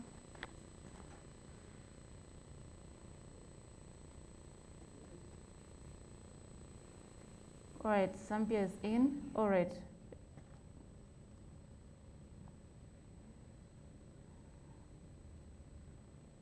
you able to proceed?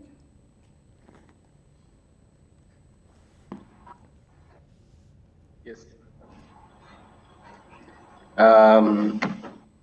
Thank you, Fidelity, and thank you to the AFRODAD team and partners for allowing us to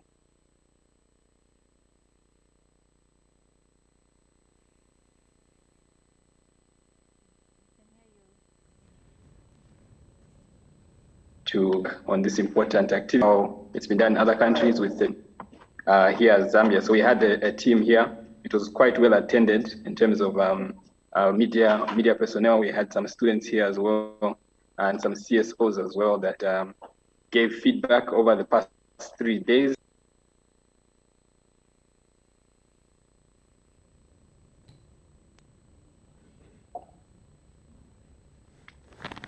Hello? Yes. I hope I'm... Yes, we can hear you. We can hear you. I hope I'm audible. Yeah, so I'm joined here by the CATS board chair. Obviously, CATS were the ones who were organizing on the ground in terms of bringing the partners together. So we had this workshop. We had joined initially with the AFRODAD team for the first day. And the day in between, we had some training here for the media personnel on various topics to do with debt management in Zambia. We analyzed the legal framework guiding debt in Zambia with the Loans and Guarantees Act, which is currently under review here in Zambia by the Ministry of Finance. Additionally, we looked at IMF engagements.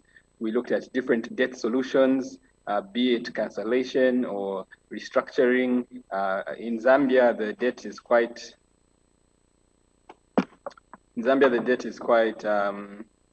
unique in the sense that a majority of it is commercial debt, mostly through the Eurobond holders. So obviously, cancellation is not an option when it comes to our debt situation in Zambia. So we're trying to educate the media and also the other people, the other stakeholders present at the meeting here in Zambia on these issues. We also looked at different sources of data that they can use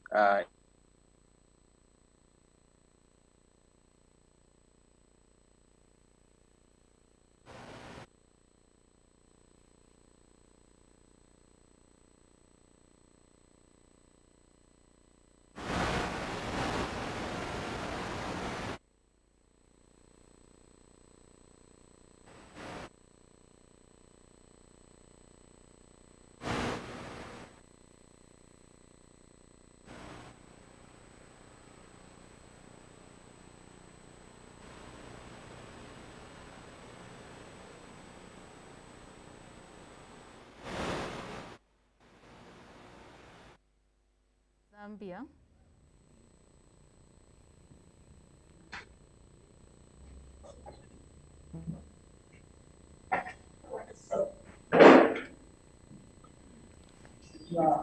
Uchizi?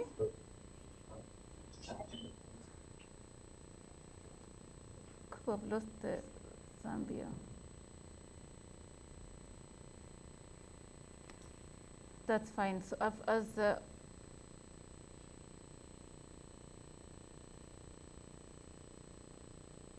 as we sort out Zambia, all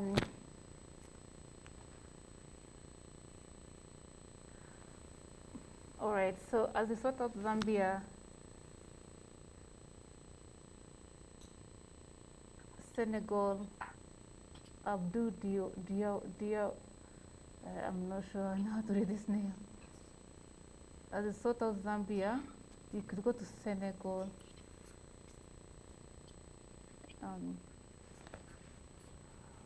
Abdou.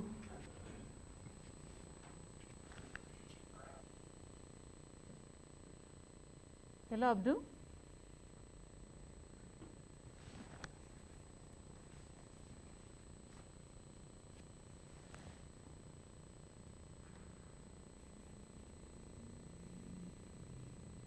Abdou, vous nous entendez? Can you hear me? Yes. Is this Abdou? Or his friend? Yes, you can hear.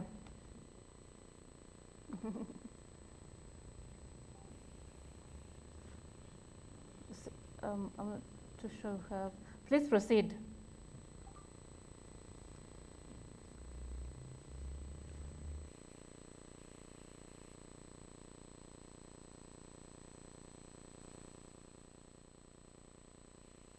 Okay, and back.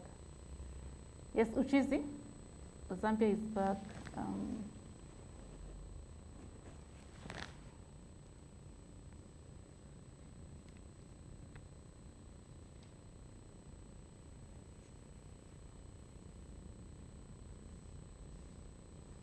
Uchizi, you may proceed.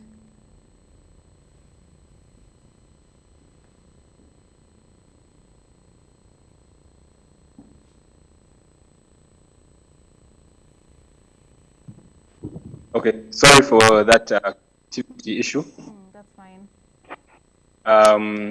Yeah, so as I was saying, we had a SWOT analysis done, looking at the strengths, the weaknesses, the opportunities, and also the threats for Zambia's media in light of the current debt situation.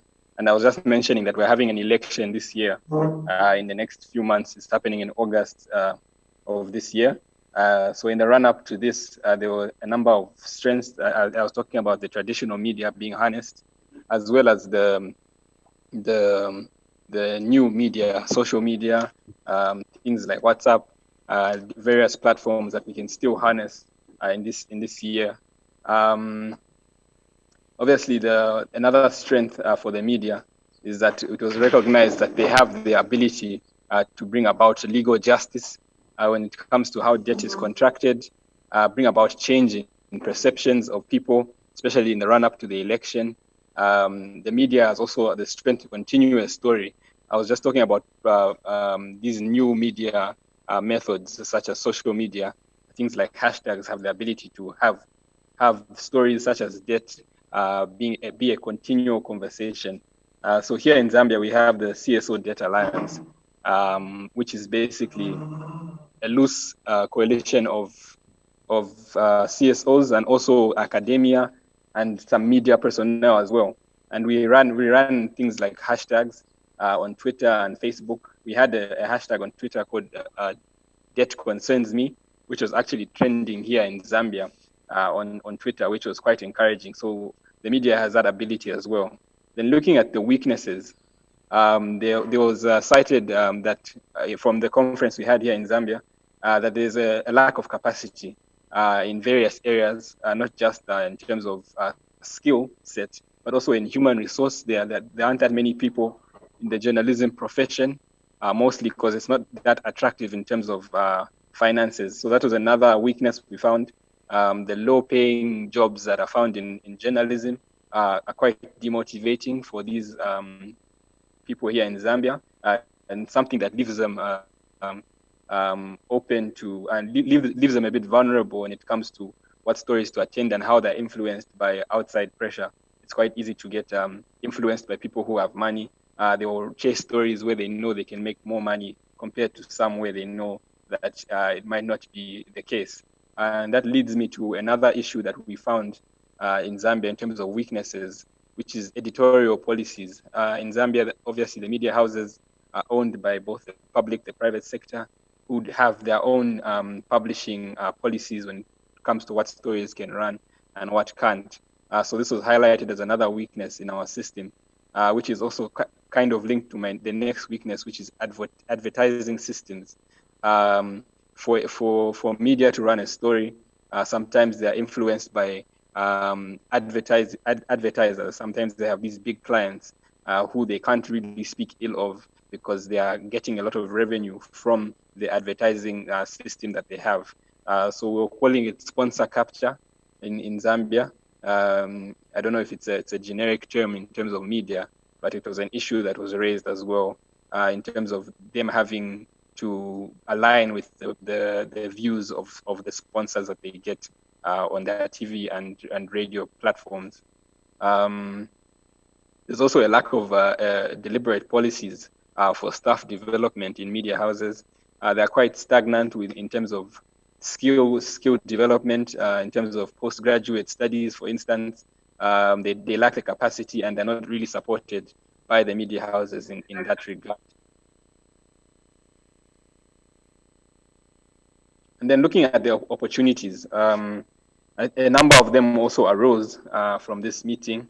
The platform itself, the platform as media, be it internet, be it radio, TV, they recognize this as an opportunity in itself to raise awareness about issues such as debt.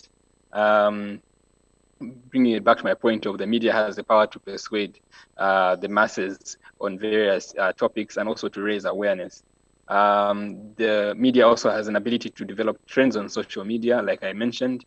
Better access to data in comparison to the average Zambian citizen is another opportunity. We had shared a lot in terms of statistics, in terms of where to find data. So this has given them a level up in terms of opportunities for media in Zambia and also to engage. And then another opportunity was working more with the CSO Data Alliance here in Zambia, which CATS is a secretariat. It's chaired by JCTR here in Zambia, the Jesuit Center for Theological Reflection. And then there's an NGOCC, which is a women and gender group who are the vice chair for the Data Alliance here in Zambia. So we're trying to see how we can work with the media in Zambia to ensure that debt becomes a story that reaches all corners of Zambia, and not only Zambia, also with the continent and the world at large. Give it that we have the partnerships here on the continent. Obviously, this engagement with AFRODAD is a great opportunity for us as Zambia, the Data Alliance in Zambia, to link and learn from these other institutions. And then looking at the threats, I'll just close with the threats before I hand over to Mr. Sajiv Nair, who's a board member for CATS here.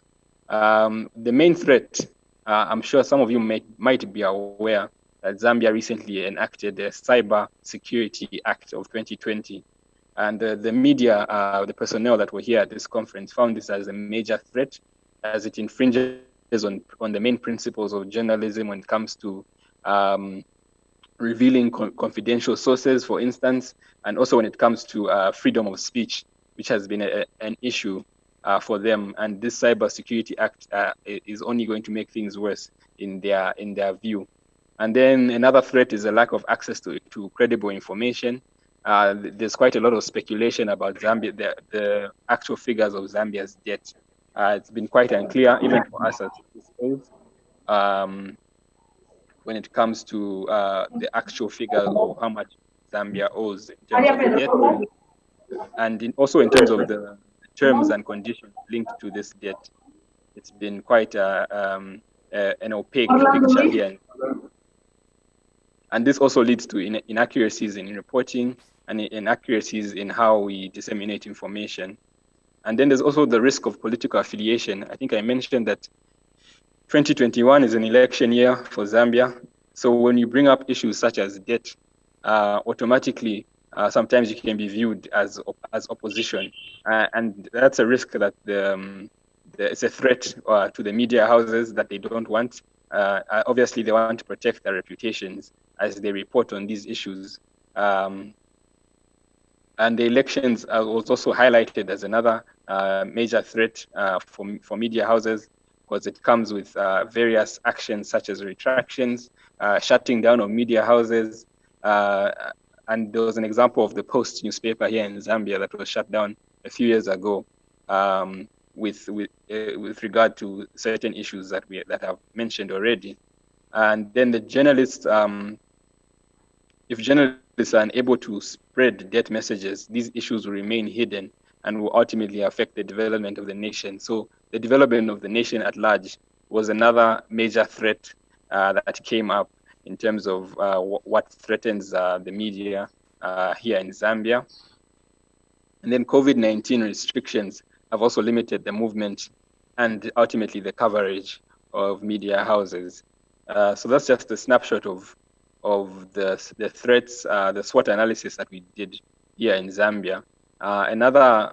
There was another point when it comes to the way forward for us as Zambia, and also us as we work at continental level. I'll let Sajiv speak to the way forward. I'll just hand him my device, and then he'll speak using the same platform before we cross over to Fidelity. Thank you, Chisi. Chisi has covered quite a bit of what happened for the last 3 days.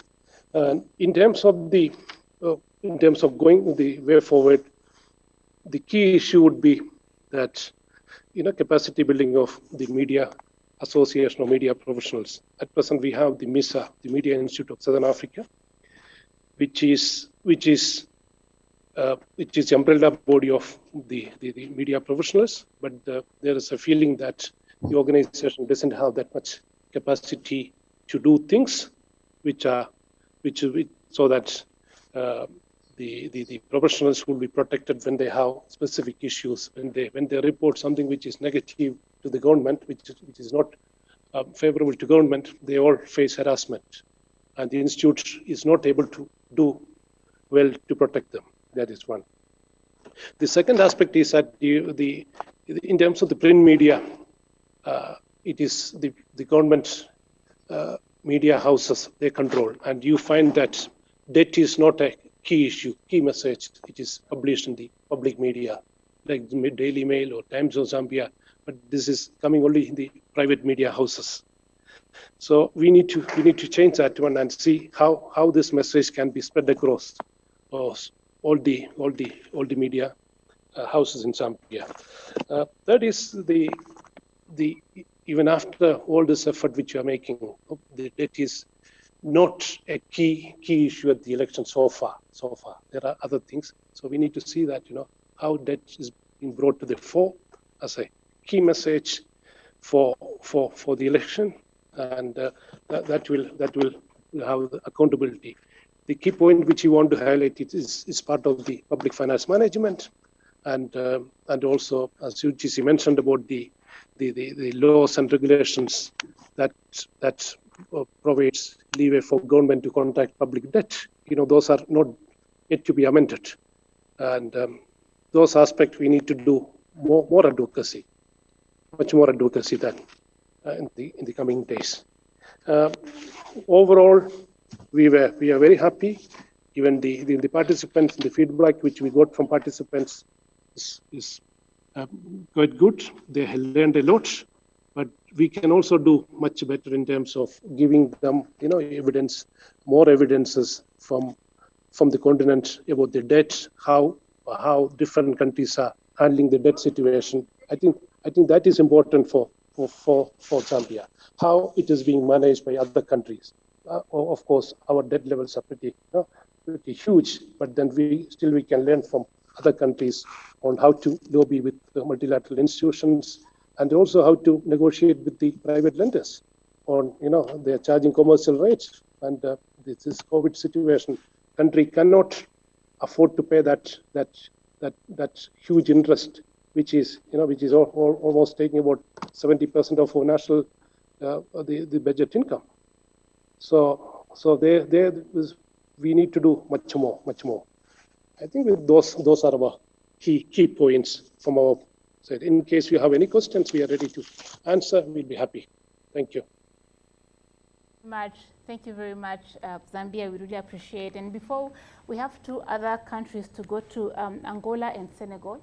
But before we proceed, I would like to confirm that we appreciate what you are doing, because when I look at you, when I see you, I don't want to see someone who can only report on issues that are happening in Kenya or in Zambia or in Cameroon alone. I want to see, and what I see, and I hope you see it also, I see someone who can do work that crosses borders.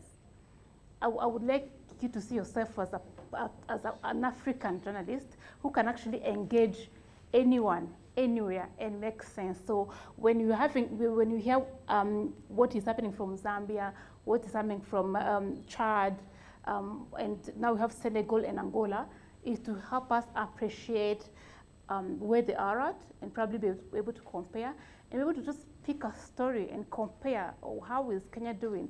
How do we compare with Senegal? How are we different? Why are we different? Why do we have different struggles? Because you understand we share the issue of debt. Some of them are actually already in debt crisis. Others are close to the debt crisis. Others just need to watch out. But when we get to understand the global, the continental, the regional, and the national ecosystem, it makes us outstanding. I tell people that when you have done things like communication and admin and some other courses, because we are many of us, so we need to stand out. When you are a journalist and you're doing your work and you want to do it well, you have to find that point that will make you stand out. So I think one of the things that can be very good is to have us come. I told you I'm a journalist as far as this week is concerned. So what can make us stand out is to actually be able to understand these issues, because when you understand, you challenge better.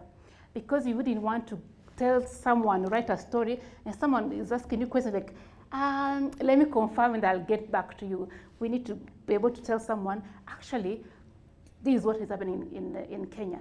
I also know what's happening in Zambia. I can also tell you what is happening in Angola, because I am intelligent like that. We are intelligent like that. So let's go to Senegal. We conclude with Angola, and then we come back and we do closing remarks. Thank you very much. So Abdou from Senegal is joining. Abdou, comment? Bonjour. Bonjour, ça va? Good afternoon. Good morning. Afternoon. C'est bien de Do vous you hear voir. me? Allez-y.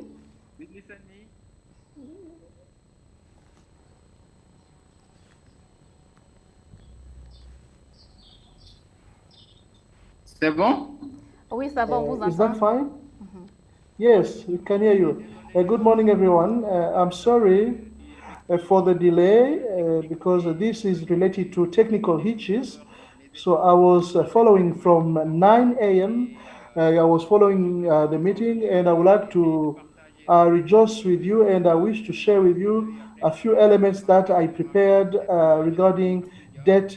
I'm Abdi Jo. I'm a journalist in the national daily in Senegal, Le Soleil, and I deal with the economic issues, debt, financial markets, and management. And my presentation will turn around 2 points. Now, the role of the journalist in the implementation of the debt policy and the place of the place of a journalist in debt among in countries. So in Senegal, a journalist plays a major role in states' debt. So we follow closely the financial markets, for instance, for the Financial Times or Wall Street Journal. So other newspapers that are very much specialized in matters related to debt. So we, based on the information, based on the financial information,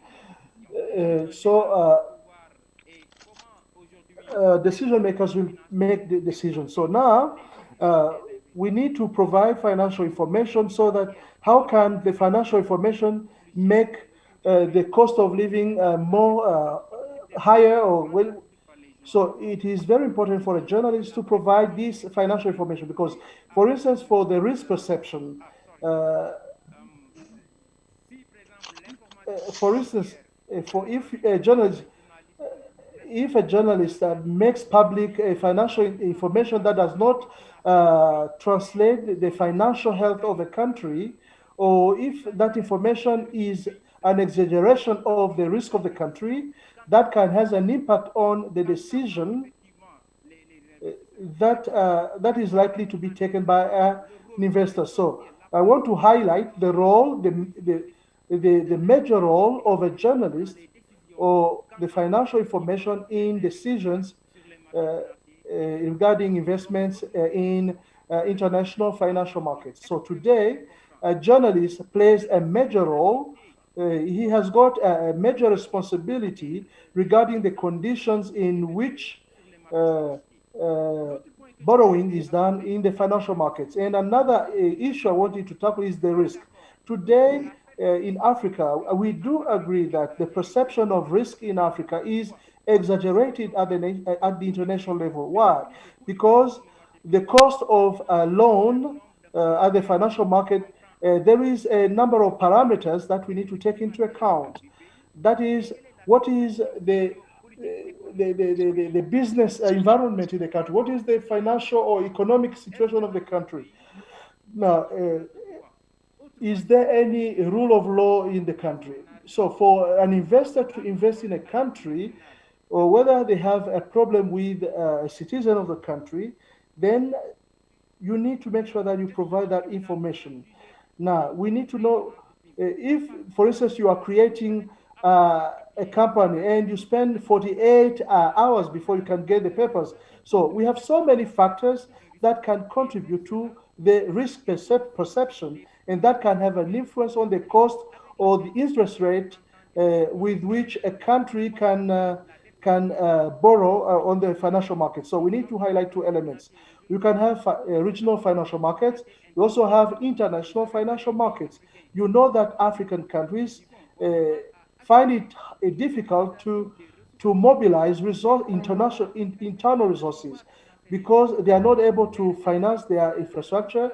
Now, for them, tax revenues are not able to cover all those investments. So they need to think about borrowing from the financial markets. Now, how can they diversify investments? So they need to go to the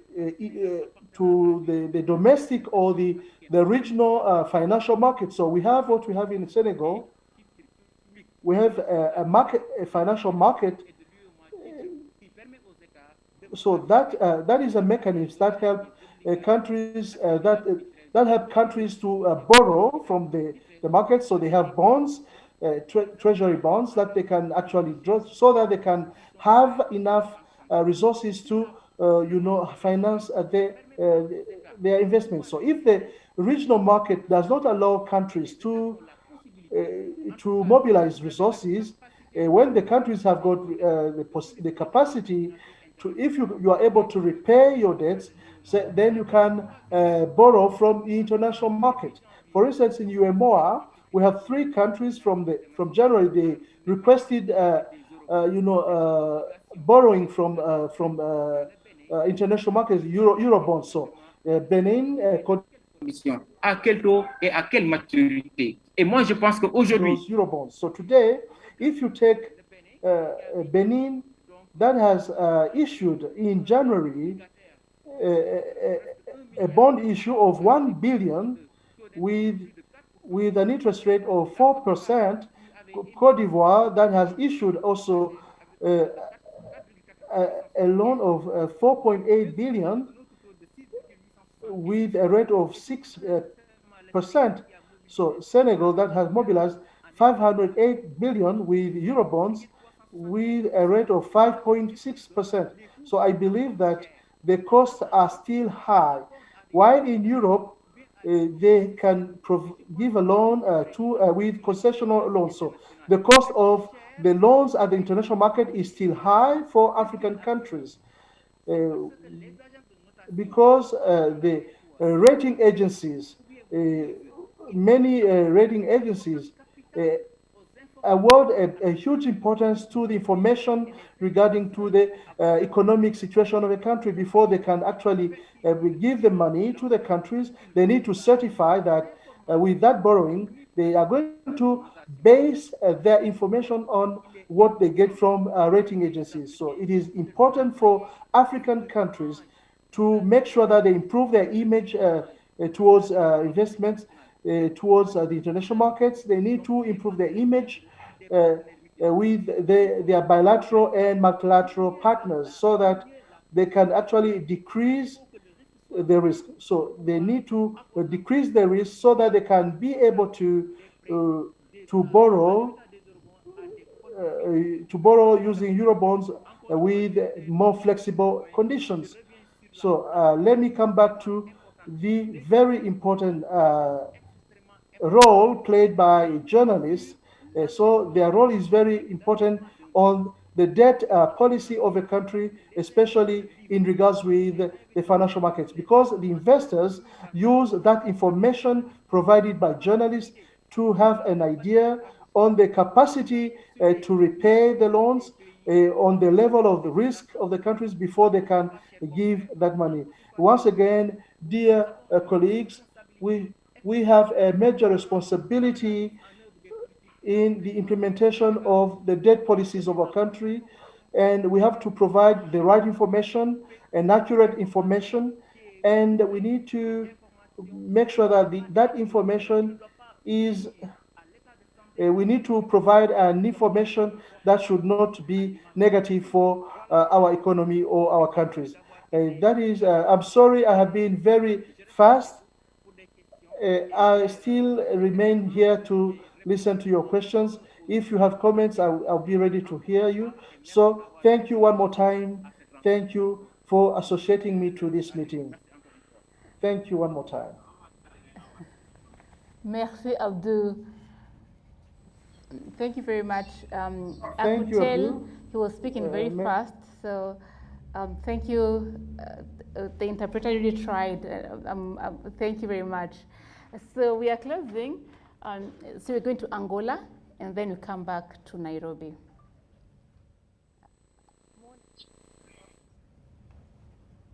How are you? I said, mon ami, my friend Manuel.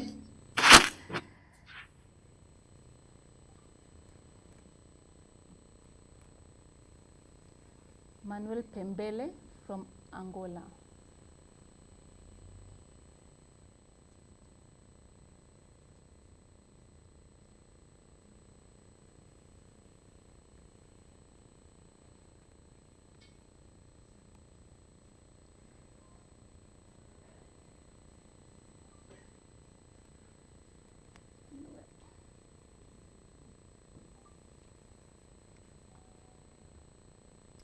Manuel has been set. Brian, are we able to reach Angola?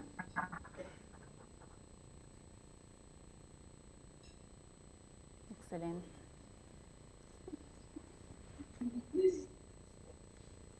Hello. Oui, Manuel. Yes, Manuel. Yes. How Good are you? afternoon. Good afternoon. How are you? Yes, I'm fine. And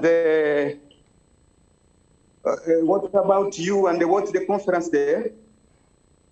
Yes, please tell us about the conference and how we are doing.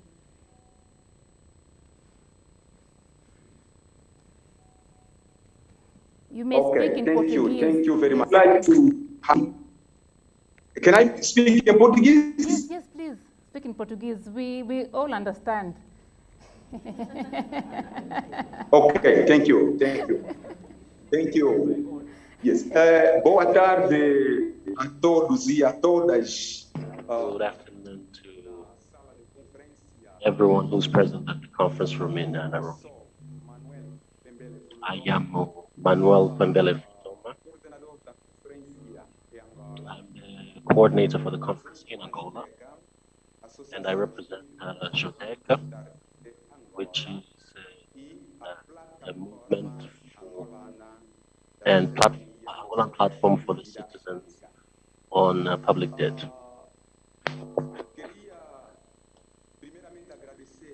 I wanted, first of all, to thank you for the opportunity that was extended to us to be part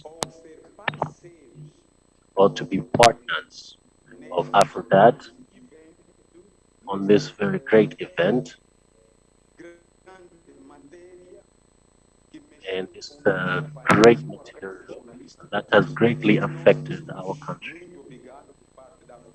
thank you on behalf on the part of AFRODAD.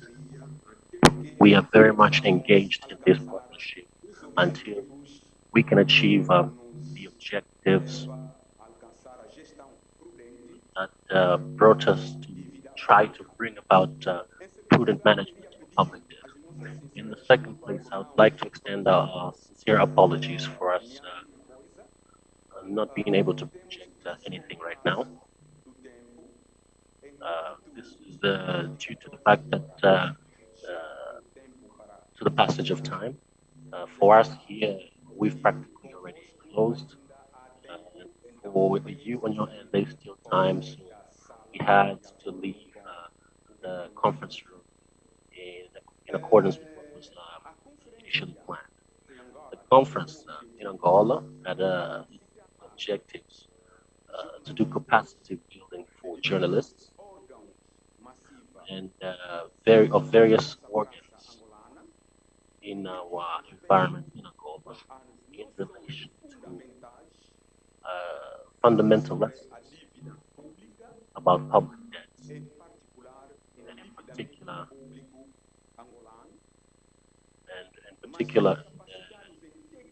well-deserved interest of the Angolan public, and also the manner in which we report these issues using investigative journalism on these issues of debt and development, and engage with them in such a way on issues of advocacy for prudent management of public debt. During the 3 days, the conference was held, and it went beyond our expectations for us as organizers, including for the participants. It was held in Luanda, the capital, in the auditorium of the university, the Catholic University of Angola, on the 9th, 10th, and 11th, from 8:30 to 14:30 Angola time. The conference went in a very interesting climate, where there was a lot of expositions from a lot of speakers. We had a lot of debates. We had an exchange of experience and presentations of various videos. And at the end, we had a preparation of conclusions and recommendations. And of course, the presentations of certificates for some radio stations. We will send some pictures to you so you can. Jose, we can't hear you well. Jose. Hello, can you hear me? We are struggling. Hello, can you hear me? Try again. The conference had quite a huge participation. Very good.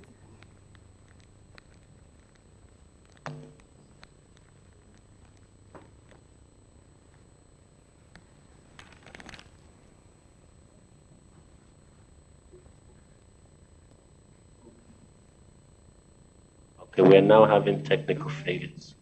Hello? Yes, we can hear you now. Can you hear me? Yes, please proceed. A conferência foi participada por 63. The conference had 63 participants. 41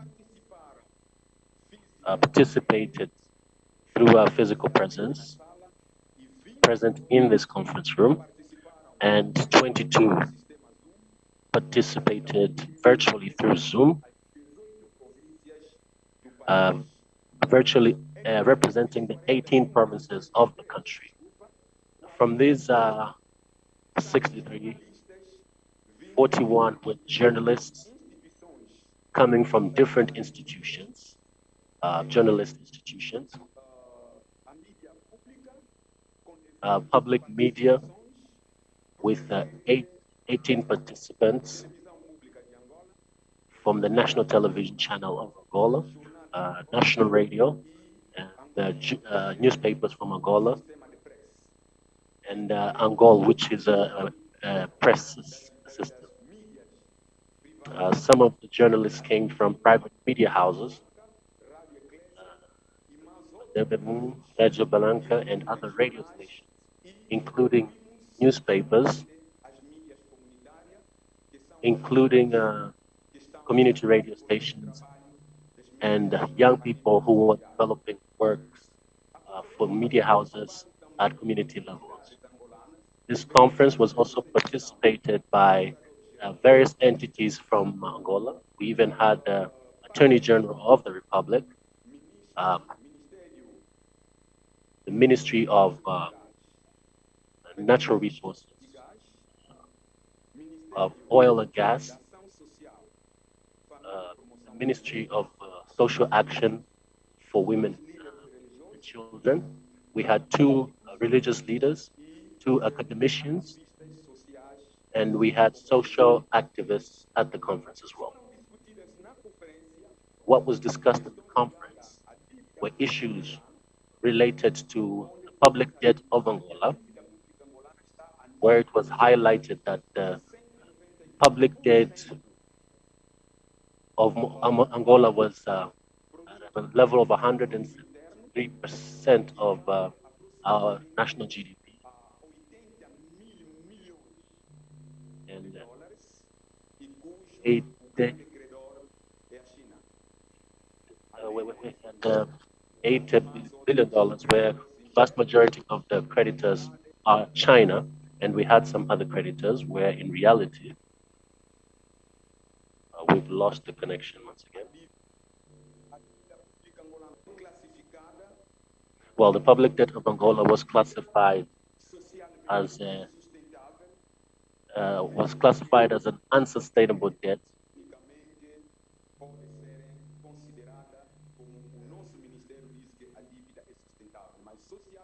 Even if some of our ministers actually say that the debt is sustainable, the Angolan debt is unsustainable. And up to this very moment, there are agreements within the public budget for 2020. We had quite a huge amount of the budget that went towards paying public debts. And public budget for 2021, we had 61% going towards paying debts. And we also discussed the impact of the debt to the lives of those in the community, especially for women and children, where there's been a cut of certain services specifically for the health of women and children and maternity health. We also discussed the issue of the legal framework that deals with issues of public debt and public budget. This includes strategic plans for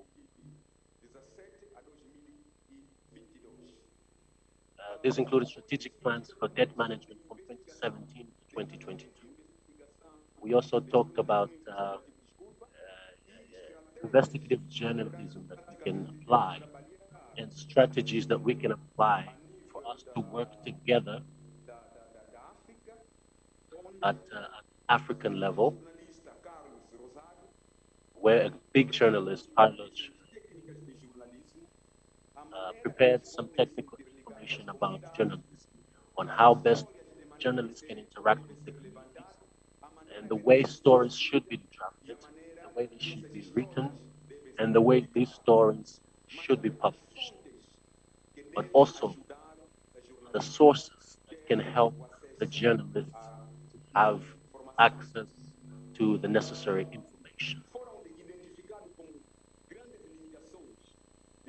We also identified great limitations for journalists, primarily access to information, taking into consideration that our country has a media law and in our constitution we have specific articles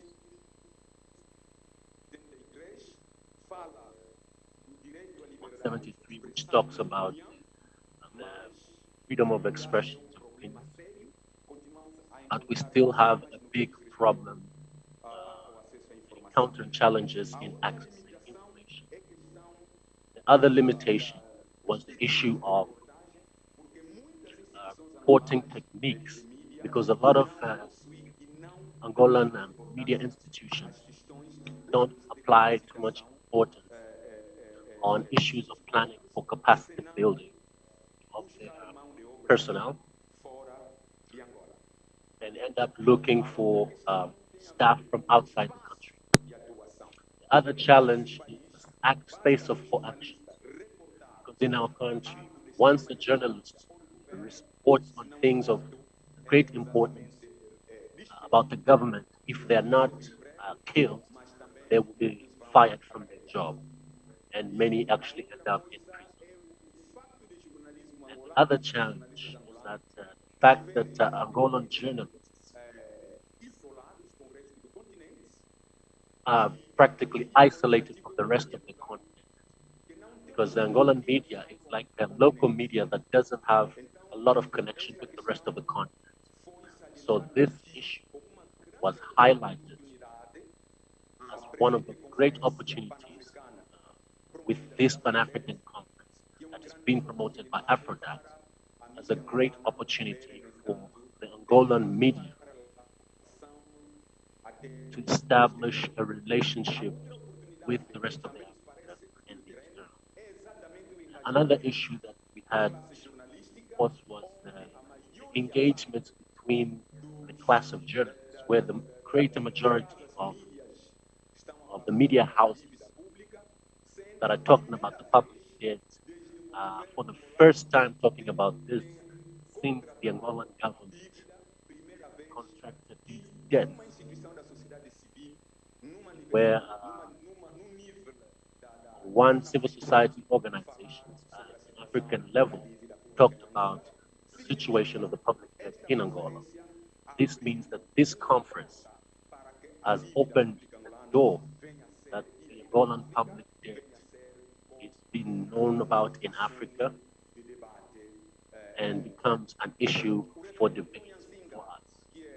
Reverend Tonya Anzinga, who is the religious leader, made an appeal to the Angolan government that we need to look at the issue of illicit financial flows, which was also discussed, because the public debt of Angola, we do not know exactly how much it is in totality.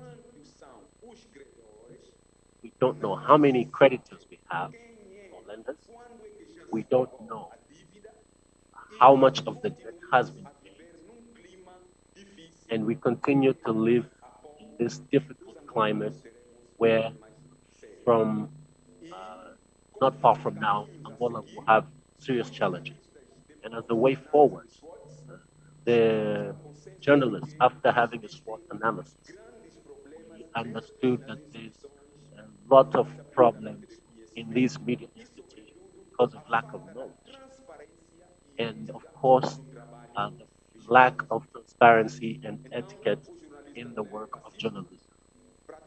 Because the Angolan journalists are passive. They report and publish what they encounter in the communities, and they receive materials from the communities, and sometimes the information passes through a sanitation process before it is approved for it to be published, and it has to be in favor of the Angolan government, not by the communities. And for us as Ajudeca, we're very happy about the holding of this conference because it gave us a very big door for us to have great engagements, and we believe from here going forward we will not stop. Because once we have a group of more than 40 journalists, I've asked that between 15 days from now, that Ajudeca should promote another meeting where these journalists can come and we can try and see in what manner we can start an idea for us creating a platform that is a Pan-African platform for investigative journalism and reporting on death and development, and so that we can integrate ourselves with our colleagues from the rest of the He's here speaking is Manuel Mbele Futuma, Executive Director of JUDECA and coordinator of the Angolan movement on debt and development, and part of the movement promoting journalism on this Pan-African conference, which was closed or reached its conclusion this afternoon at 14 hours. Fidelity, thank you very much. These were the informations that we had to report. We will send our report and we will send our photos. We apologize once again for not having done a PowerPoint presentation so you could see everything. Thank you very much. Thank you very much, Manuel. Thank you for joining and letting us know how the conference in Angola was. So thank you, my people. I had someone yawn so loud, I was like, oh man, but it's been really great to hear from each country. We had a struggle with getting what was happening, but we picked some words here and there, so thank you very much. And now we are beginning to close sessions. So we'll start doing closing remarks. I don't know if I don't know if anyone has a question or a comment. A quick comment, and then we start closing. But I would like to find out. As you listen and let me stand.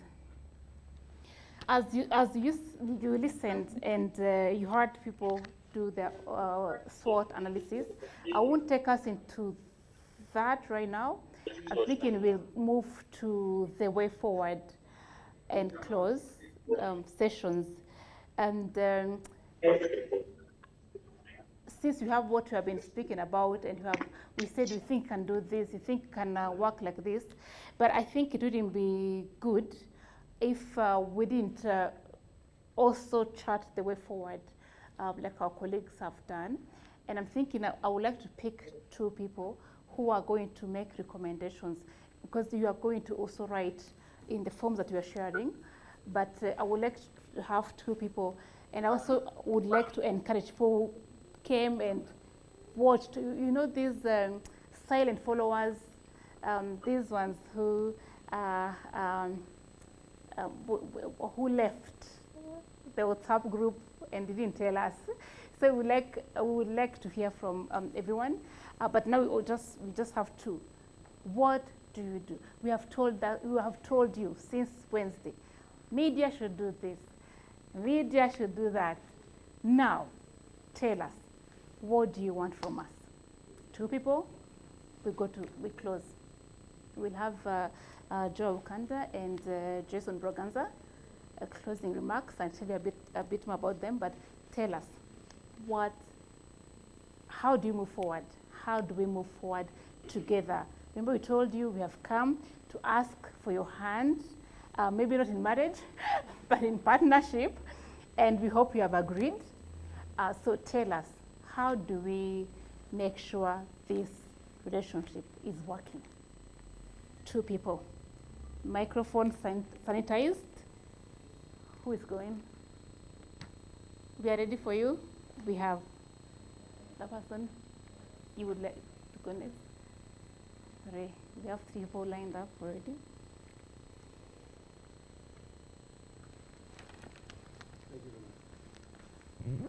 Thank you very much, Fidelity. I have listened and I've been very attentive for the last 3 days, and I think I've also been an active participant. I essentially came here wearing the hat of the Kenya Editors Guild. As you may know, the editors are the gatekeepers of the media. Mm-hmm. Louder. They are the gatekeepers of the media. They decide what goes in and what does not go in. They determine the trajectory of the story because they add value or they can subtract. They can even kill, we shall call it spiking. But I would have just, what this is basically what I want the takeaway on behalf of the guild, of the Editors Guild. We accept and we agree that there is a handicap in terms of training and understanding of the complex issues such as the ones that we have discussed in this particular 3-day conference. So I really appreciate the partnership that we have had with the organizers of this particular conference. I rarely sign up to such but this one, when it came onto my mail, I remember filling the entire invitation and the questionnaire that was on, because this is a matter that is really at the heart of the guild, especially on financial reporting, on this kind of things. So I will maybe ask, I don't know, the liaison person. I will advise that majority of those who have attended here today, I can see, are actually reporters. I was lucky, we were lucky to hear from some of the people I remember I trained, like Waihiga, I trained him. John Allen, a very resourceful journalist that I worked with for many years. But those are just a few. We need more training. And then, because we realize that there's a lot of turnover in the media houses, especially the legacy media houses. There's a lot of turnover. People don't last long. So which means we need that constant training so that we can have a pool of well-resourced and knowledgeable journalists who can deal with this issue. Then also, this conference, I've seen mostly reporters. I would suggest moving forward, if time and maybe resources allow, can we have such a meeting or such a conference with the editors? Because editors also, they make very far-reaching decisions, but sometimes those decisions are made out of lack of proper knowledge. So they also need that kind of training. So perhaps if you could reach out to the Kenya Editors Guild through mechanisms that I can suggest to you, and then maybe that's maybe my recommendation for today. Thank you. Thank you very much. I had seen a question here.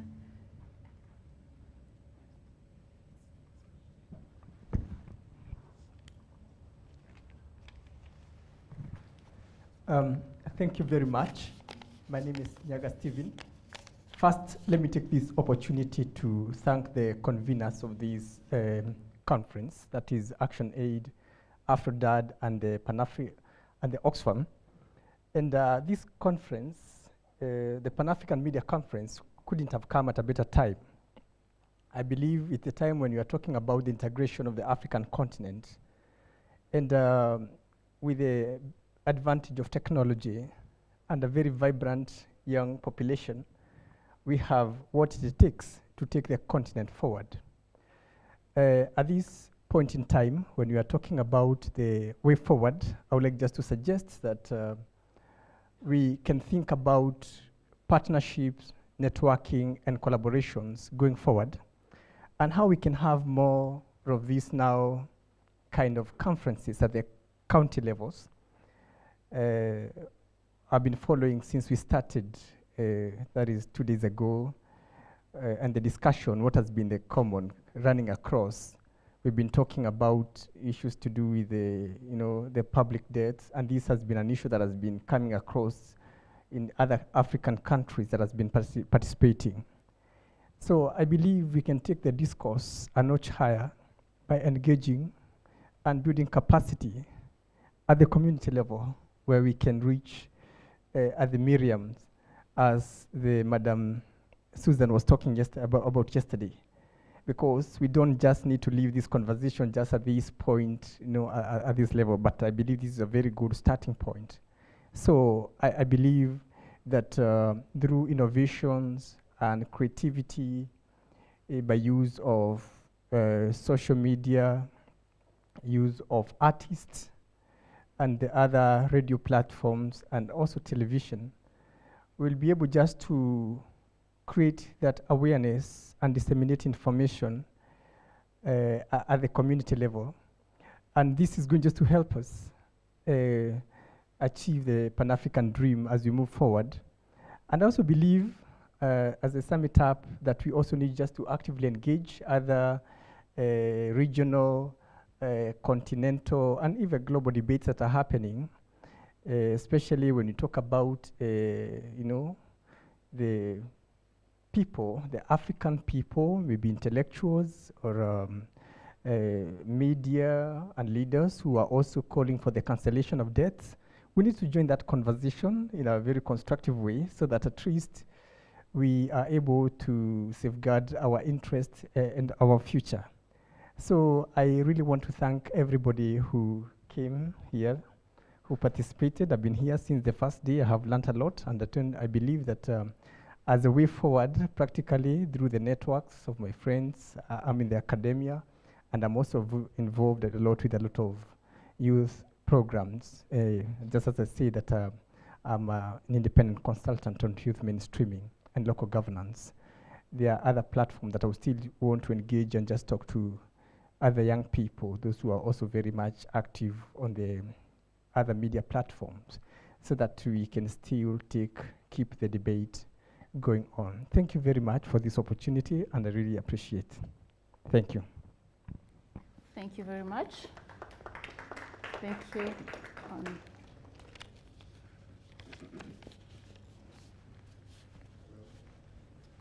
Hello. Good evening to each and every person who's seated in this room and the ones following us virtually. My name is Mulure Mike. I'm a founder and director of an independent media production company called Black Boy Media. We deal so much with young people. And I think as I've sat here over the last 3 days, one of the first things I'd like to do is to thank the people who is together. I think that has been said. But in a very special way, listening to people from different parts of the continent has really given hope that all of us are going through the same challenges. All of us are acknowledging that there is a problem. All of us are accepting that journalists have a responsibility to tell these stories. But we are also aware that there are risks with the profession of journalism. But I think one of the key things I'd want us to leave this place is what happens next, because all of us are singing the same tune. All of us are saying the same thing. This debt situation needs to be addressed.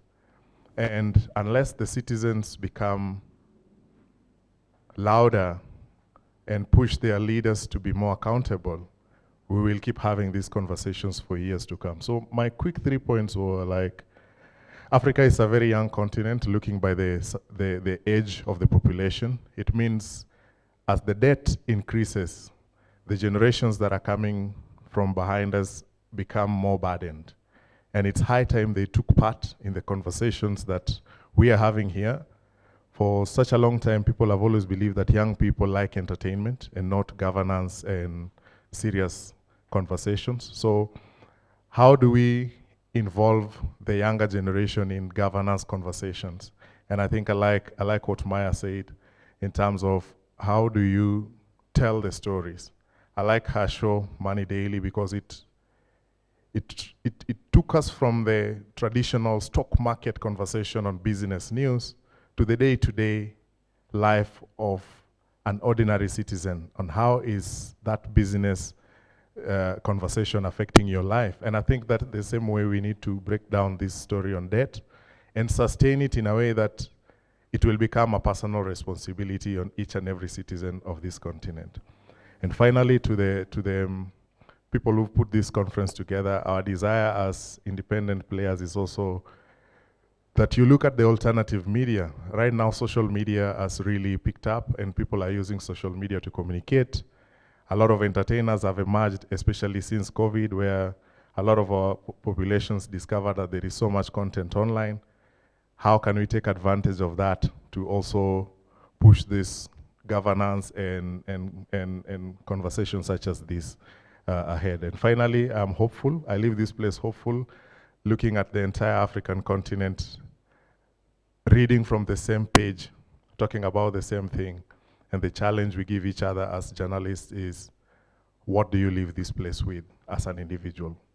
Beyond the conference, beyond everything that has been said, beyond all the presentations and slides, what difference are you going to make in your individual space? Thanks. Thank you very much. Thank you, and I really appreciate what you just said. What difference are you going to make?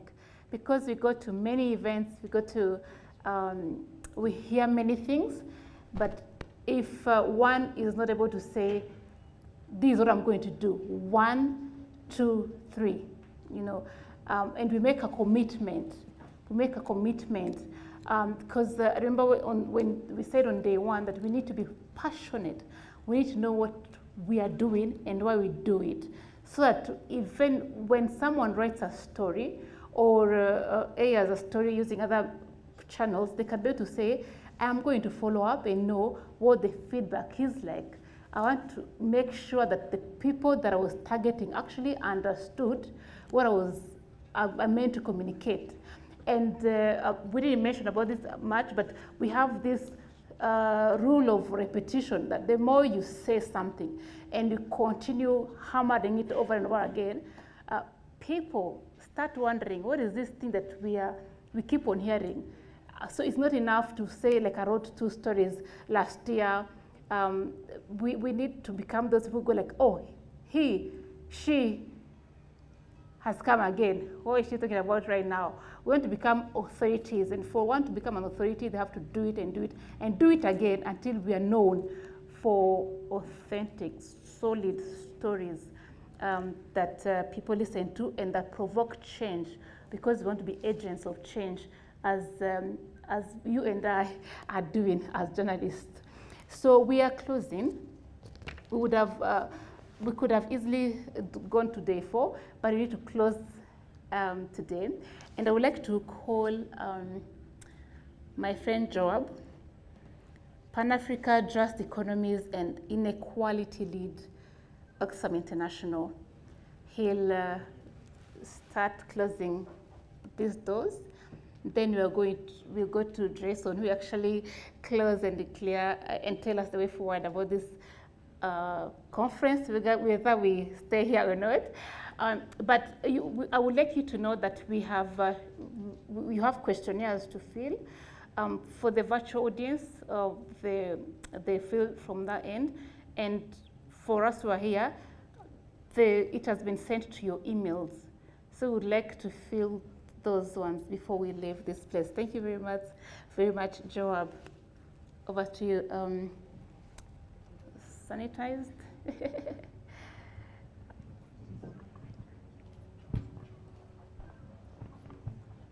Howard, are you okay?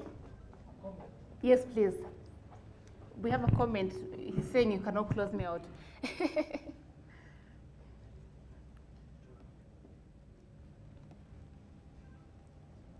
I want to say that I'm very grateful for this conference.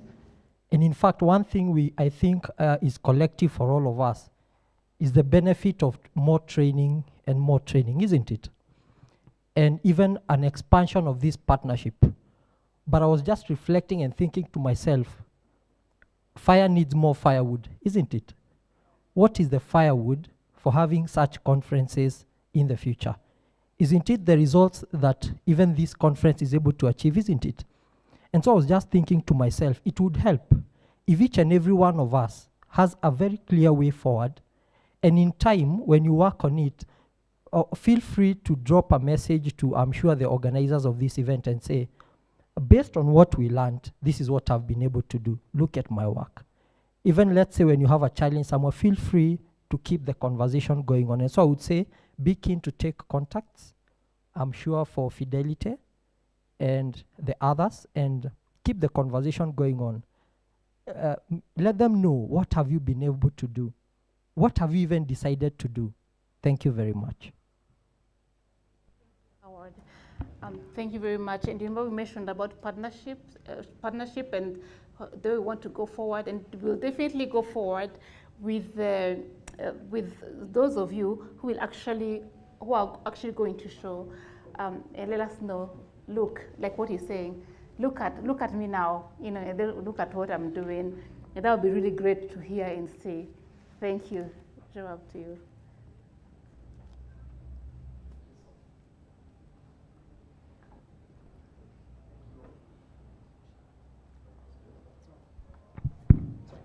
Yeah, I just want to pick up, actually he's left.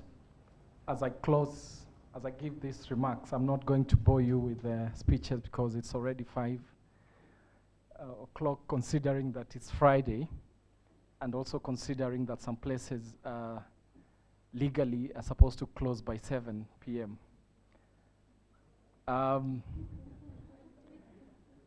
In terms of just picking up where he's left and in terms of sharing our stories, and I think as the organizers of this conference, we are happy to even walk with you as you write your stories. If there are some numbers that you want to be helped in crunching, I'm sure we have some experts who can crunch numbers and tell you this is what it means out of the big numbers and how you can break that down. I just want to thank all of us for creating time to attend this conference. It's the first of its kind.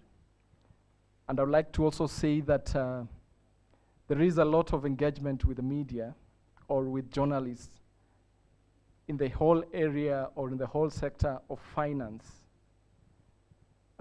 We believe that understanding how the whole finance architecture operates is important for our own development as a continent. We had years where we are all celebrating that Africa is rising. Then we kept asking ourselves whether Africans were actually rising. And from that narrative of Africans rising, of Africa rising, we now into a situation where we don't understand ourselves. We are in a debt. We are burdened by debt. Then after a financial crisis, there was a lot of money that was now flowing to the continent as a form of debt. And the whole continent adopted this whole idea of large-scale infrastructure-led growth. And who was actually financing this growth? Does it mean that when you lend money to Africa, it's more profitable? And therefore you have to create something that can absorb this whole, these huge amounts of money that has been accumulated elsewhere so that you make more profits, you know.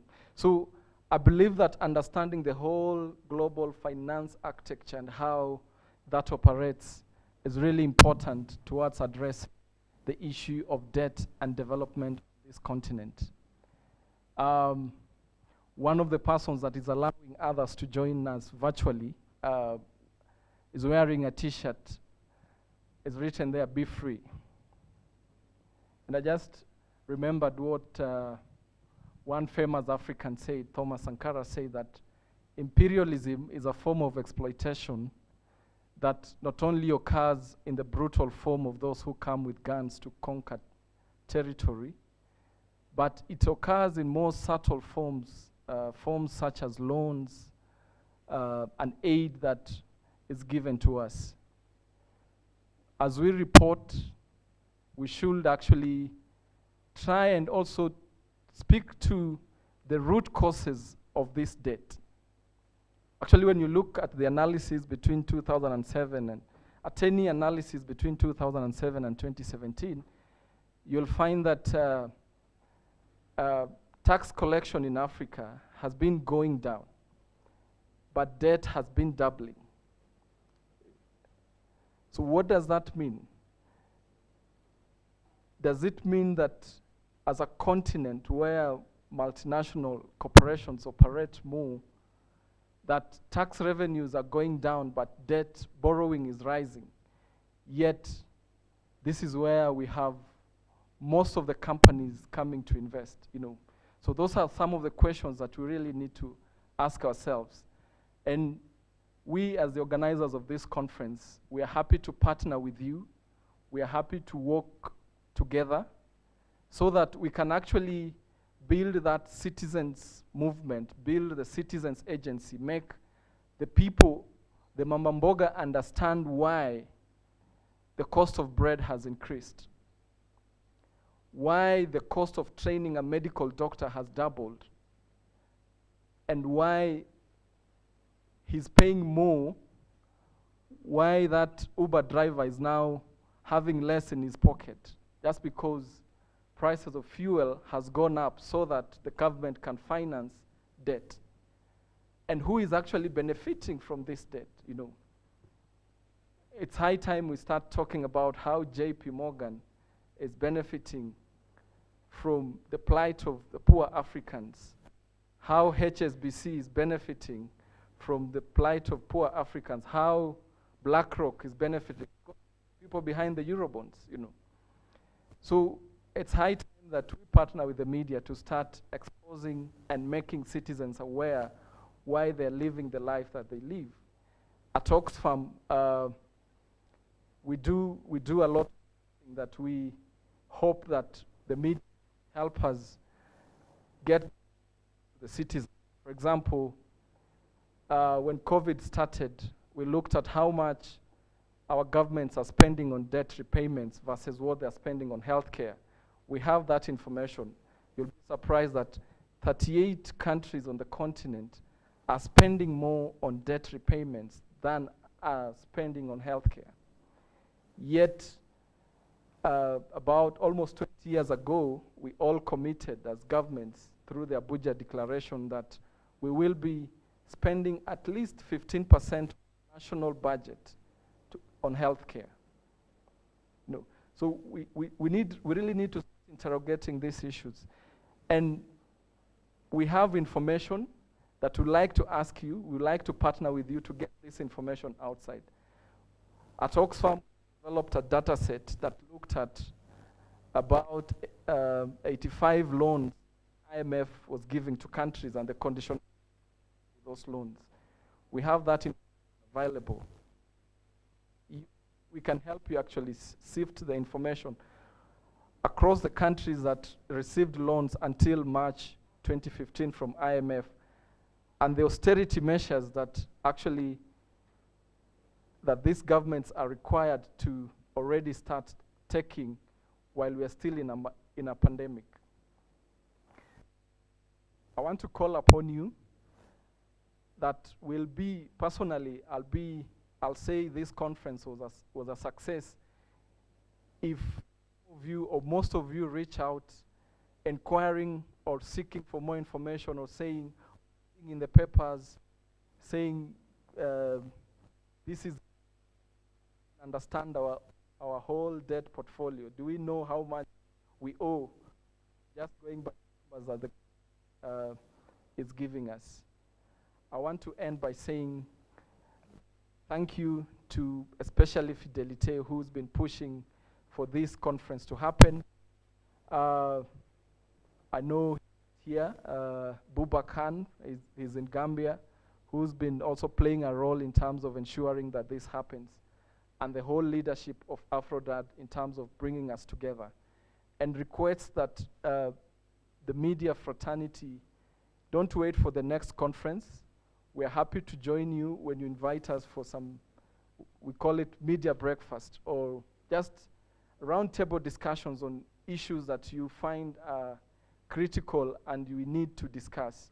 We are happy to partner with you to organize, maybe it could be monthly or bi-monthly breakfast meetings so that we can discuss certain topical issues that are key to our own development.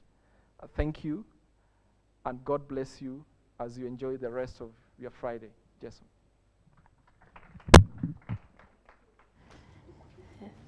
Thank you, Joab. So Jason goes, Jason, you are very welcome. He's the director of the African Forum, a network on debt and development. And we struggle a bit to call him our boss because he's such a leader. He's good at nurturing people and going like, I'll raise you up and then you go for it. So Jason, it's my turn. Go for it. You're welcome. Thank you very much, Fidelite. Colleagues and comrades,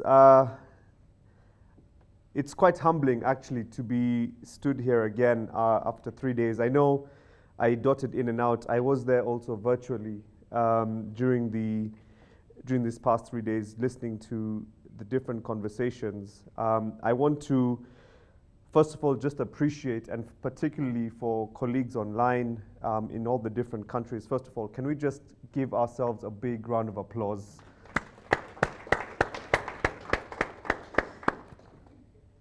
It has been a whirlwind 3 days of discussion, debate, and dancing. If anything I have taken away from this conference, and the M&E person at AFRODAD, Ivy, can attest, is that I cannot dance. That's the one takeaway, and I do hope it will be edited out in the final video, because maybe it can be in the blooper version of this conference. But what we have done through our discussion, our debate, and our dancing is we've had a conversation about something that is so complex, something that is so impactful, and something that is so destructive, but in our own way, in our way that is truly ingrained in our DNA. We have told our story in only the way we know how to tell it.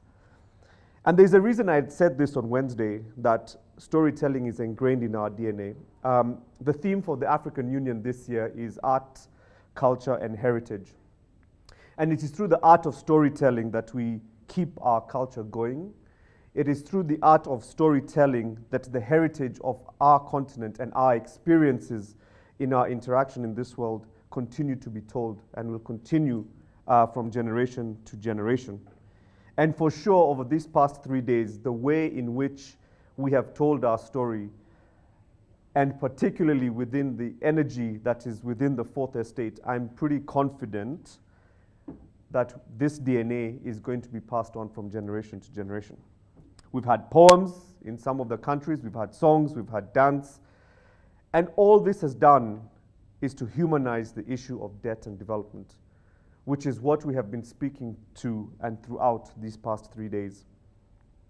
Fellow comrades, we've journeyed over these 3 days in conference, and as an organization that focuses on debt and development, we underscore the central importance of indebtedness that arises from a multiplicity of issues. We've talked about weaknesses in governance and accountability. We've talked about the biased debt, economic, and financial architecture, and the development model, which Joab just touched upon, and an ideology that profits from our indebtedness as a continent.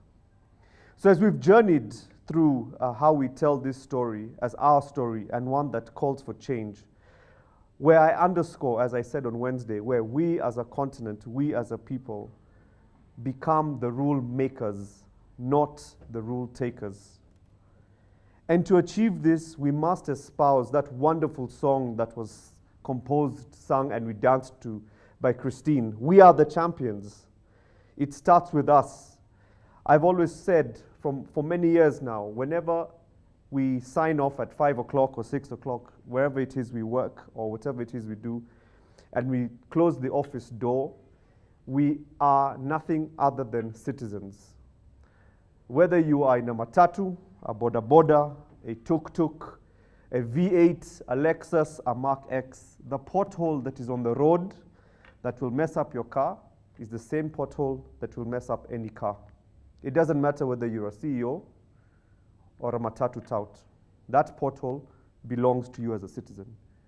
You are reduced from your nice ivory towers to being somebody who needs to take that V8 to Toyota and get it fixed. So I think we must always remember that as soon as we close our doors and turn off our phones and our laptops, we are citizens, and therefore we are responsible for holding the powers that be to account. And the Fourth Estate, members of the media fraternity, this conference has been that pivotal point to emphasize and underscore why for AFRODAD, this partnership with you all and across the continent, we see it as a beginning of a long-standing relationship on debt and development, because these issues are interlinked. And it is the only way through these partnerships and these type of events that we can look forward to building forward together out of this global pandemic. Now, there are a whole bunch of thank yous I have to make because this event in itself could not have been done by AFRODAD alone. And I want to start, first of all, with our core partners, the Oxfam Pan-African Program at Oxfam International, ActionAid, Buba Khan and his team. Because this thing actually started off, and I kid you not, it was a joke, literally a joke we made at the end of the AU finance ministers meeting back in March. And somebody just said, why don't we try and do something with the media? And we all looked and said, you know, technology, no travel, COVID, this, that, and the other. And not before long, there was a concept note in my inbox, and Fidelite was like, Jason, we need to do this. And now here we are, a full-blown conference over 3 days in over 6 countries across the continent, and loads of people who have joined from other parts of the continent. So I want to extend my deepest gratitude to Oxfam Pan-Africa Program and ActionAid for this collaboration, and we look forward to very, very many more. So thank you very much. Thank you very much.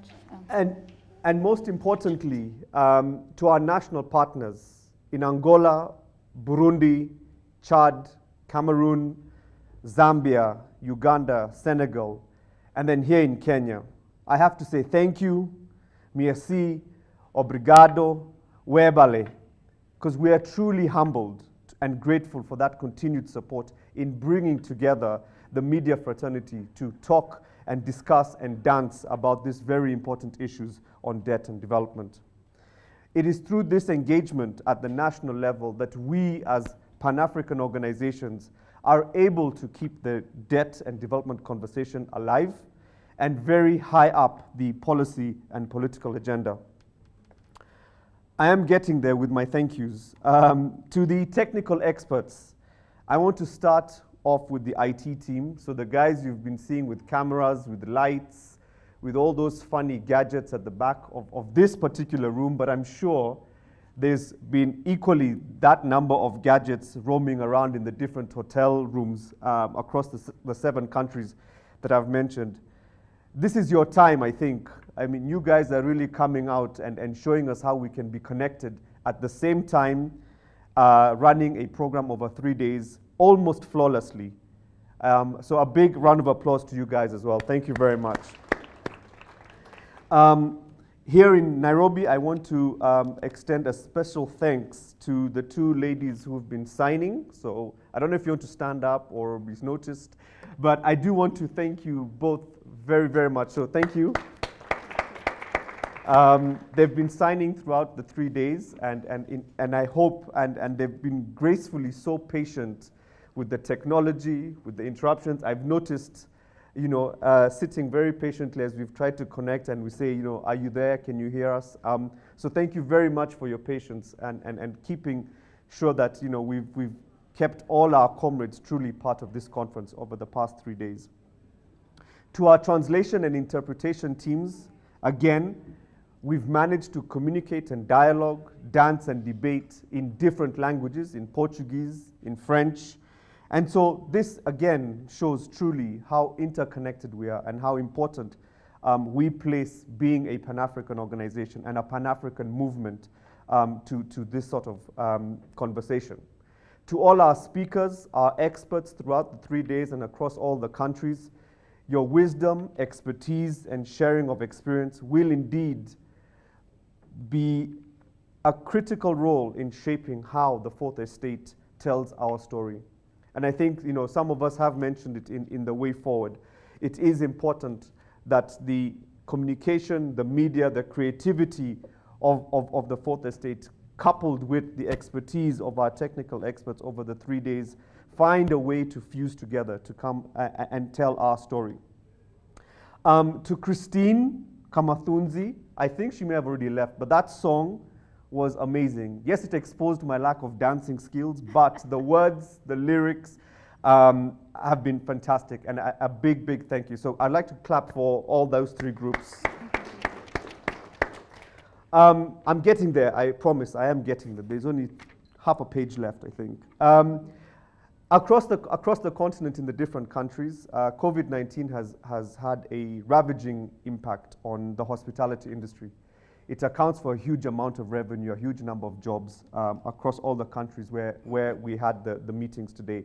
And so I just want to, put a shout out there to all the hotels and establishments, hospitality establishments that hosted the different sessions, because during these COVID times, it is important that we show solidarity with those establishments in keeping us energized and safe during this COVID time. So thank you all, and also here in Nairobi to those who are at the Hilton. So thank you all very much.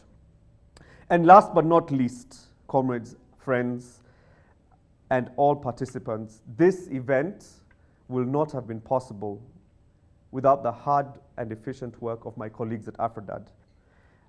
Here in Zimbabwe, here in Kenya, and in Cameroon. Yes, you see me standing here, or it's my face that you're seeing right now before you speaking, but the brains, the ideas, the energy is certainly what came out from my colleagues in Harare, in Yaoundé, and here in Nairobi. And I just want to give a special thanks to Fidelite and her team, because she and her team have done a stellar job in pulling this out under the most extraneous of circumstances. So to my colleagues and Fidelite at AFRODAD, I thank you all very, very much. Lastly, and now I am wrapping up, it just leaves me to say we have now come to the end. There will be follow-ups from this. Colleagues across the different countries have asked what's next, how does this engagement carry on? And for us as AFRODAD, together with our partners at Oxfam and ActionAid and elsewhere, we are looking to deepen this conversation. In August this year, we are planning to have our inaugural Pan-African African Conference on Debt and Development. So the details will be coming out very shortly. And it is our hope that we can actually build on this media conference in taking this conversation to another level, which is a political level, a technical level, where we brainstorm about African intellectualism on these issues, and we continue with the mobilization of citizens and the public on this issue. We are also looking forward to continuing to have, as Joab had mentioned, these informal engagements in all the different countries across the continent. Whether it is reporting on budgets, whether it is reporting on what is happening at the global level, we remain open and committed to providing that entry point for the media and for citizens to better understand what is happening.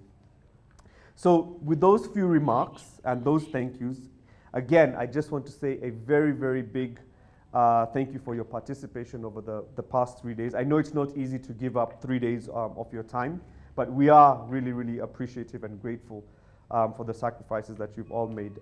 We wish you a very wonderful weekend, and we urge you to continue staying safe. So from Fidelite, her team, my colleagues in Harare and in Cameroon, all I have to say now is to say asante, merci, obrigado, webale, tatenda, shukran, and thank you very much. Enjoy your weekend. You too, obrigado. Thank you. The conference is closed. Thank you very much. Please continue filling questionnaires. The person who is receiving is telling us we are not yet there. She's asking for more filled forms. Please continue. Use your phones. They were sent to you yesterday for this day. Please fill. Use your phone. We have probably 2 minutes. And then we can close the conference. Thank you very much.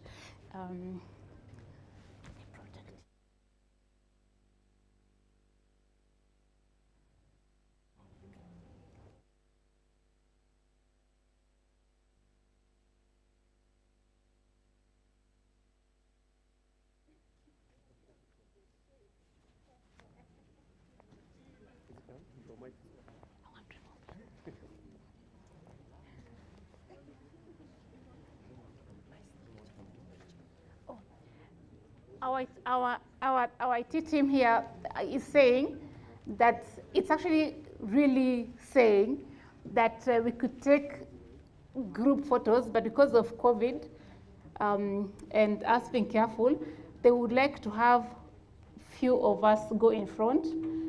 So the thing could be 5 of us, then the group goes another 5. So if it's possible, we may look into it.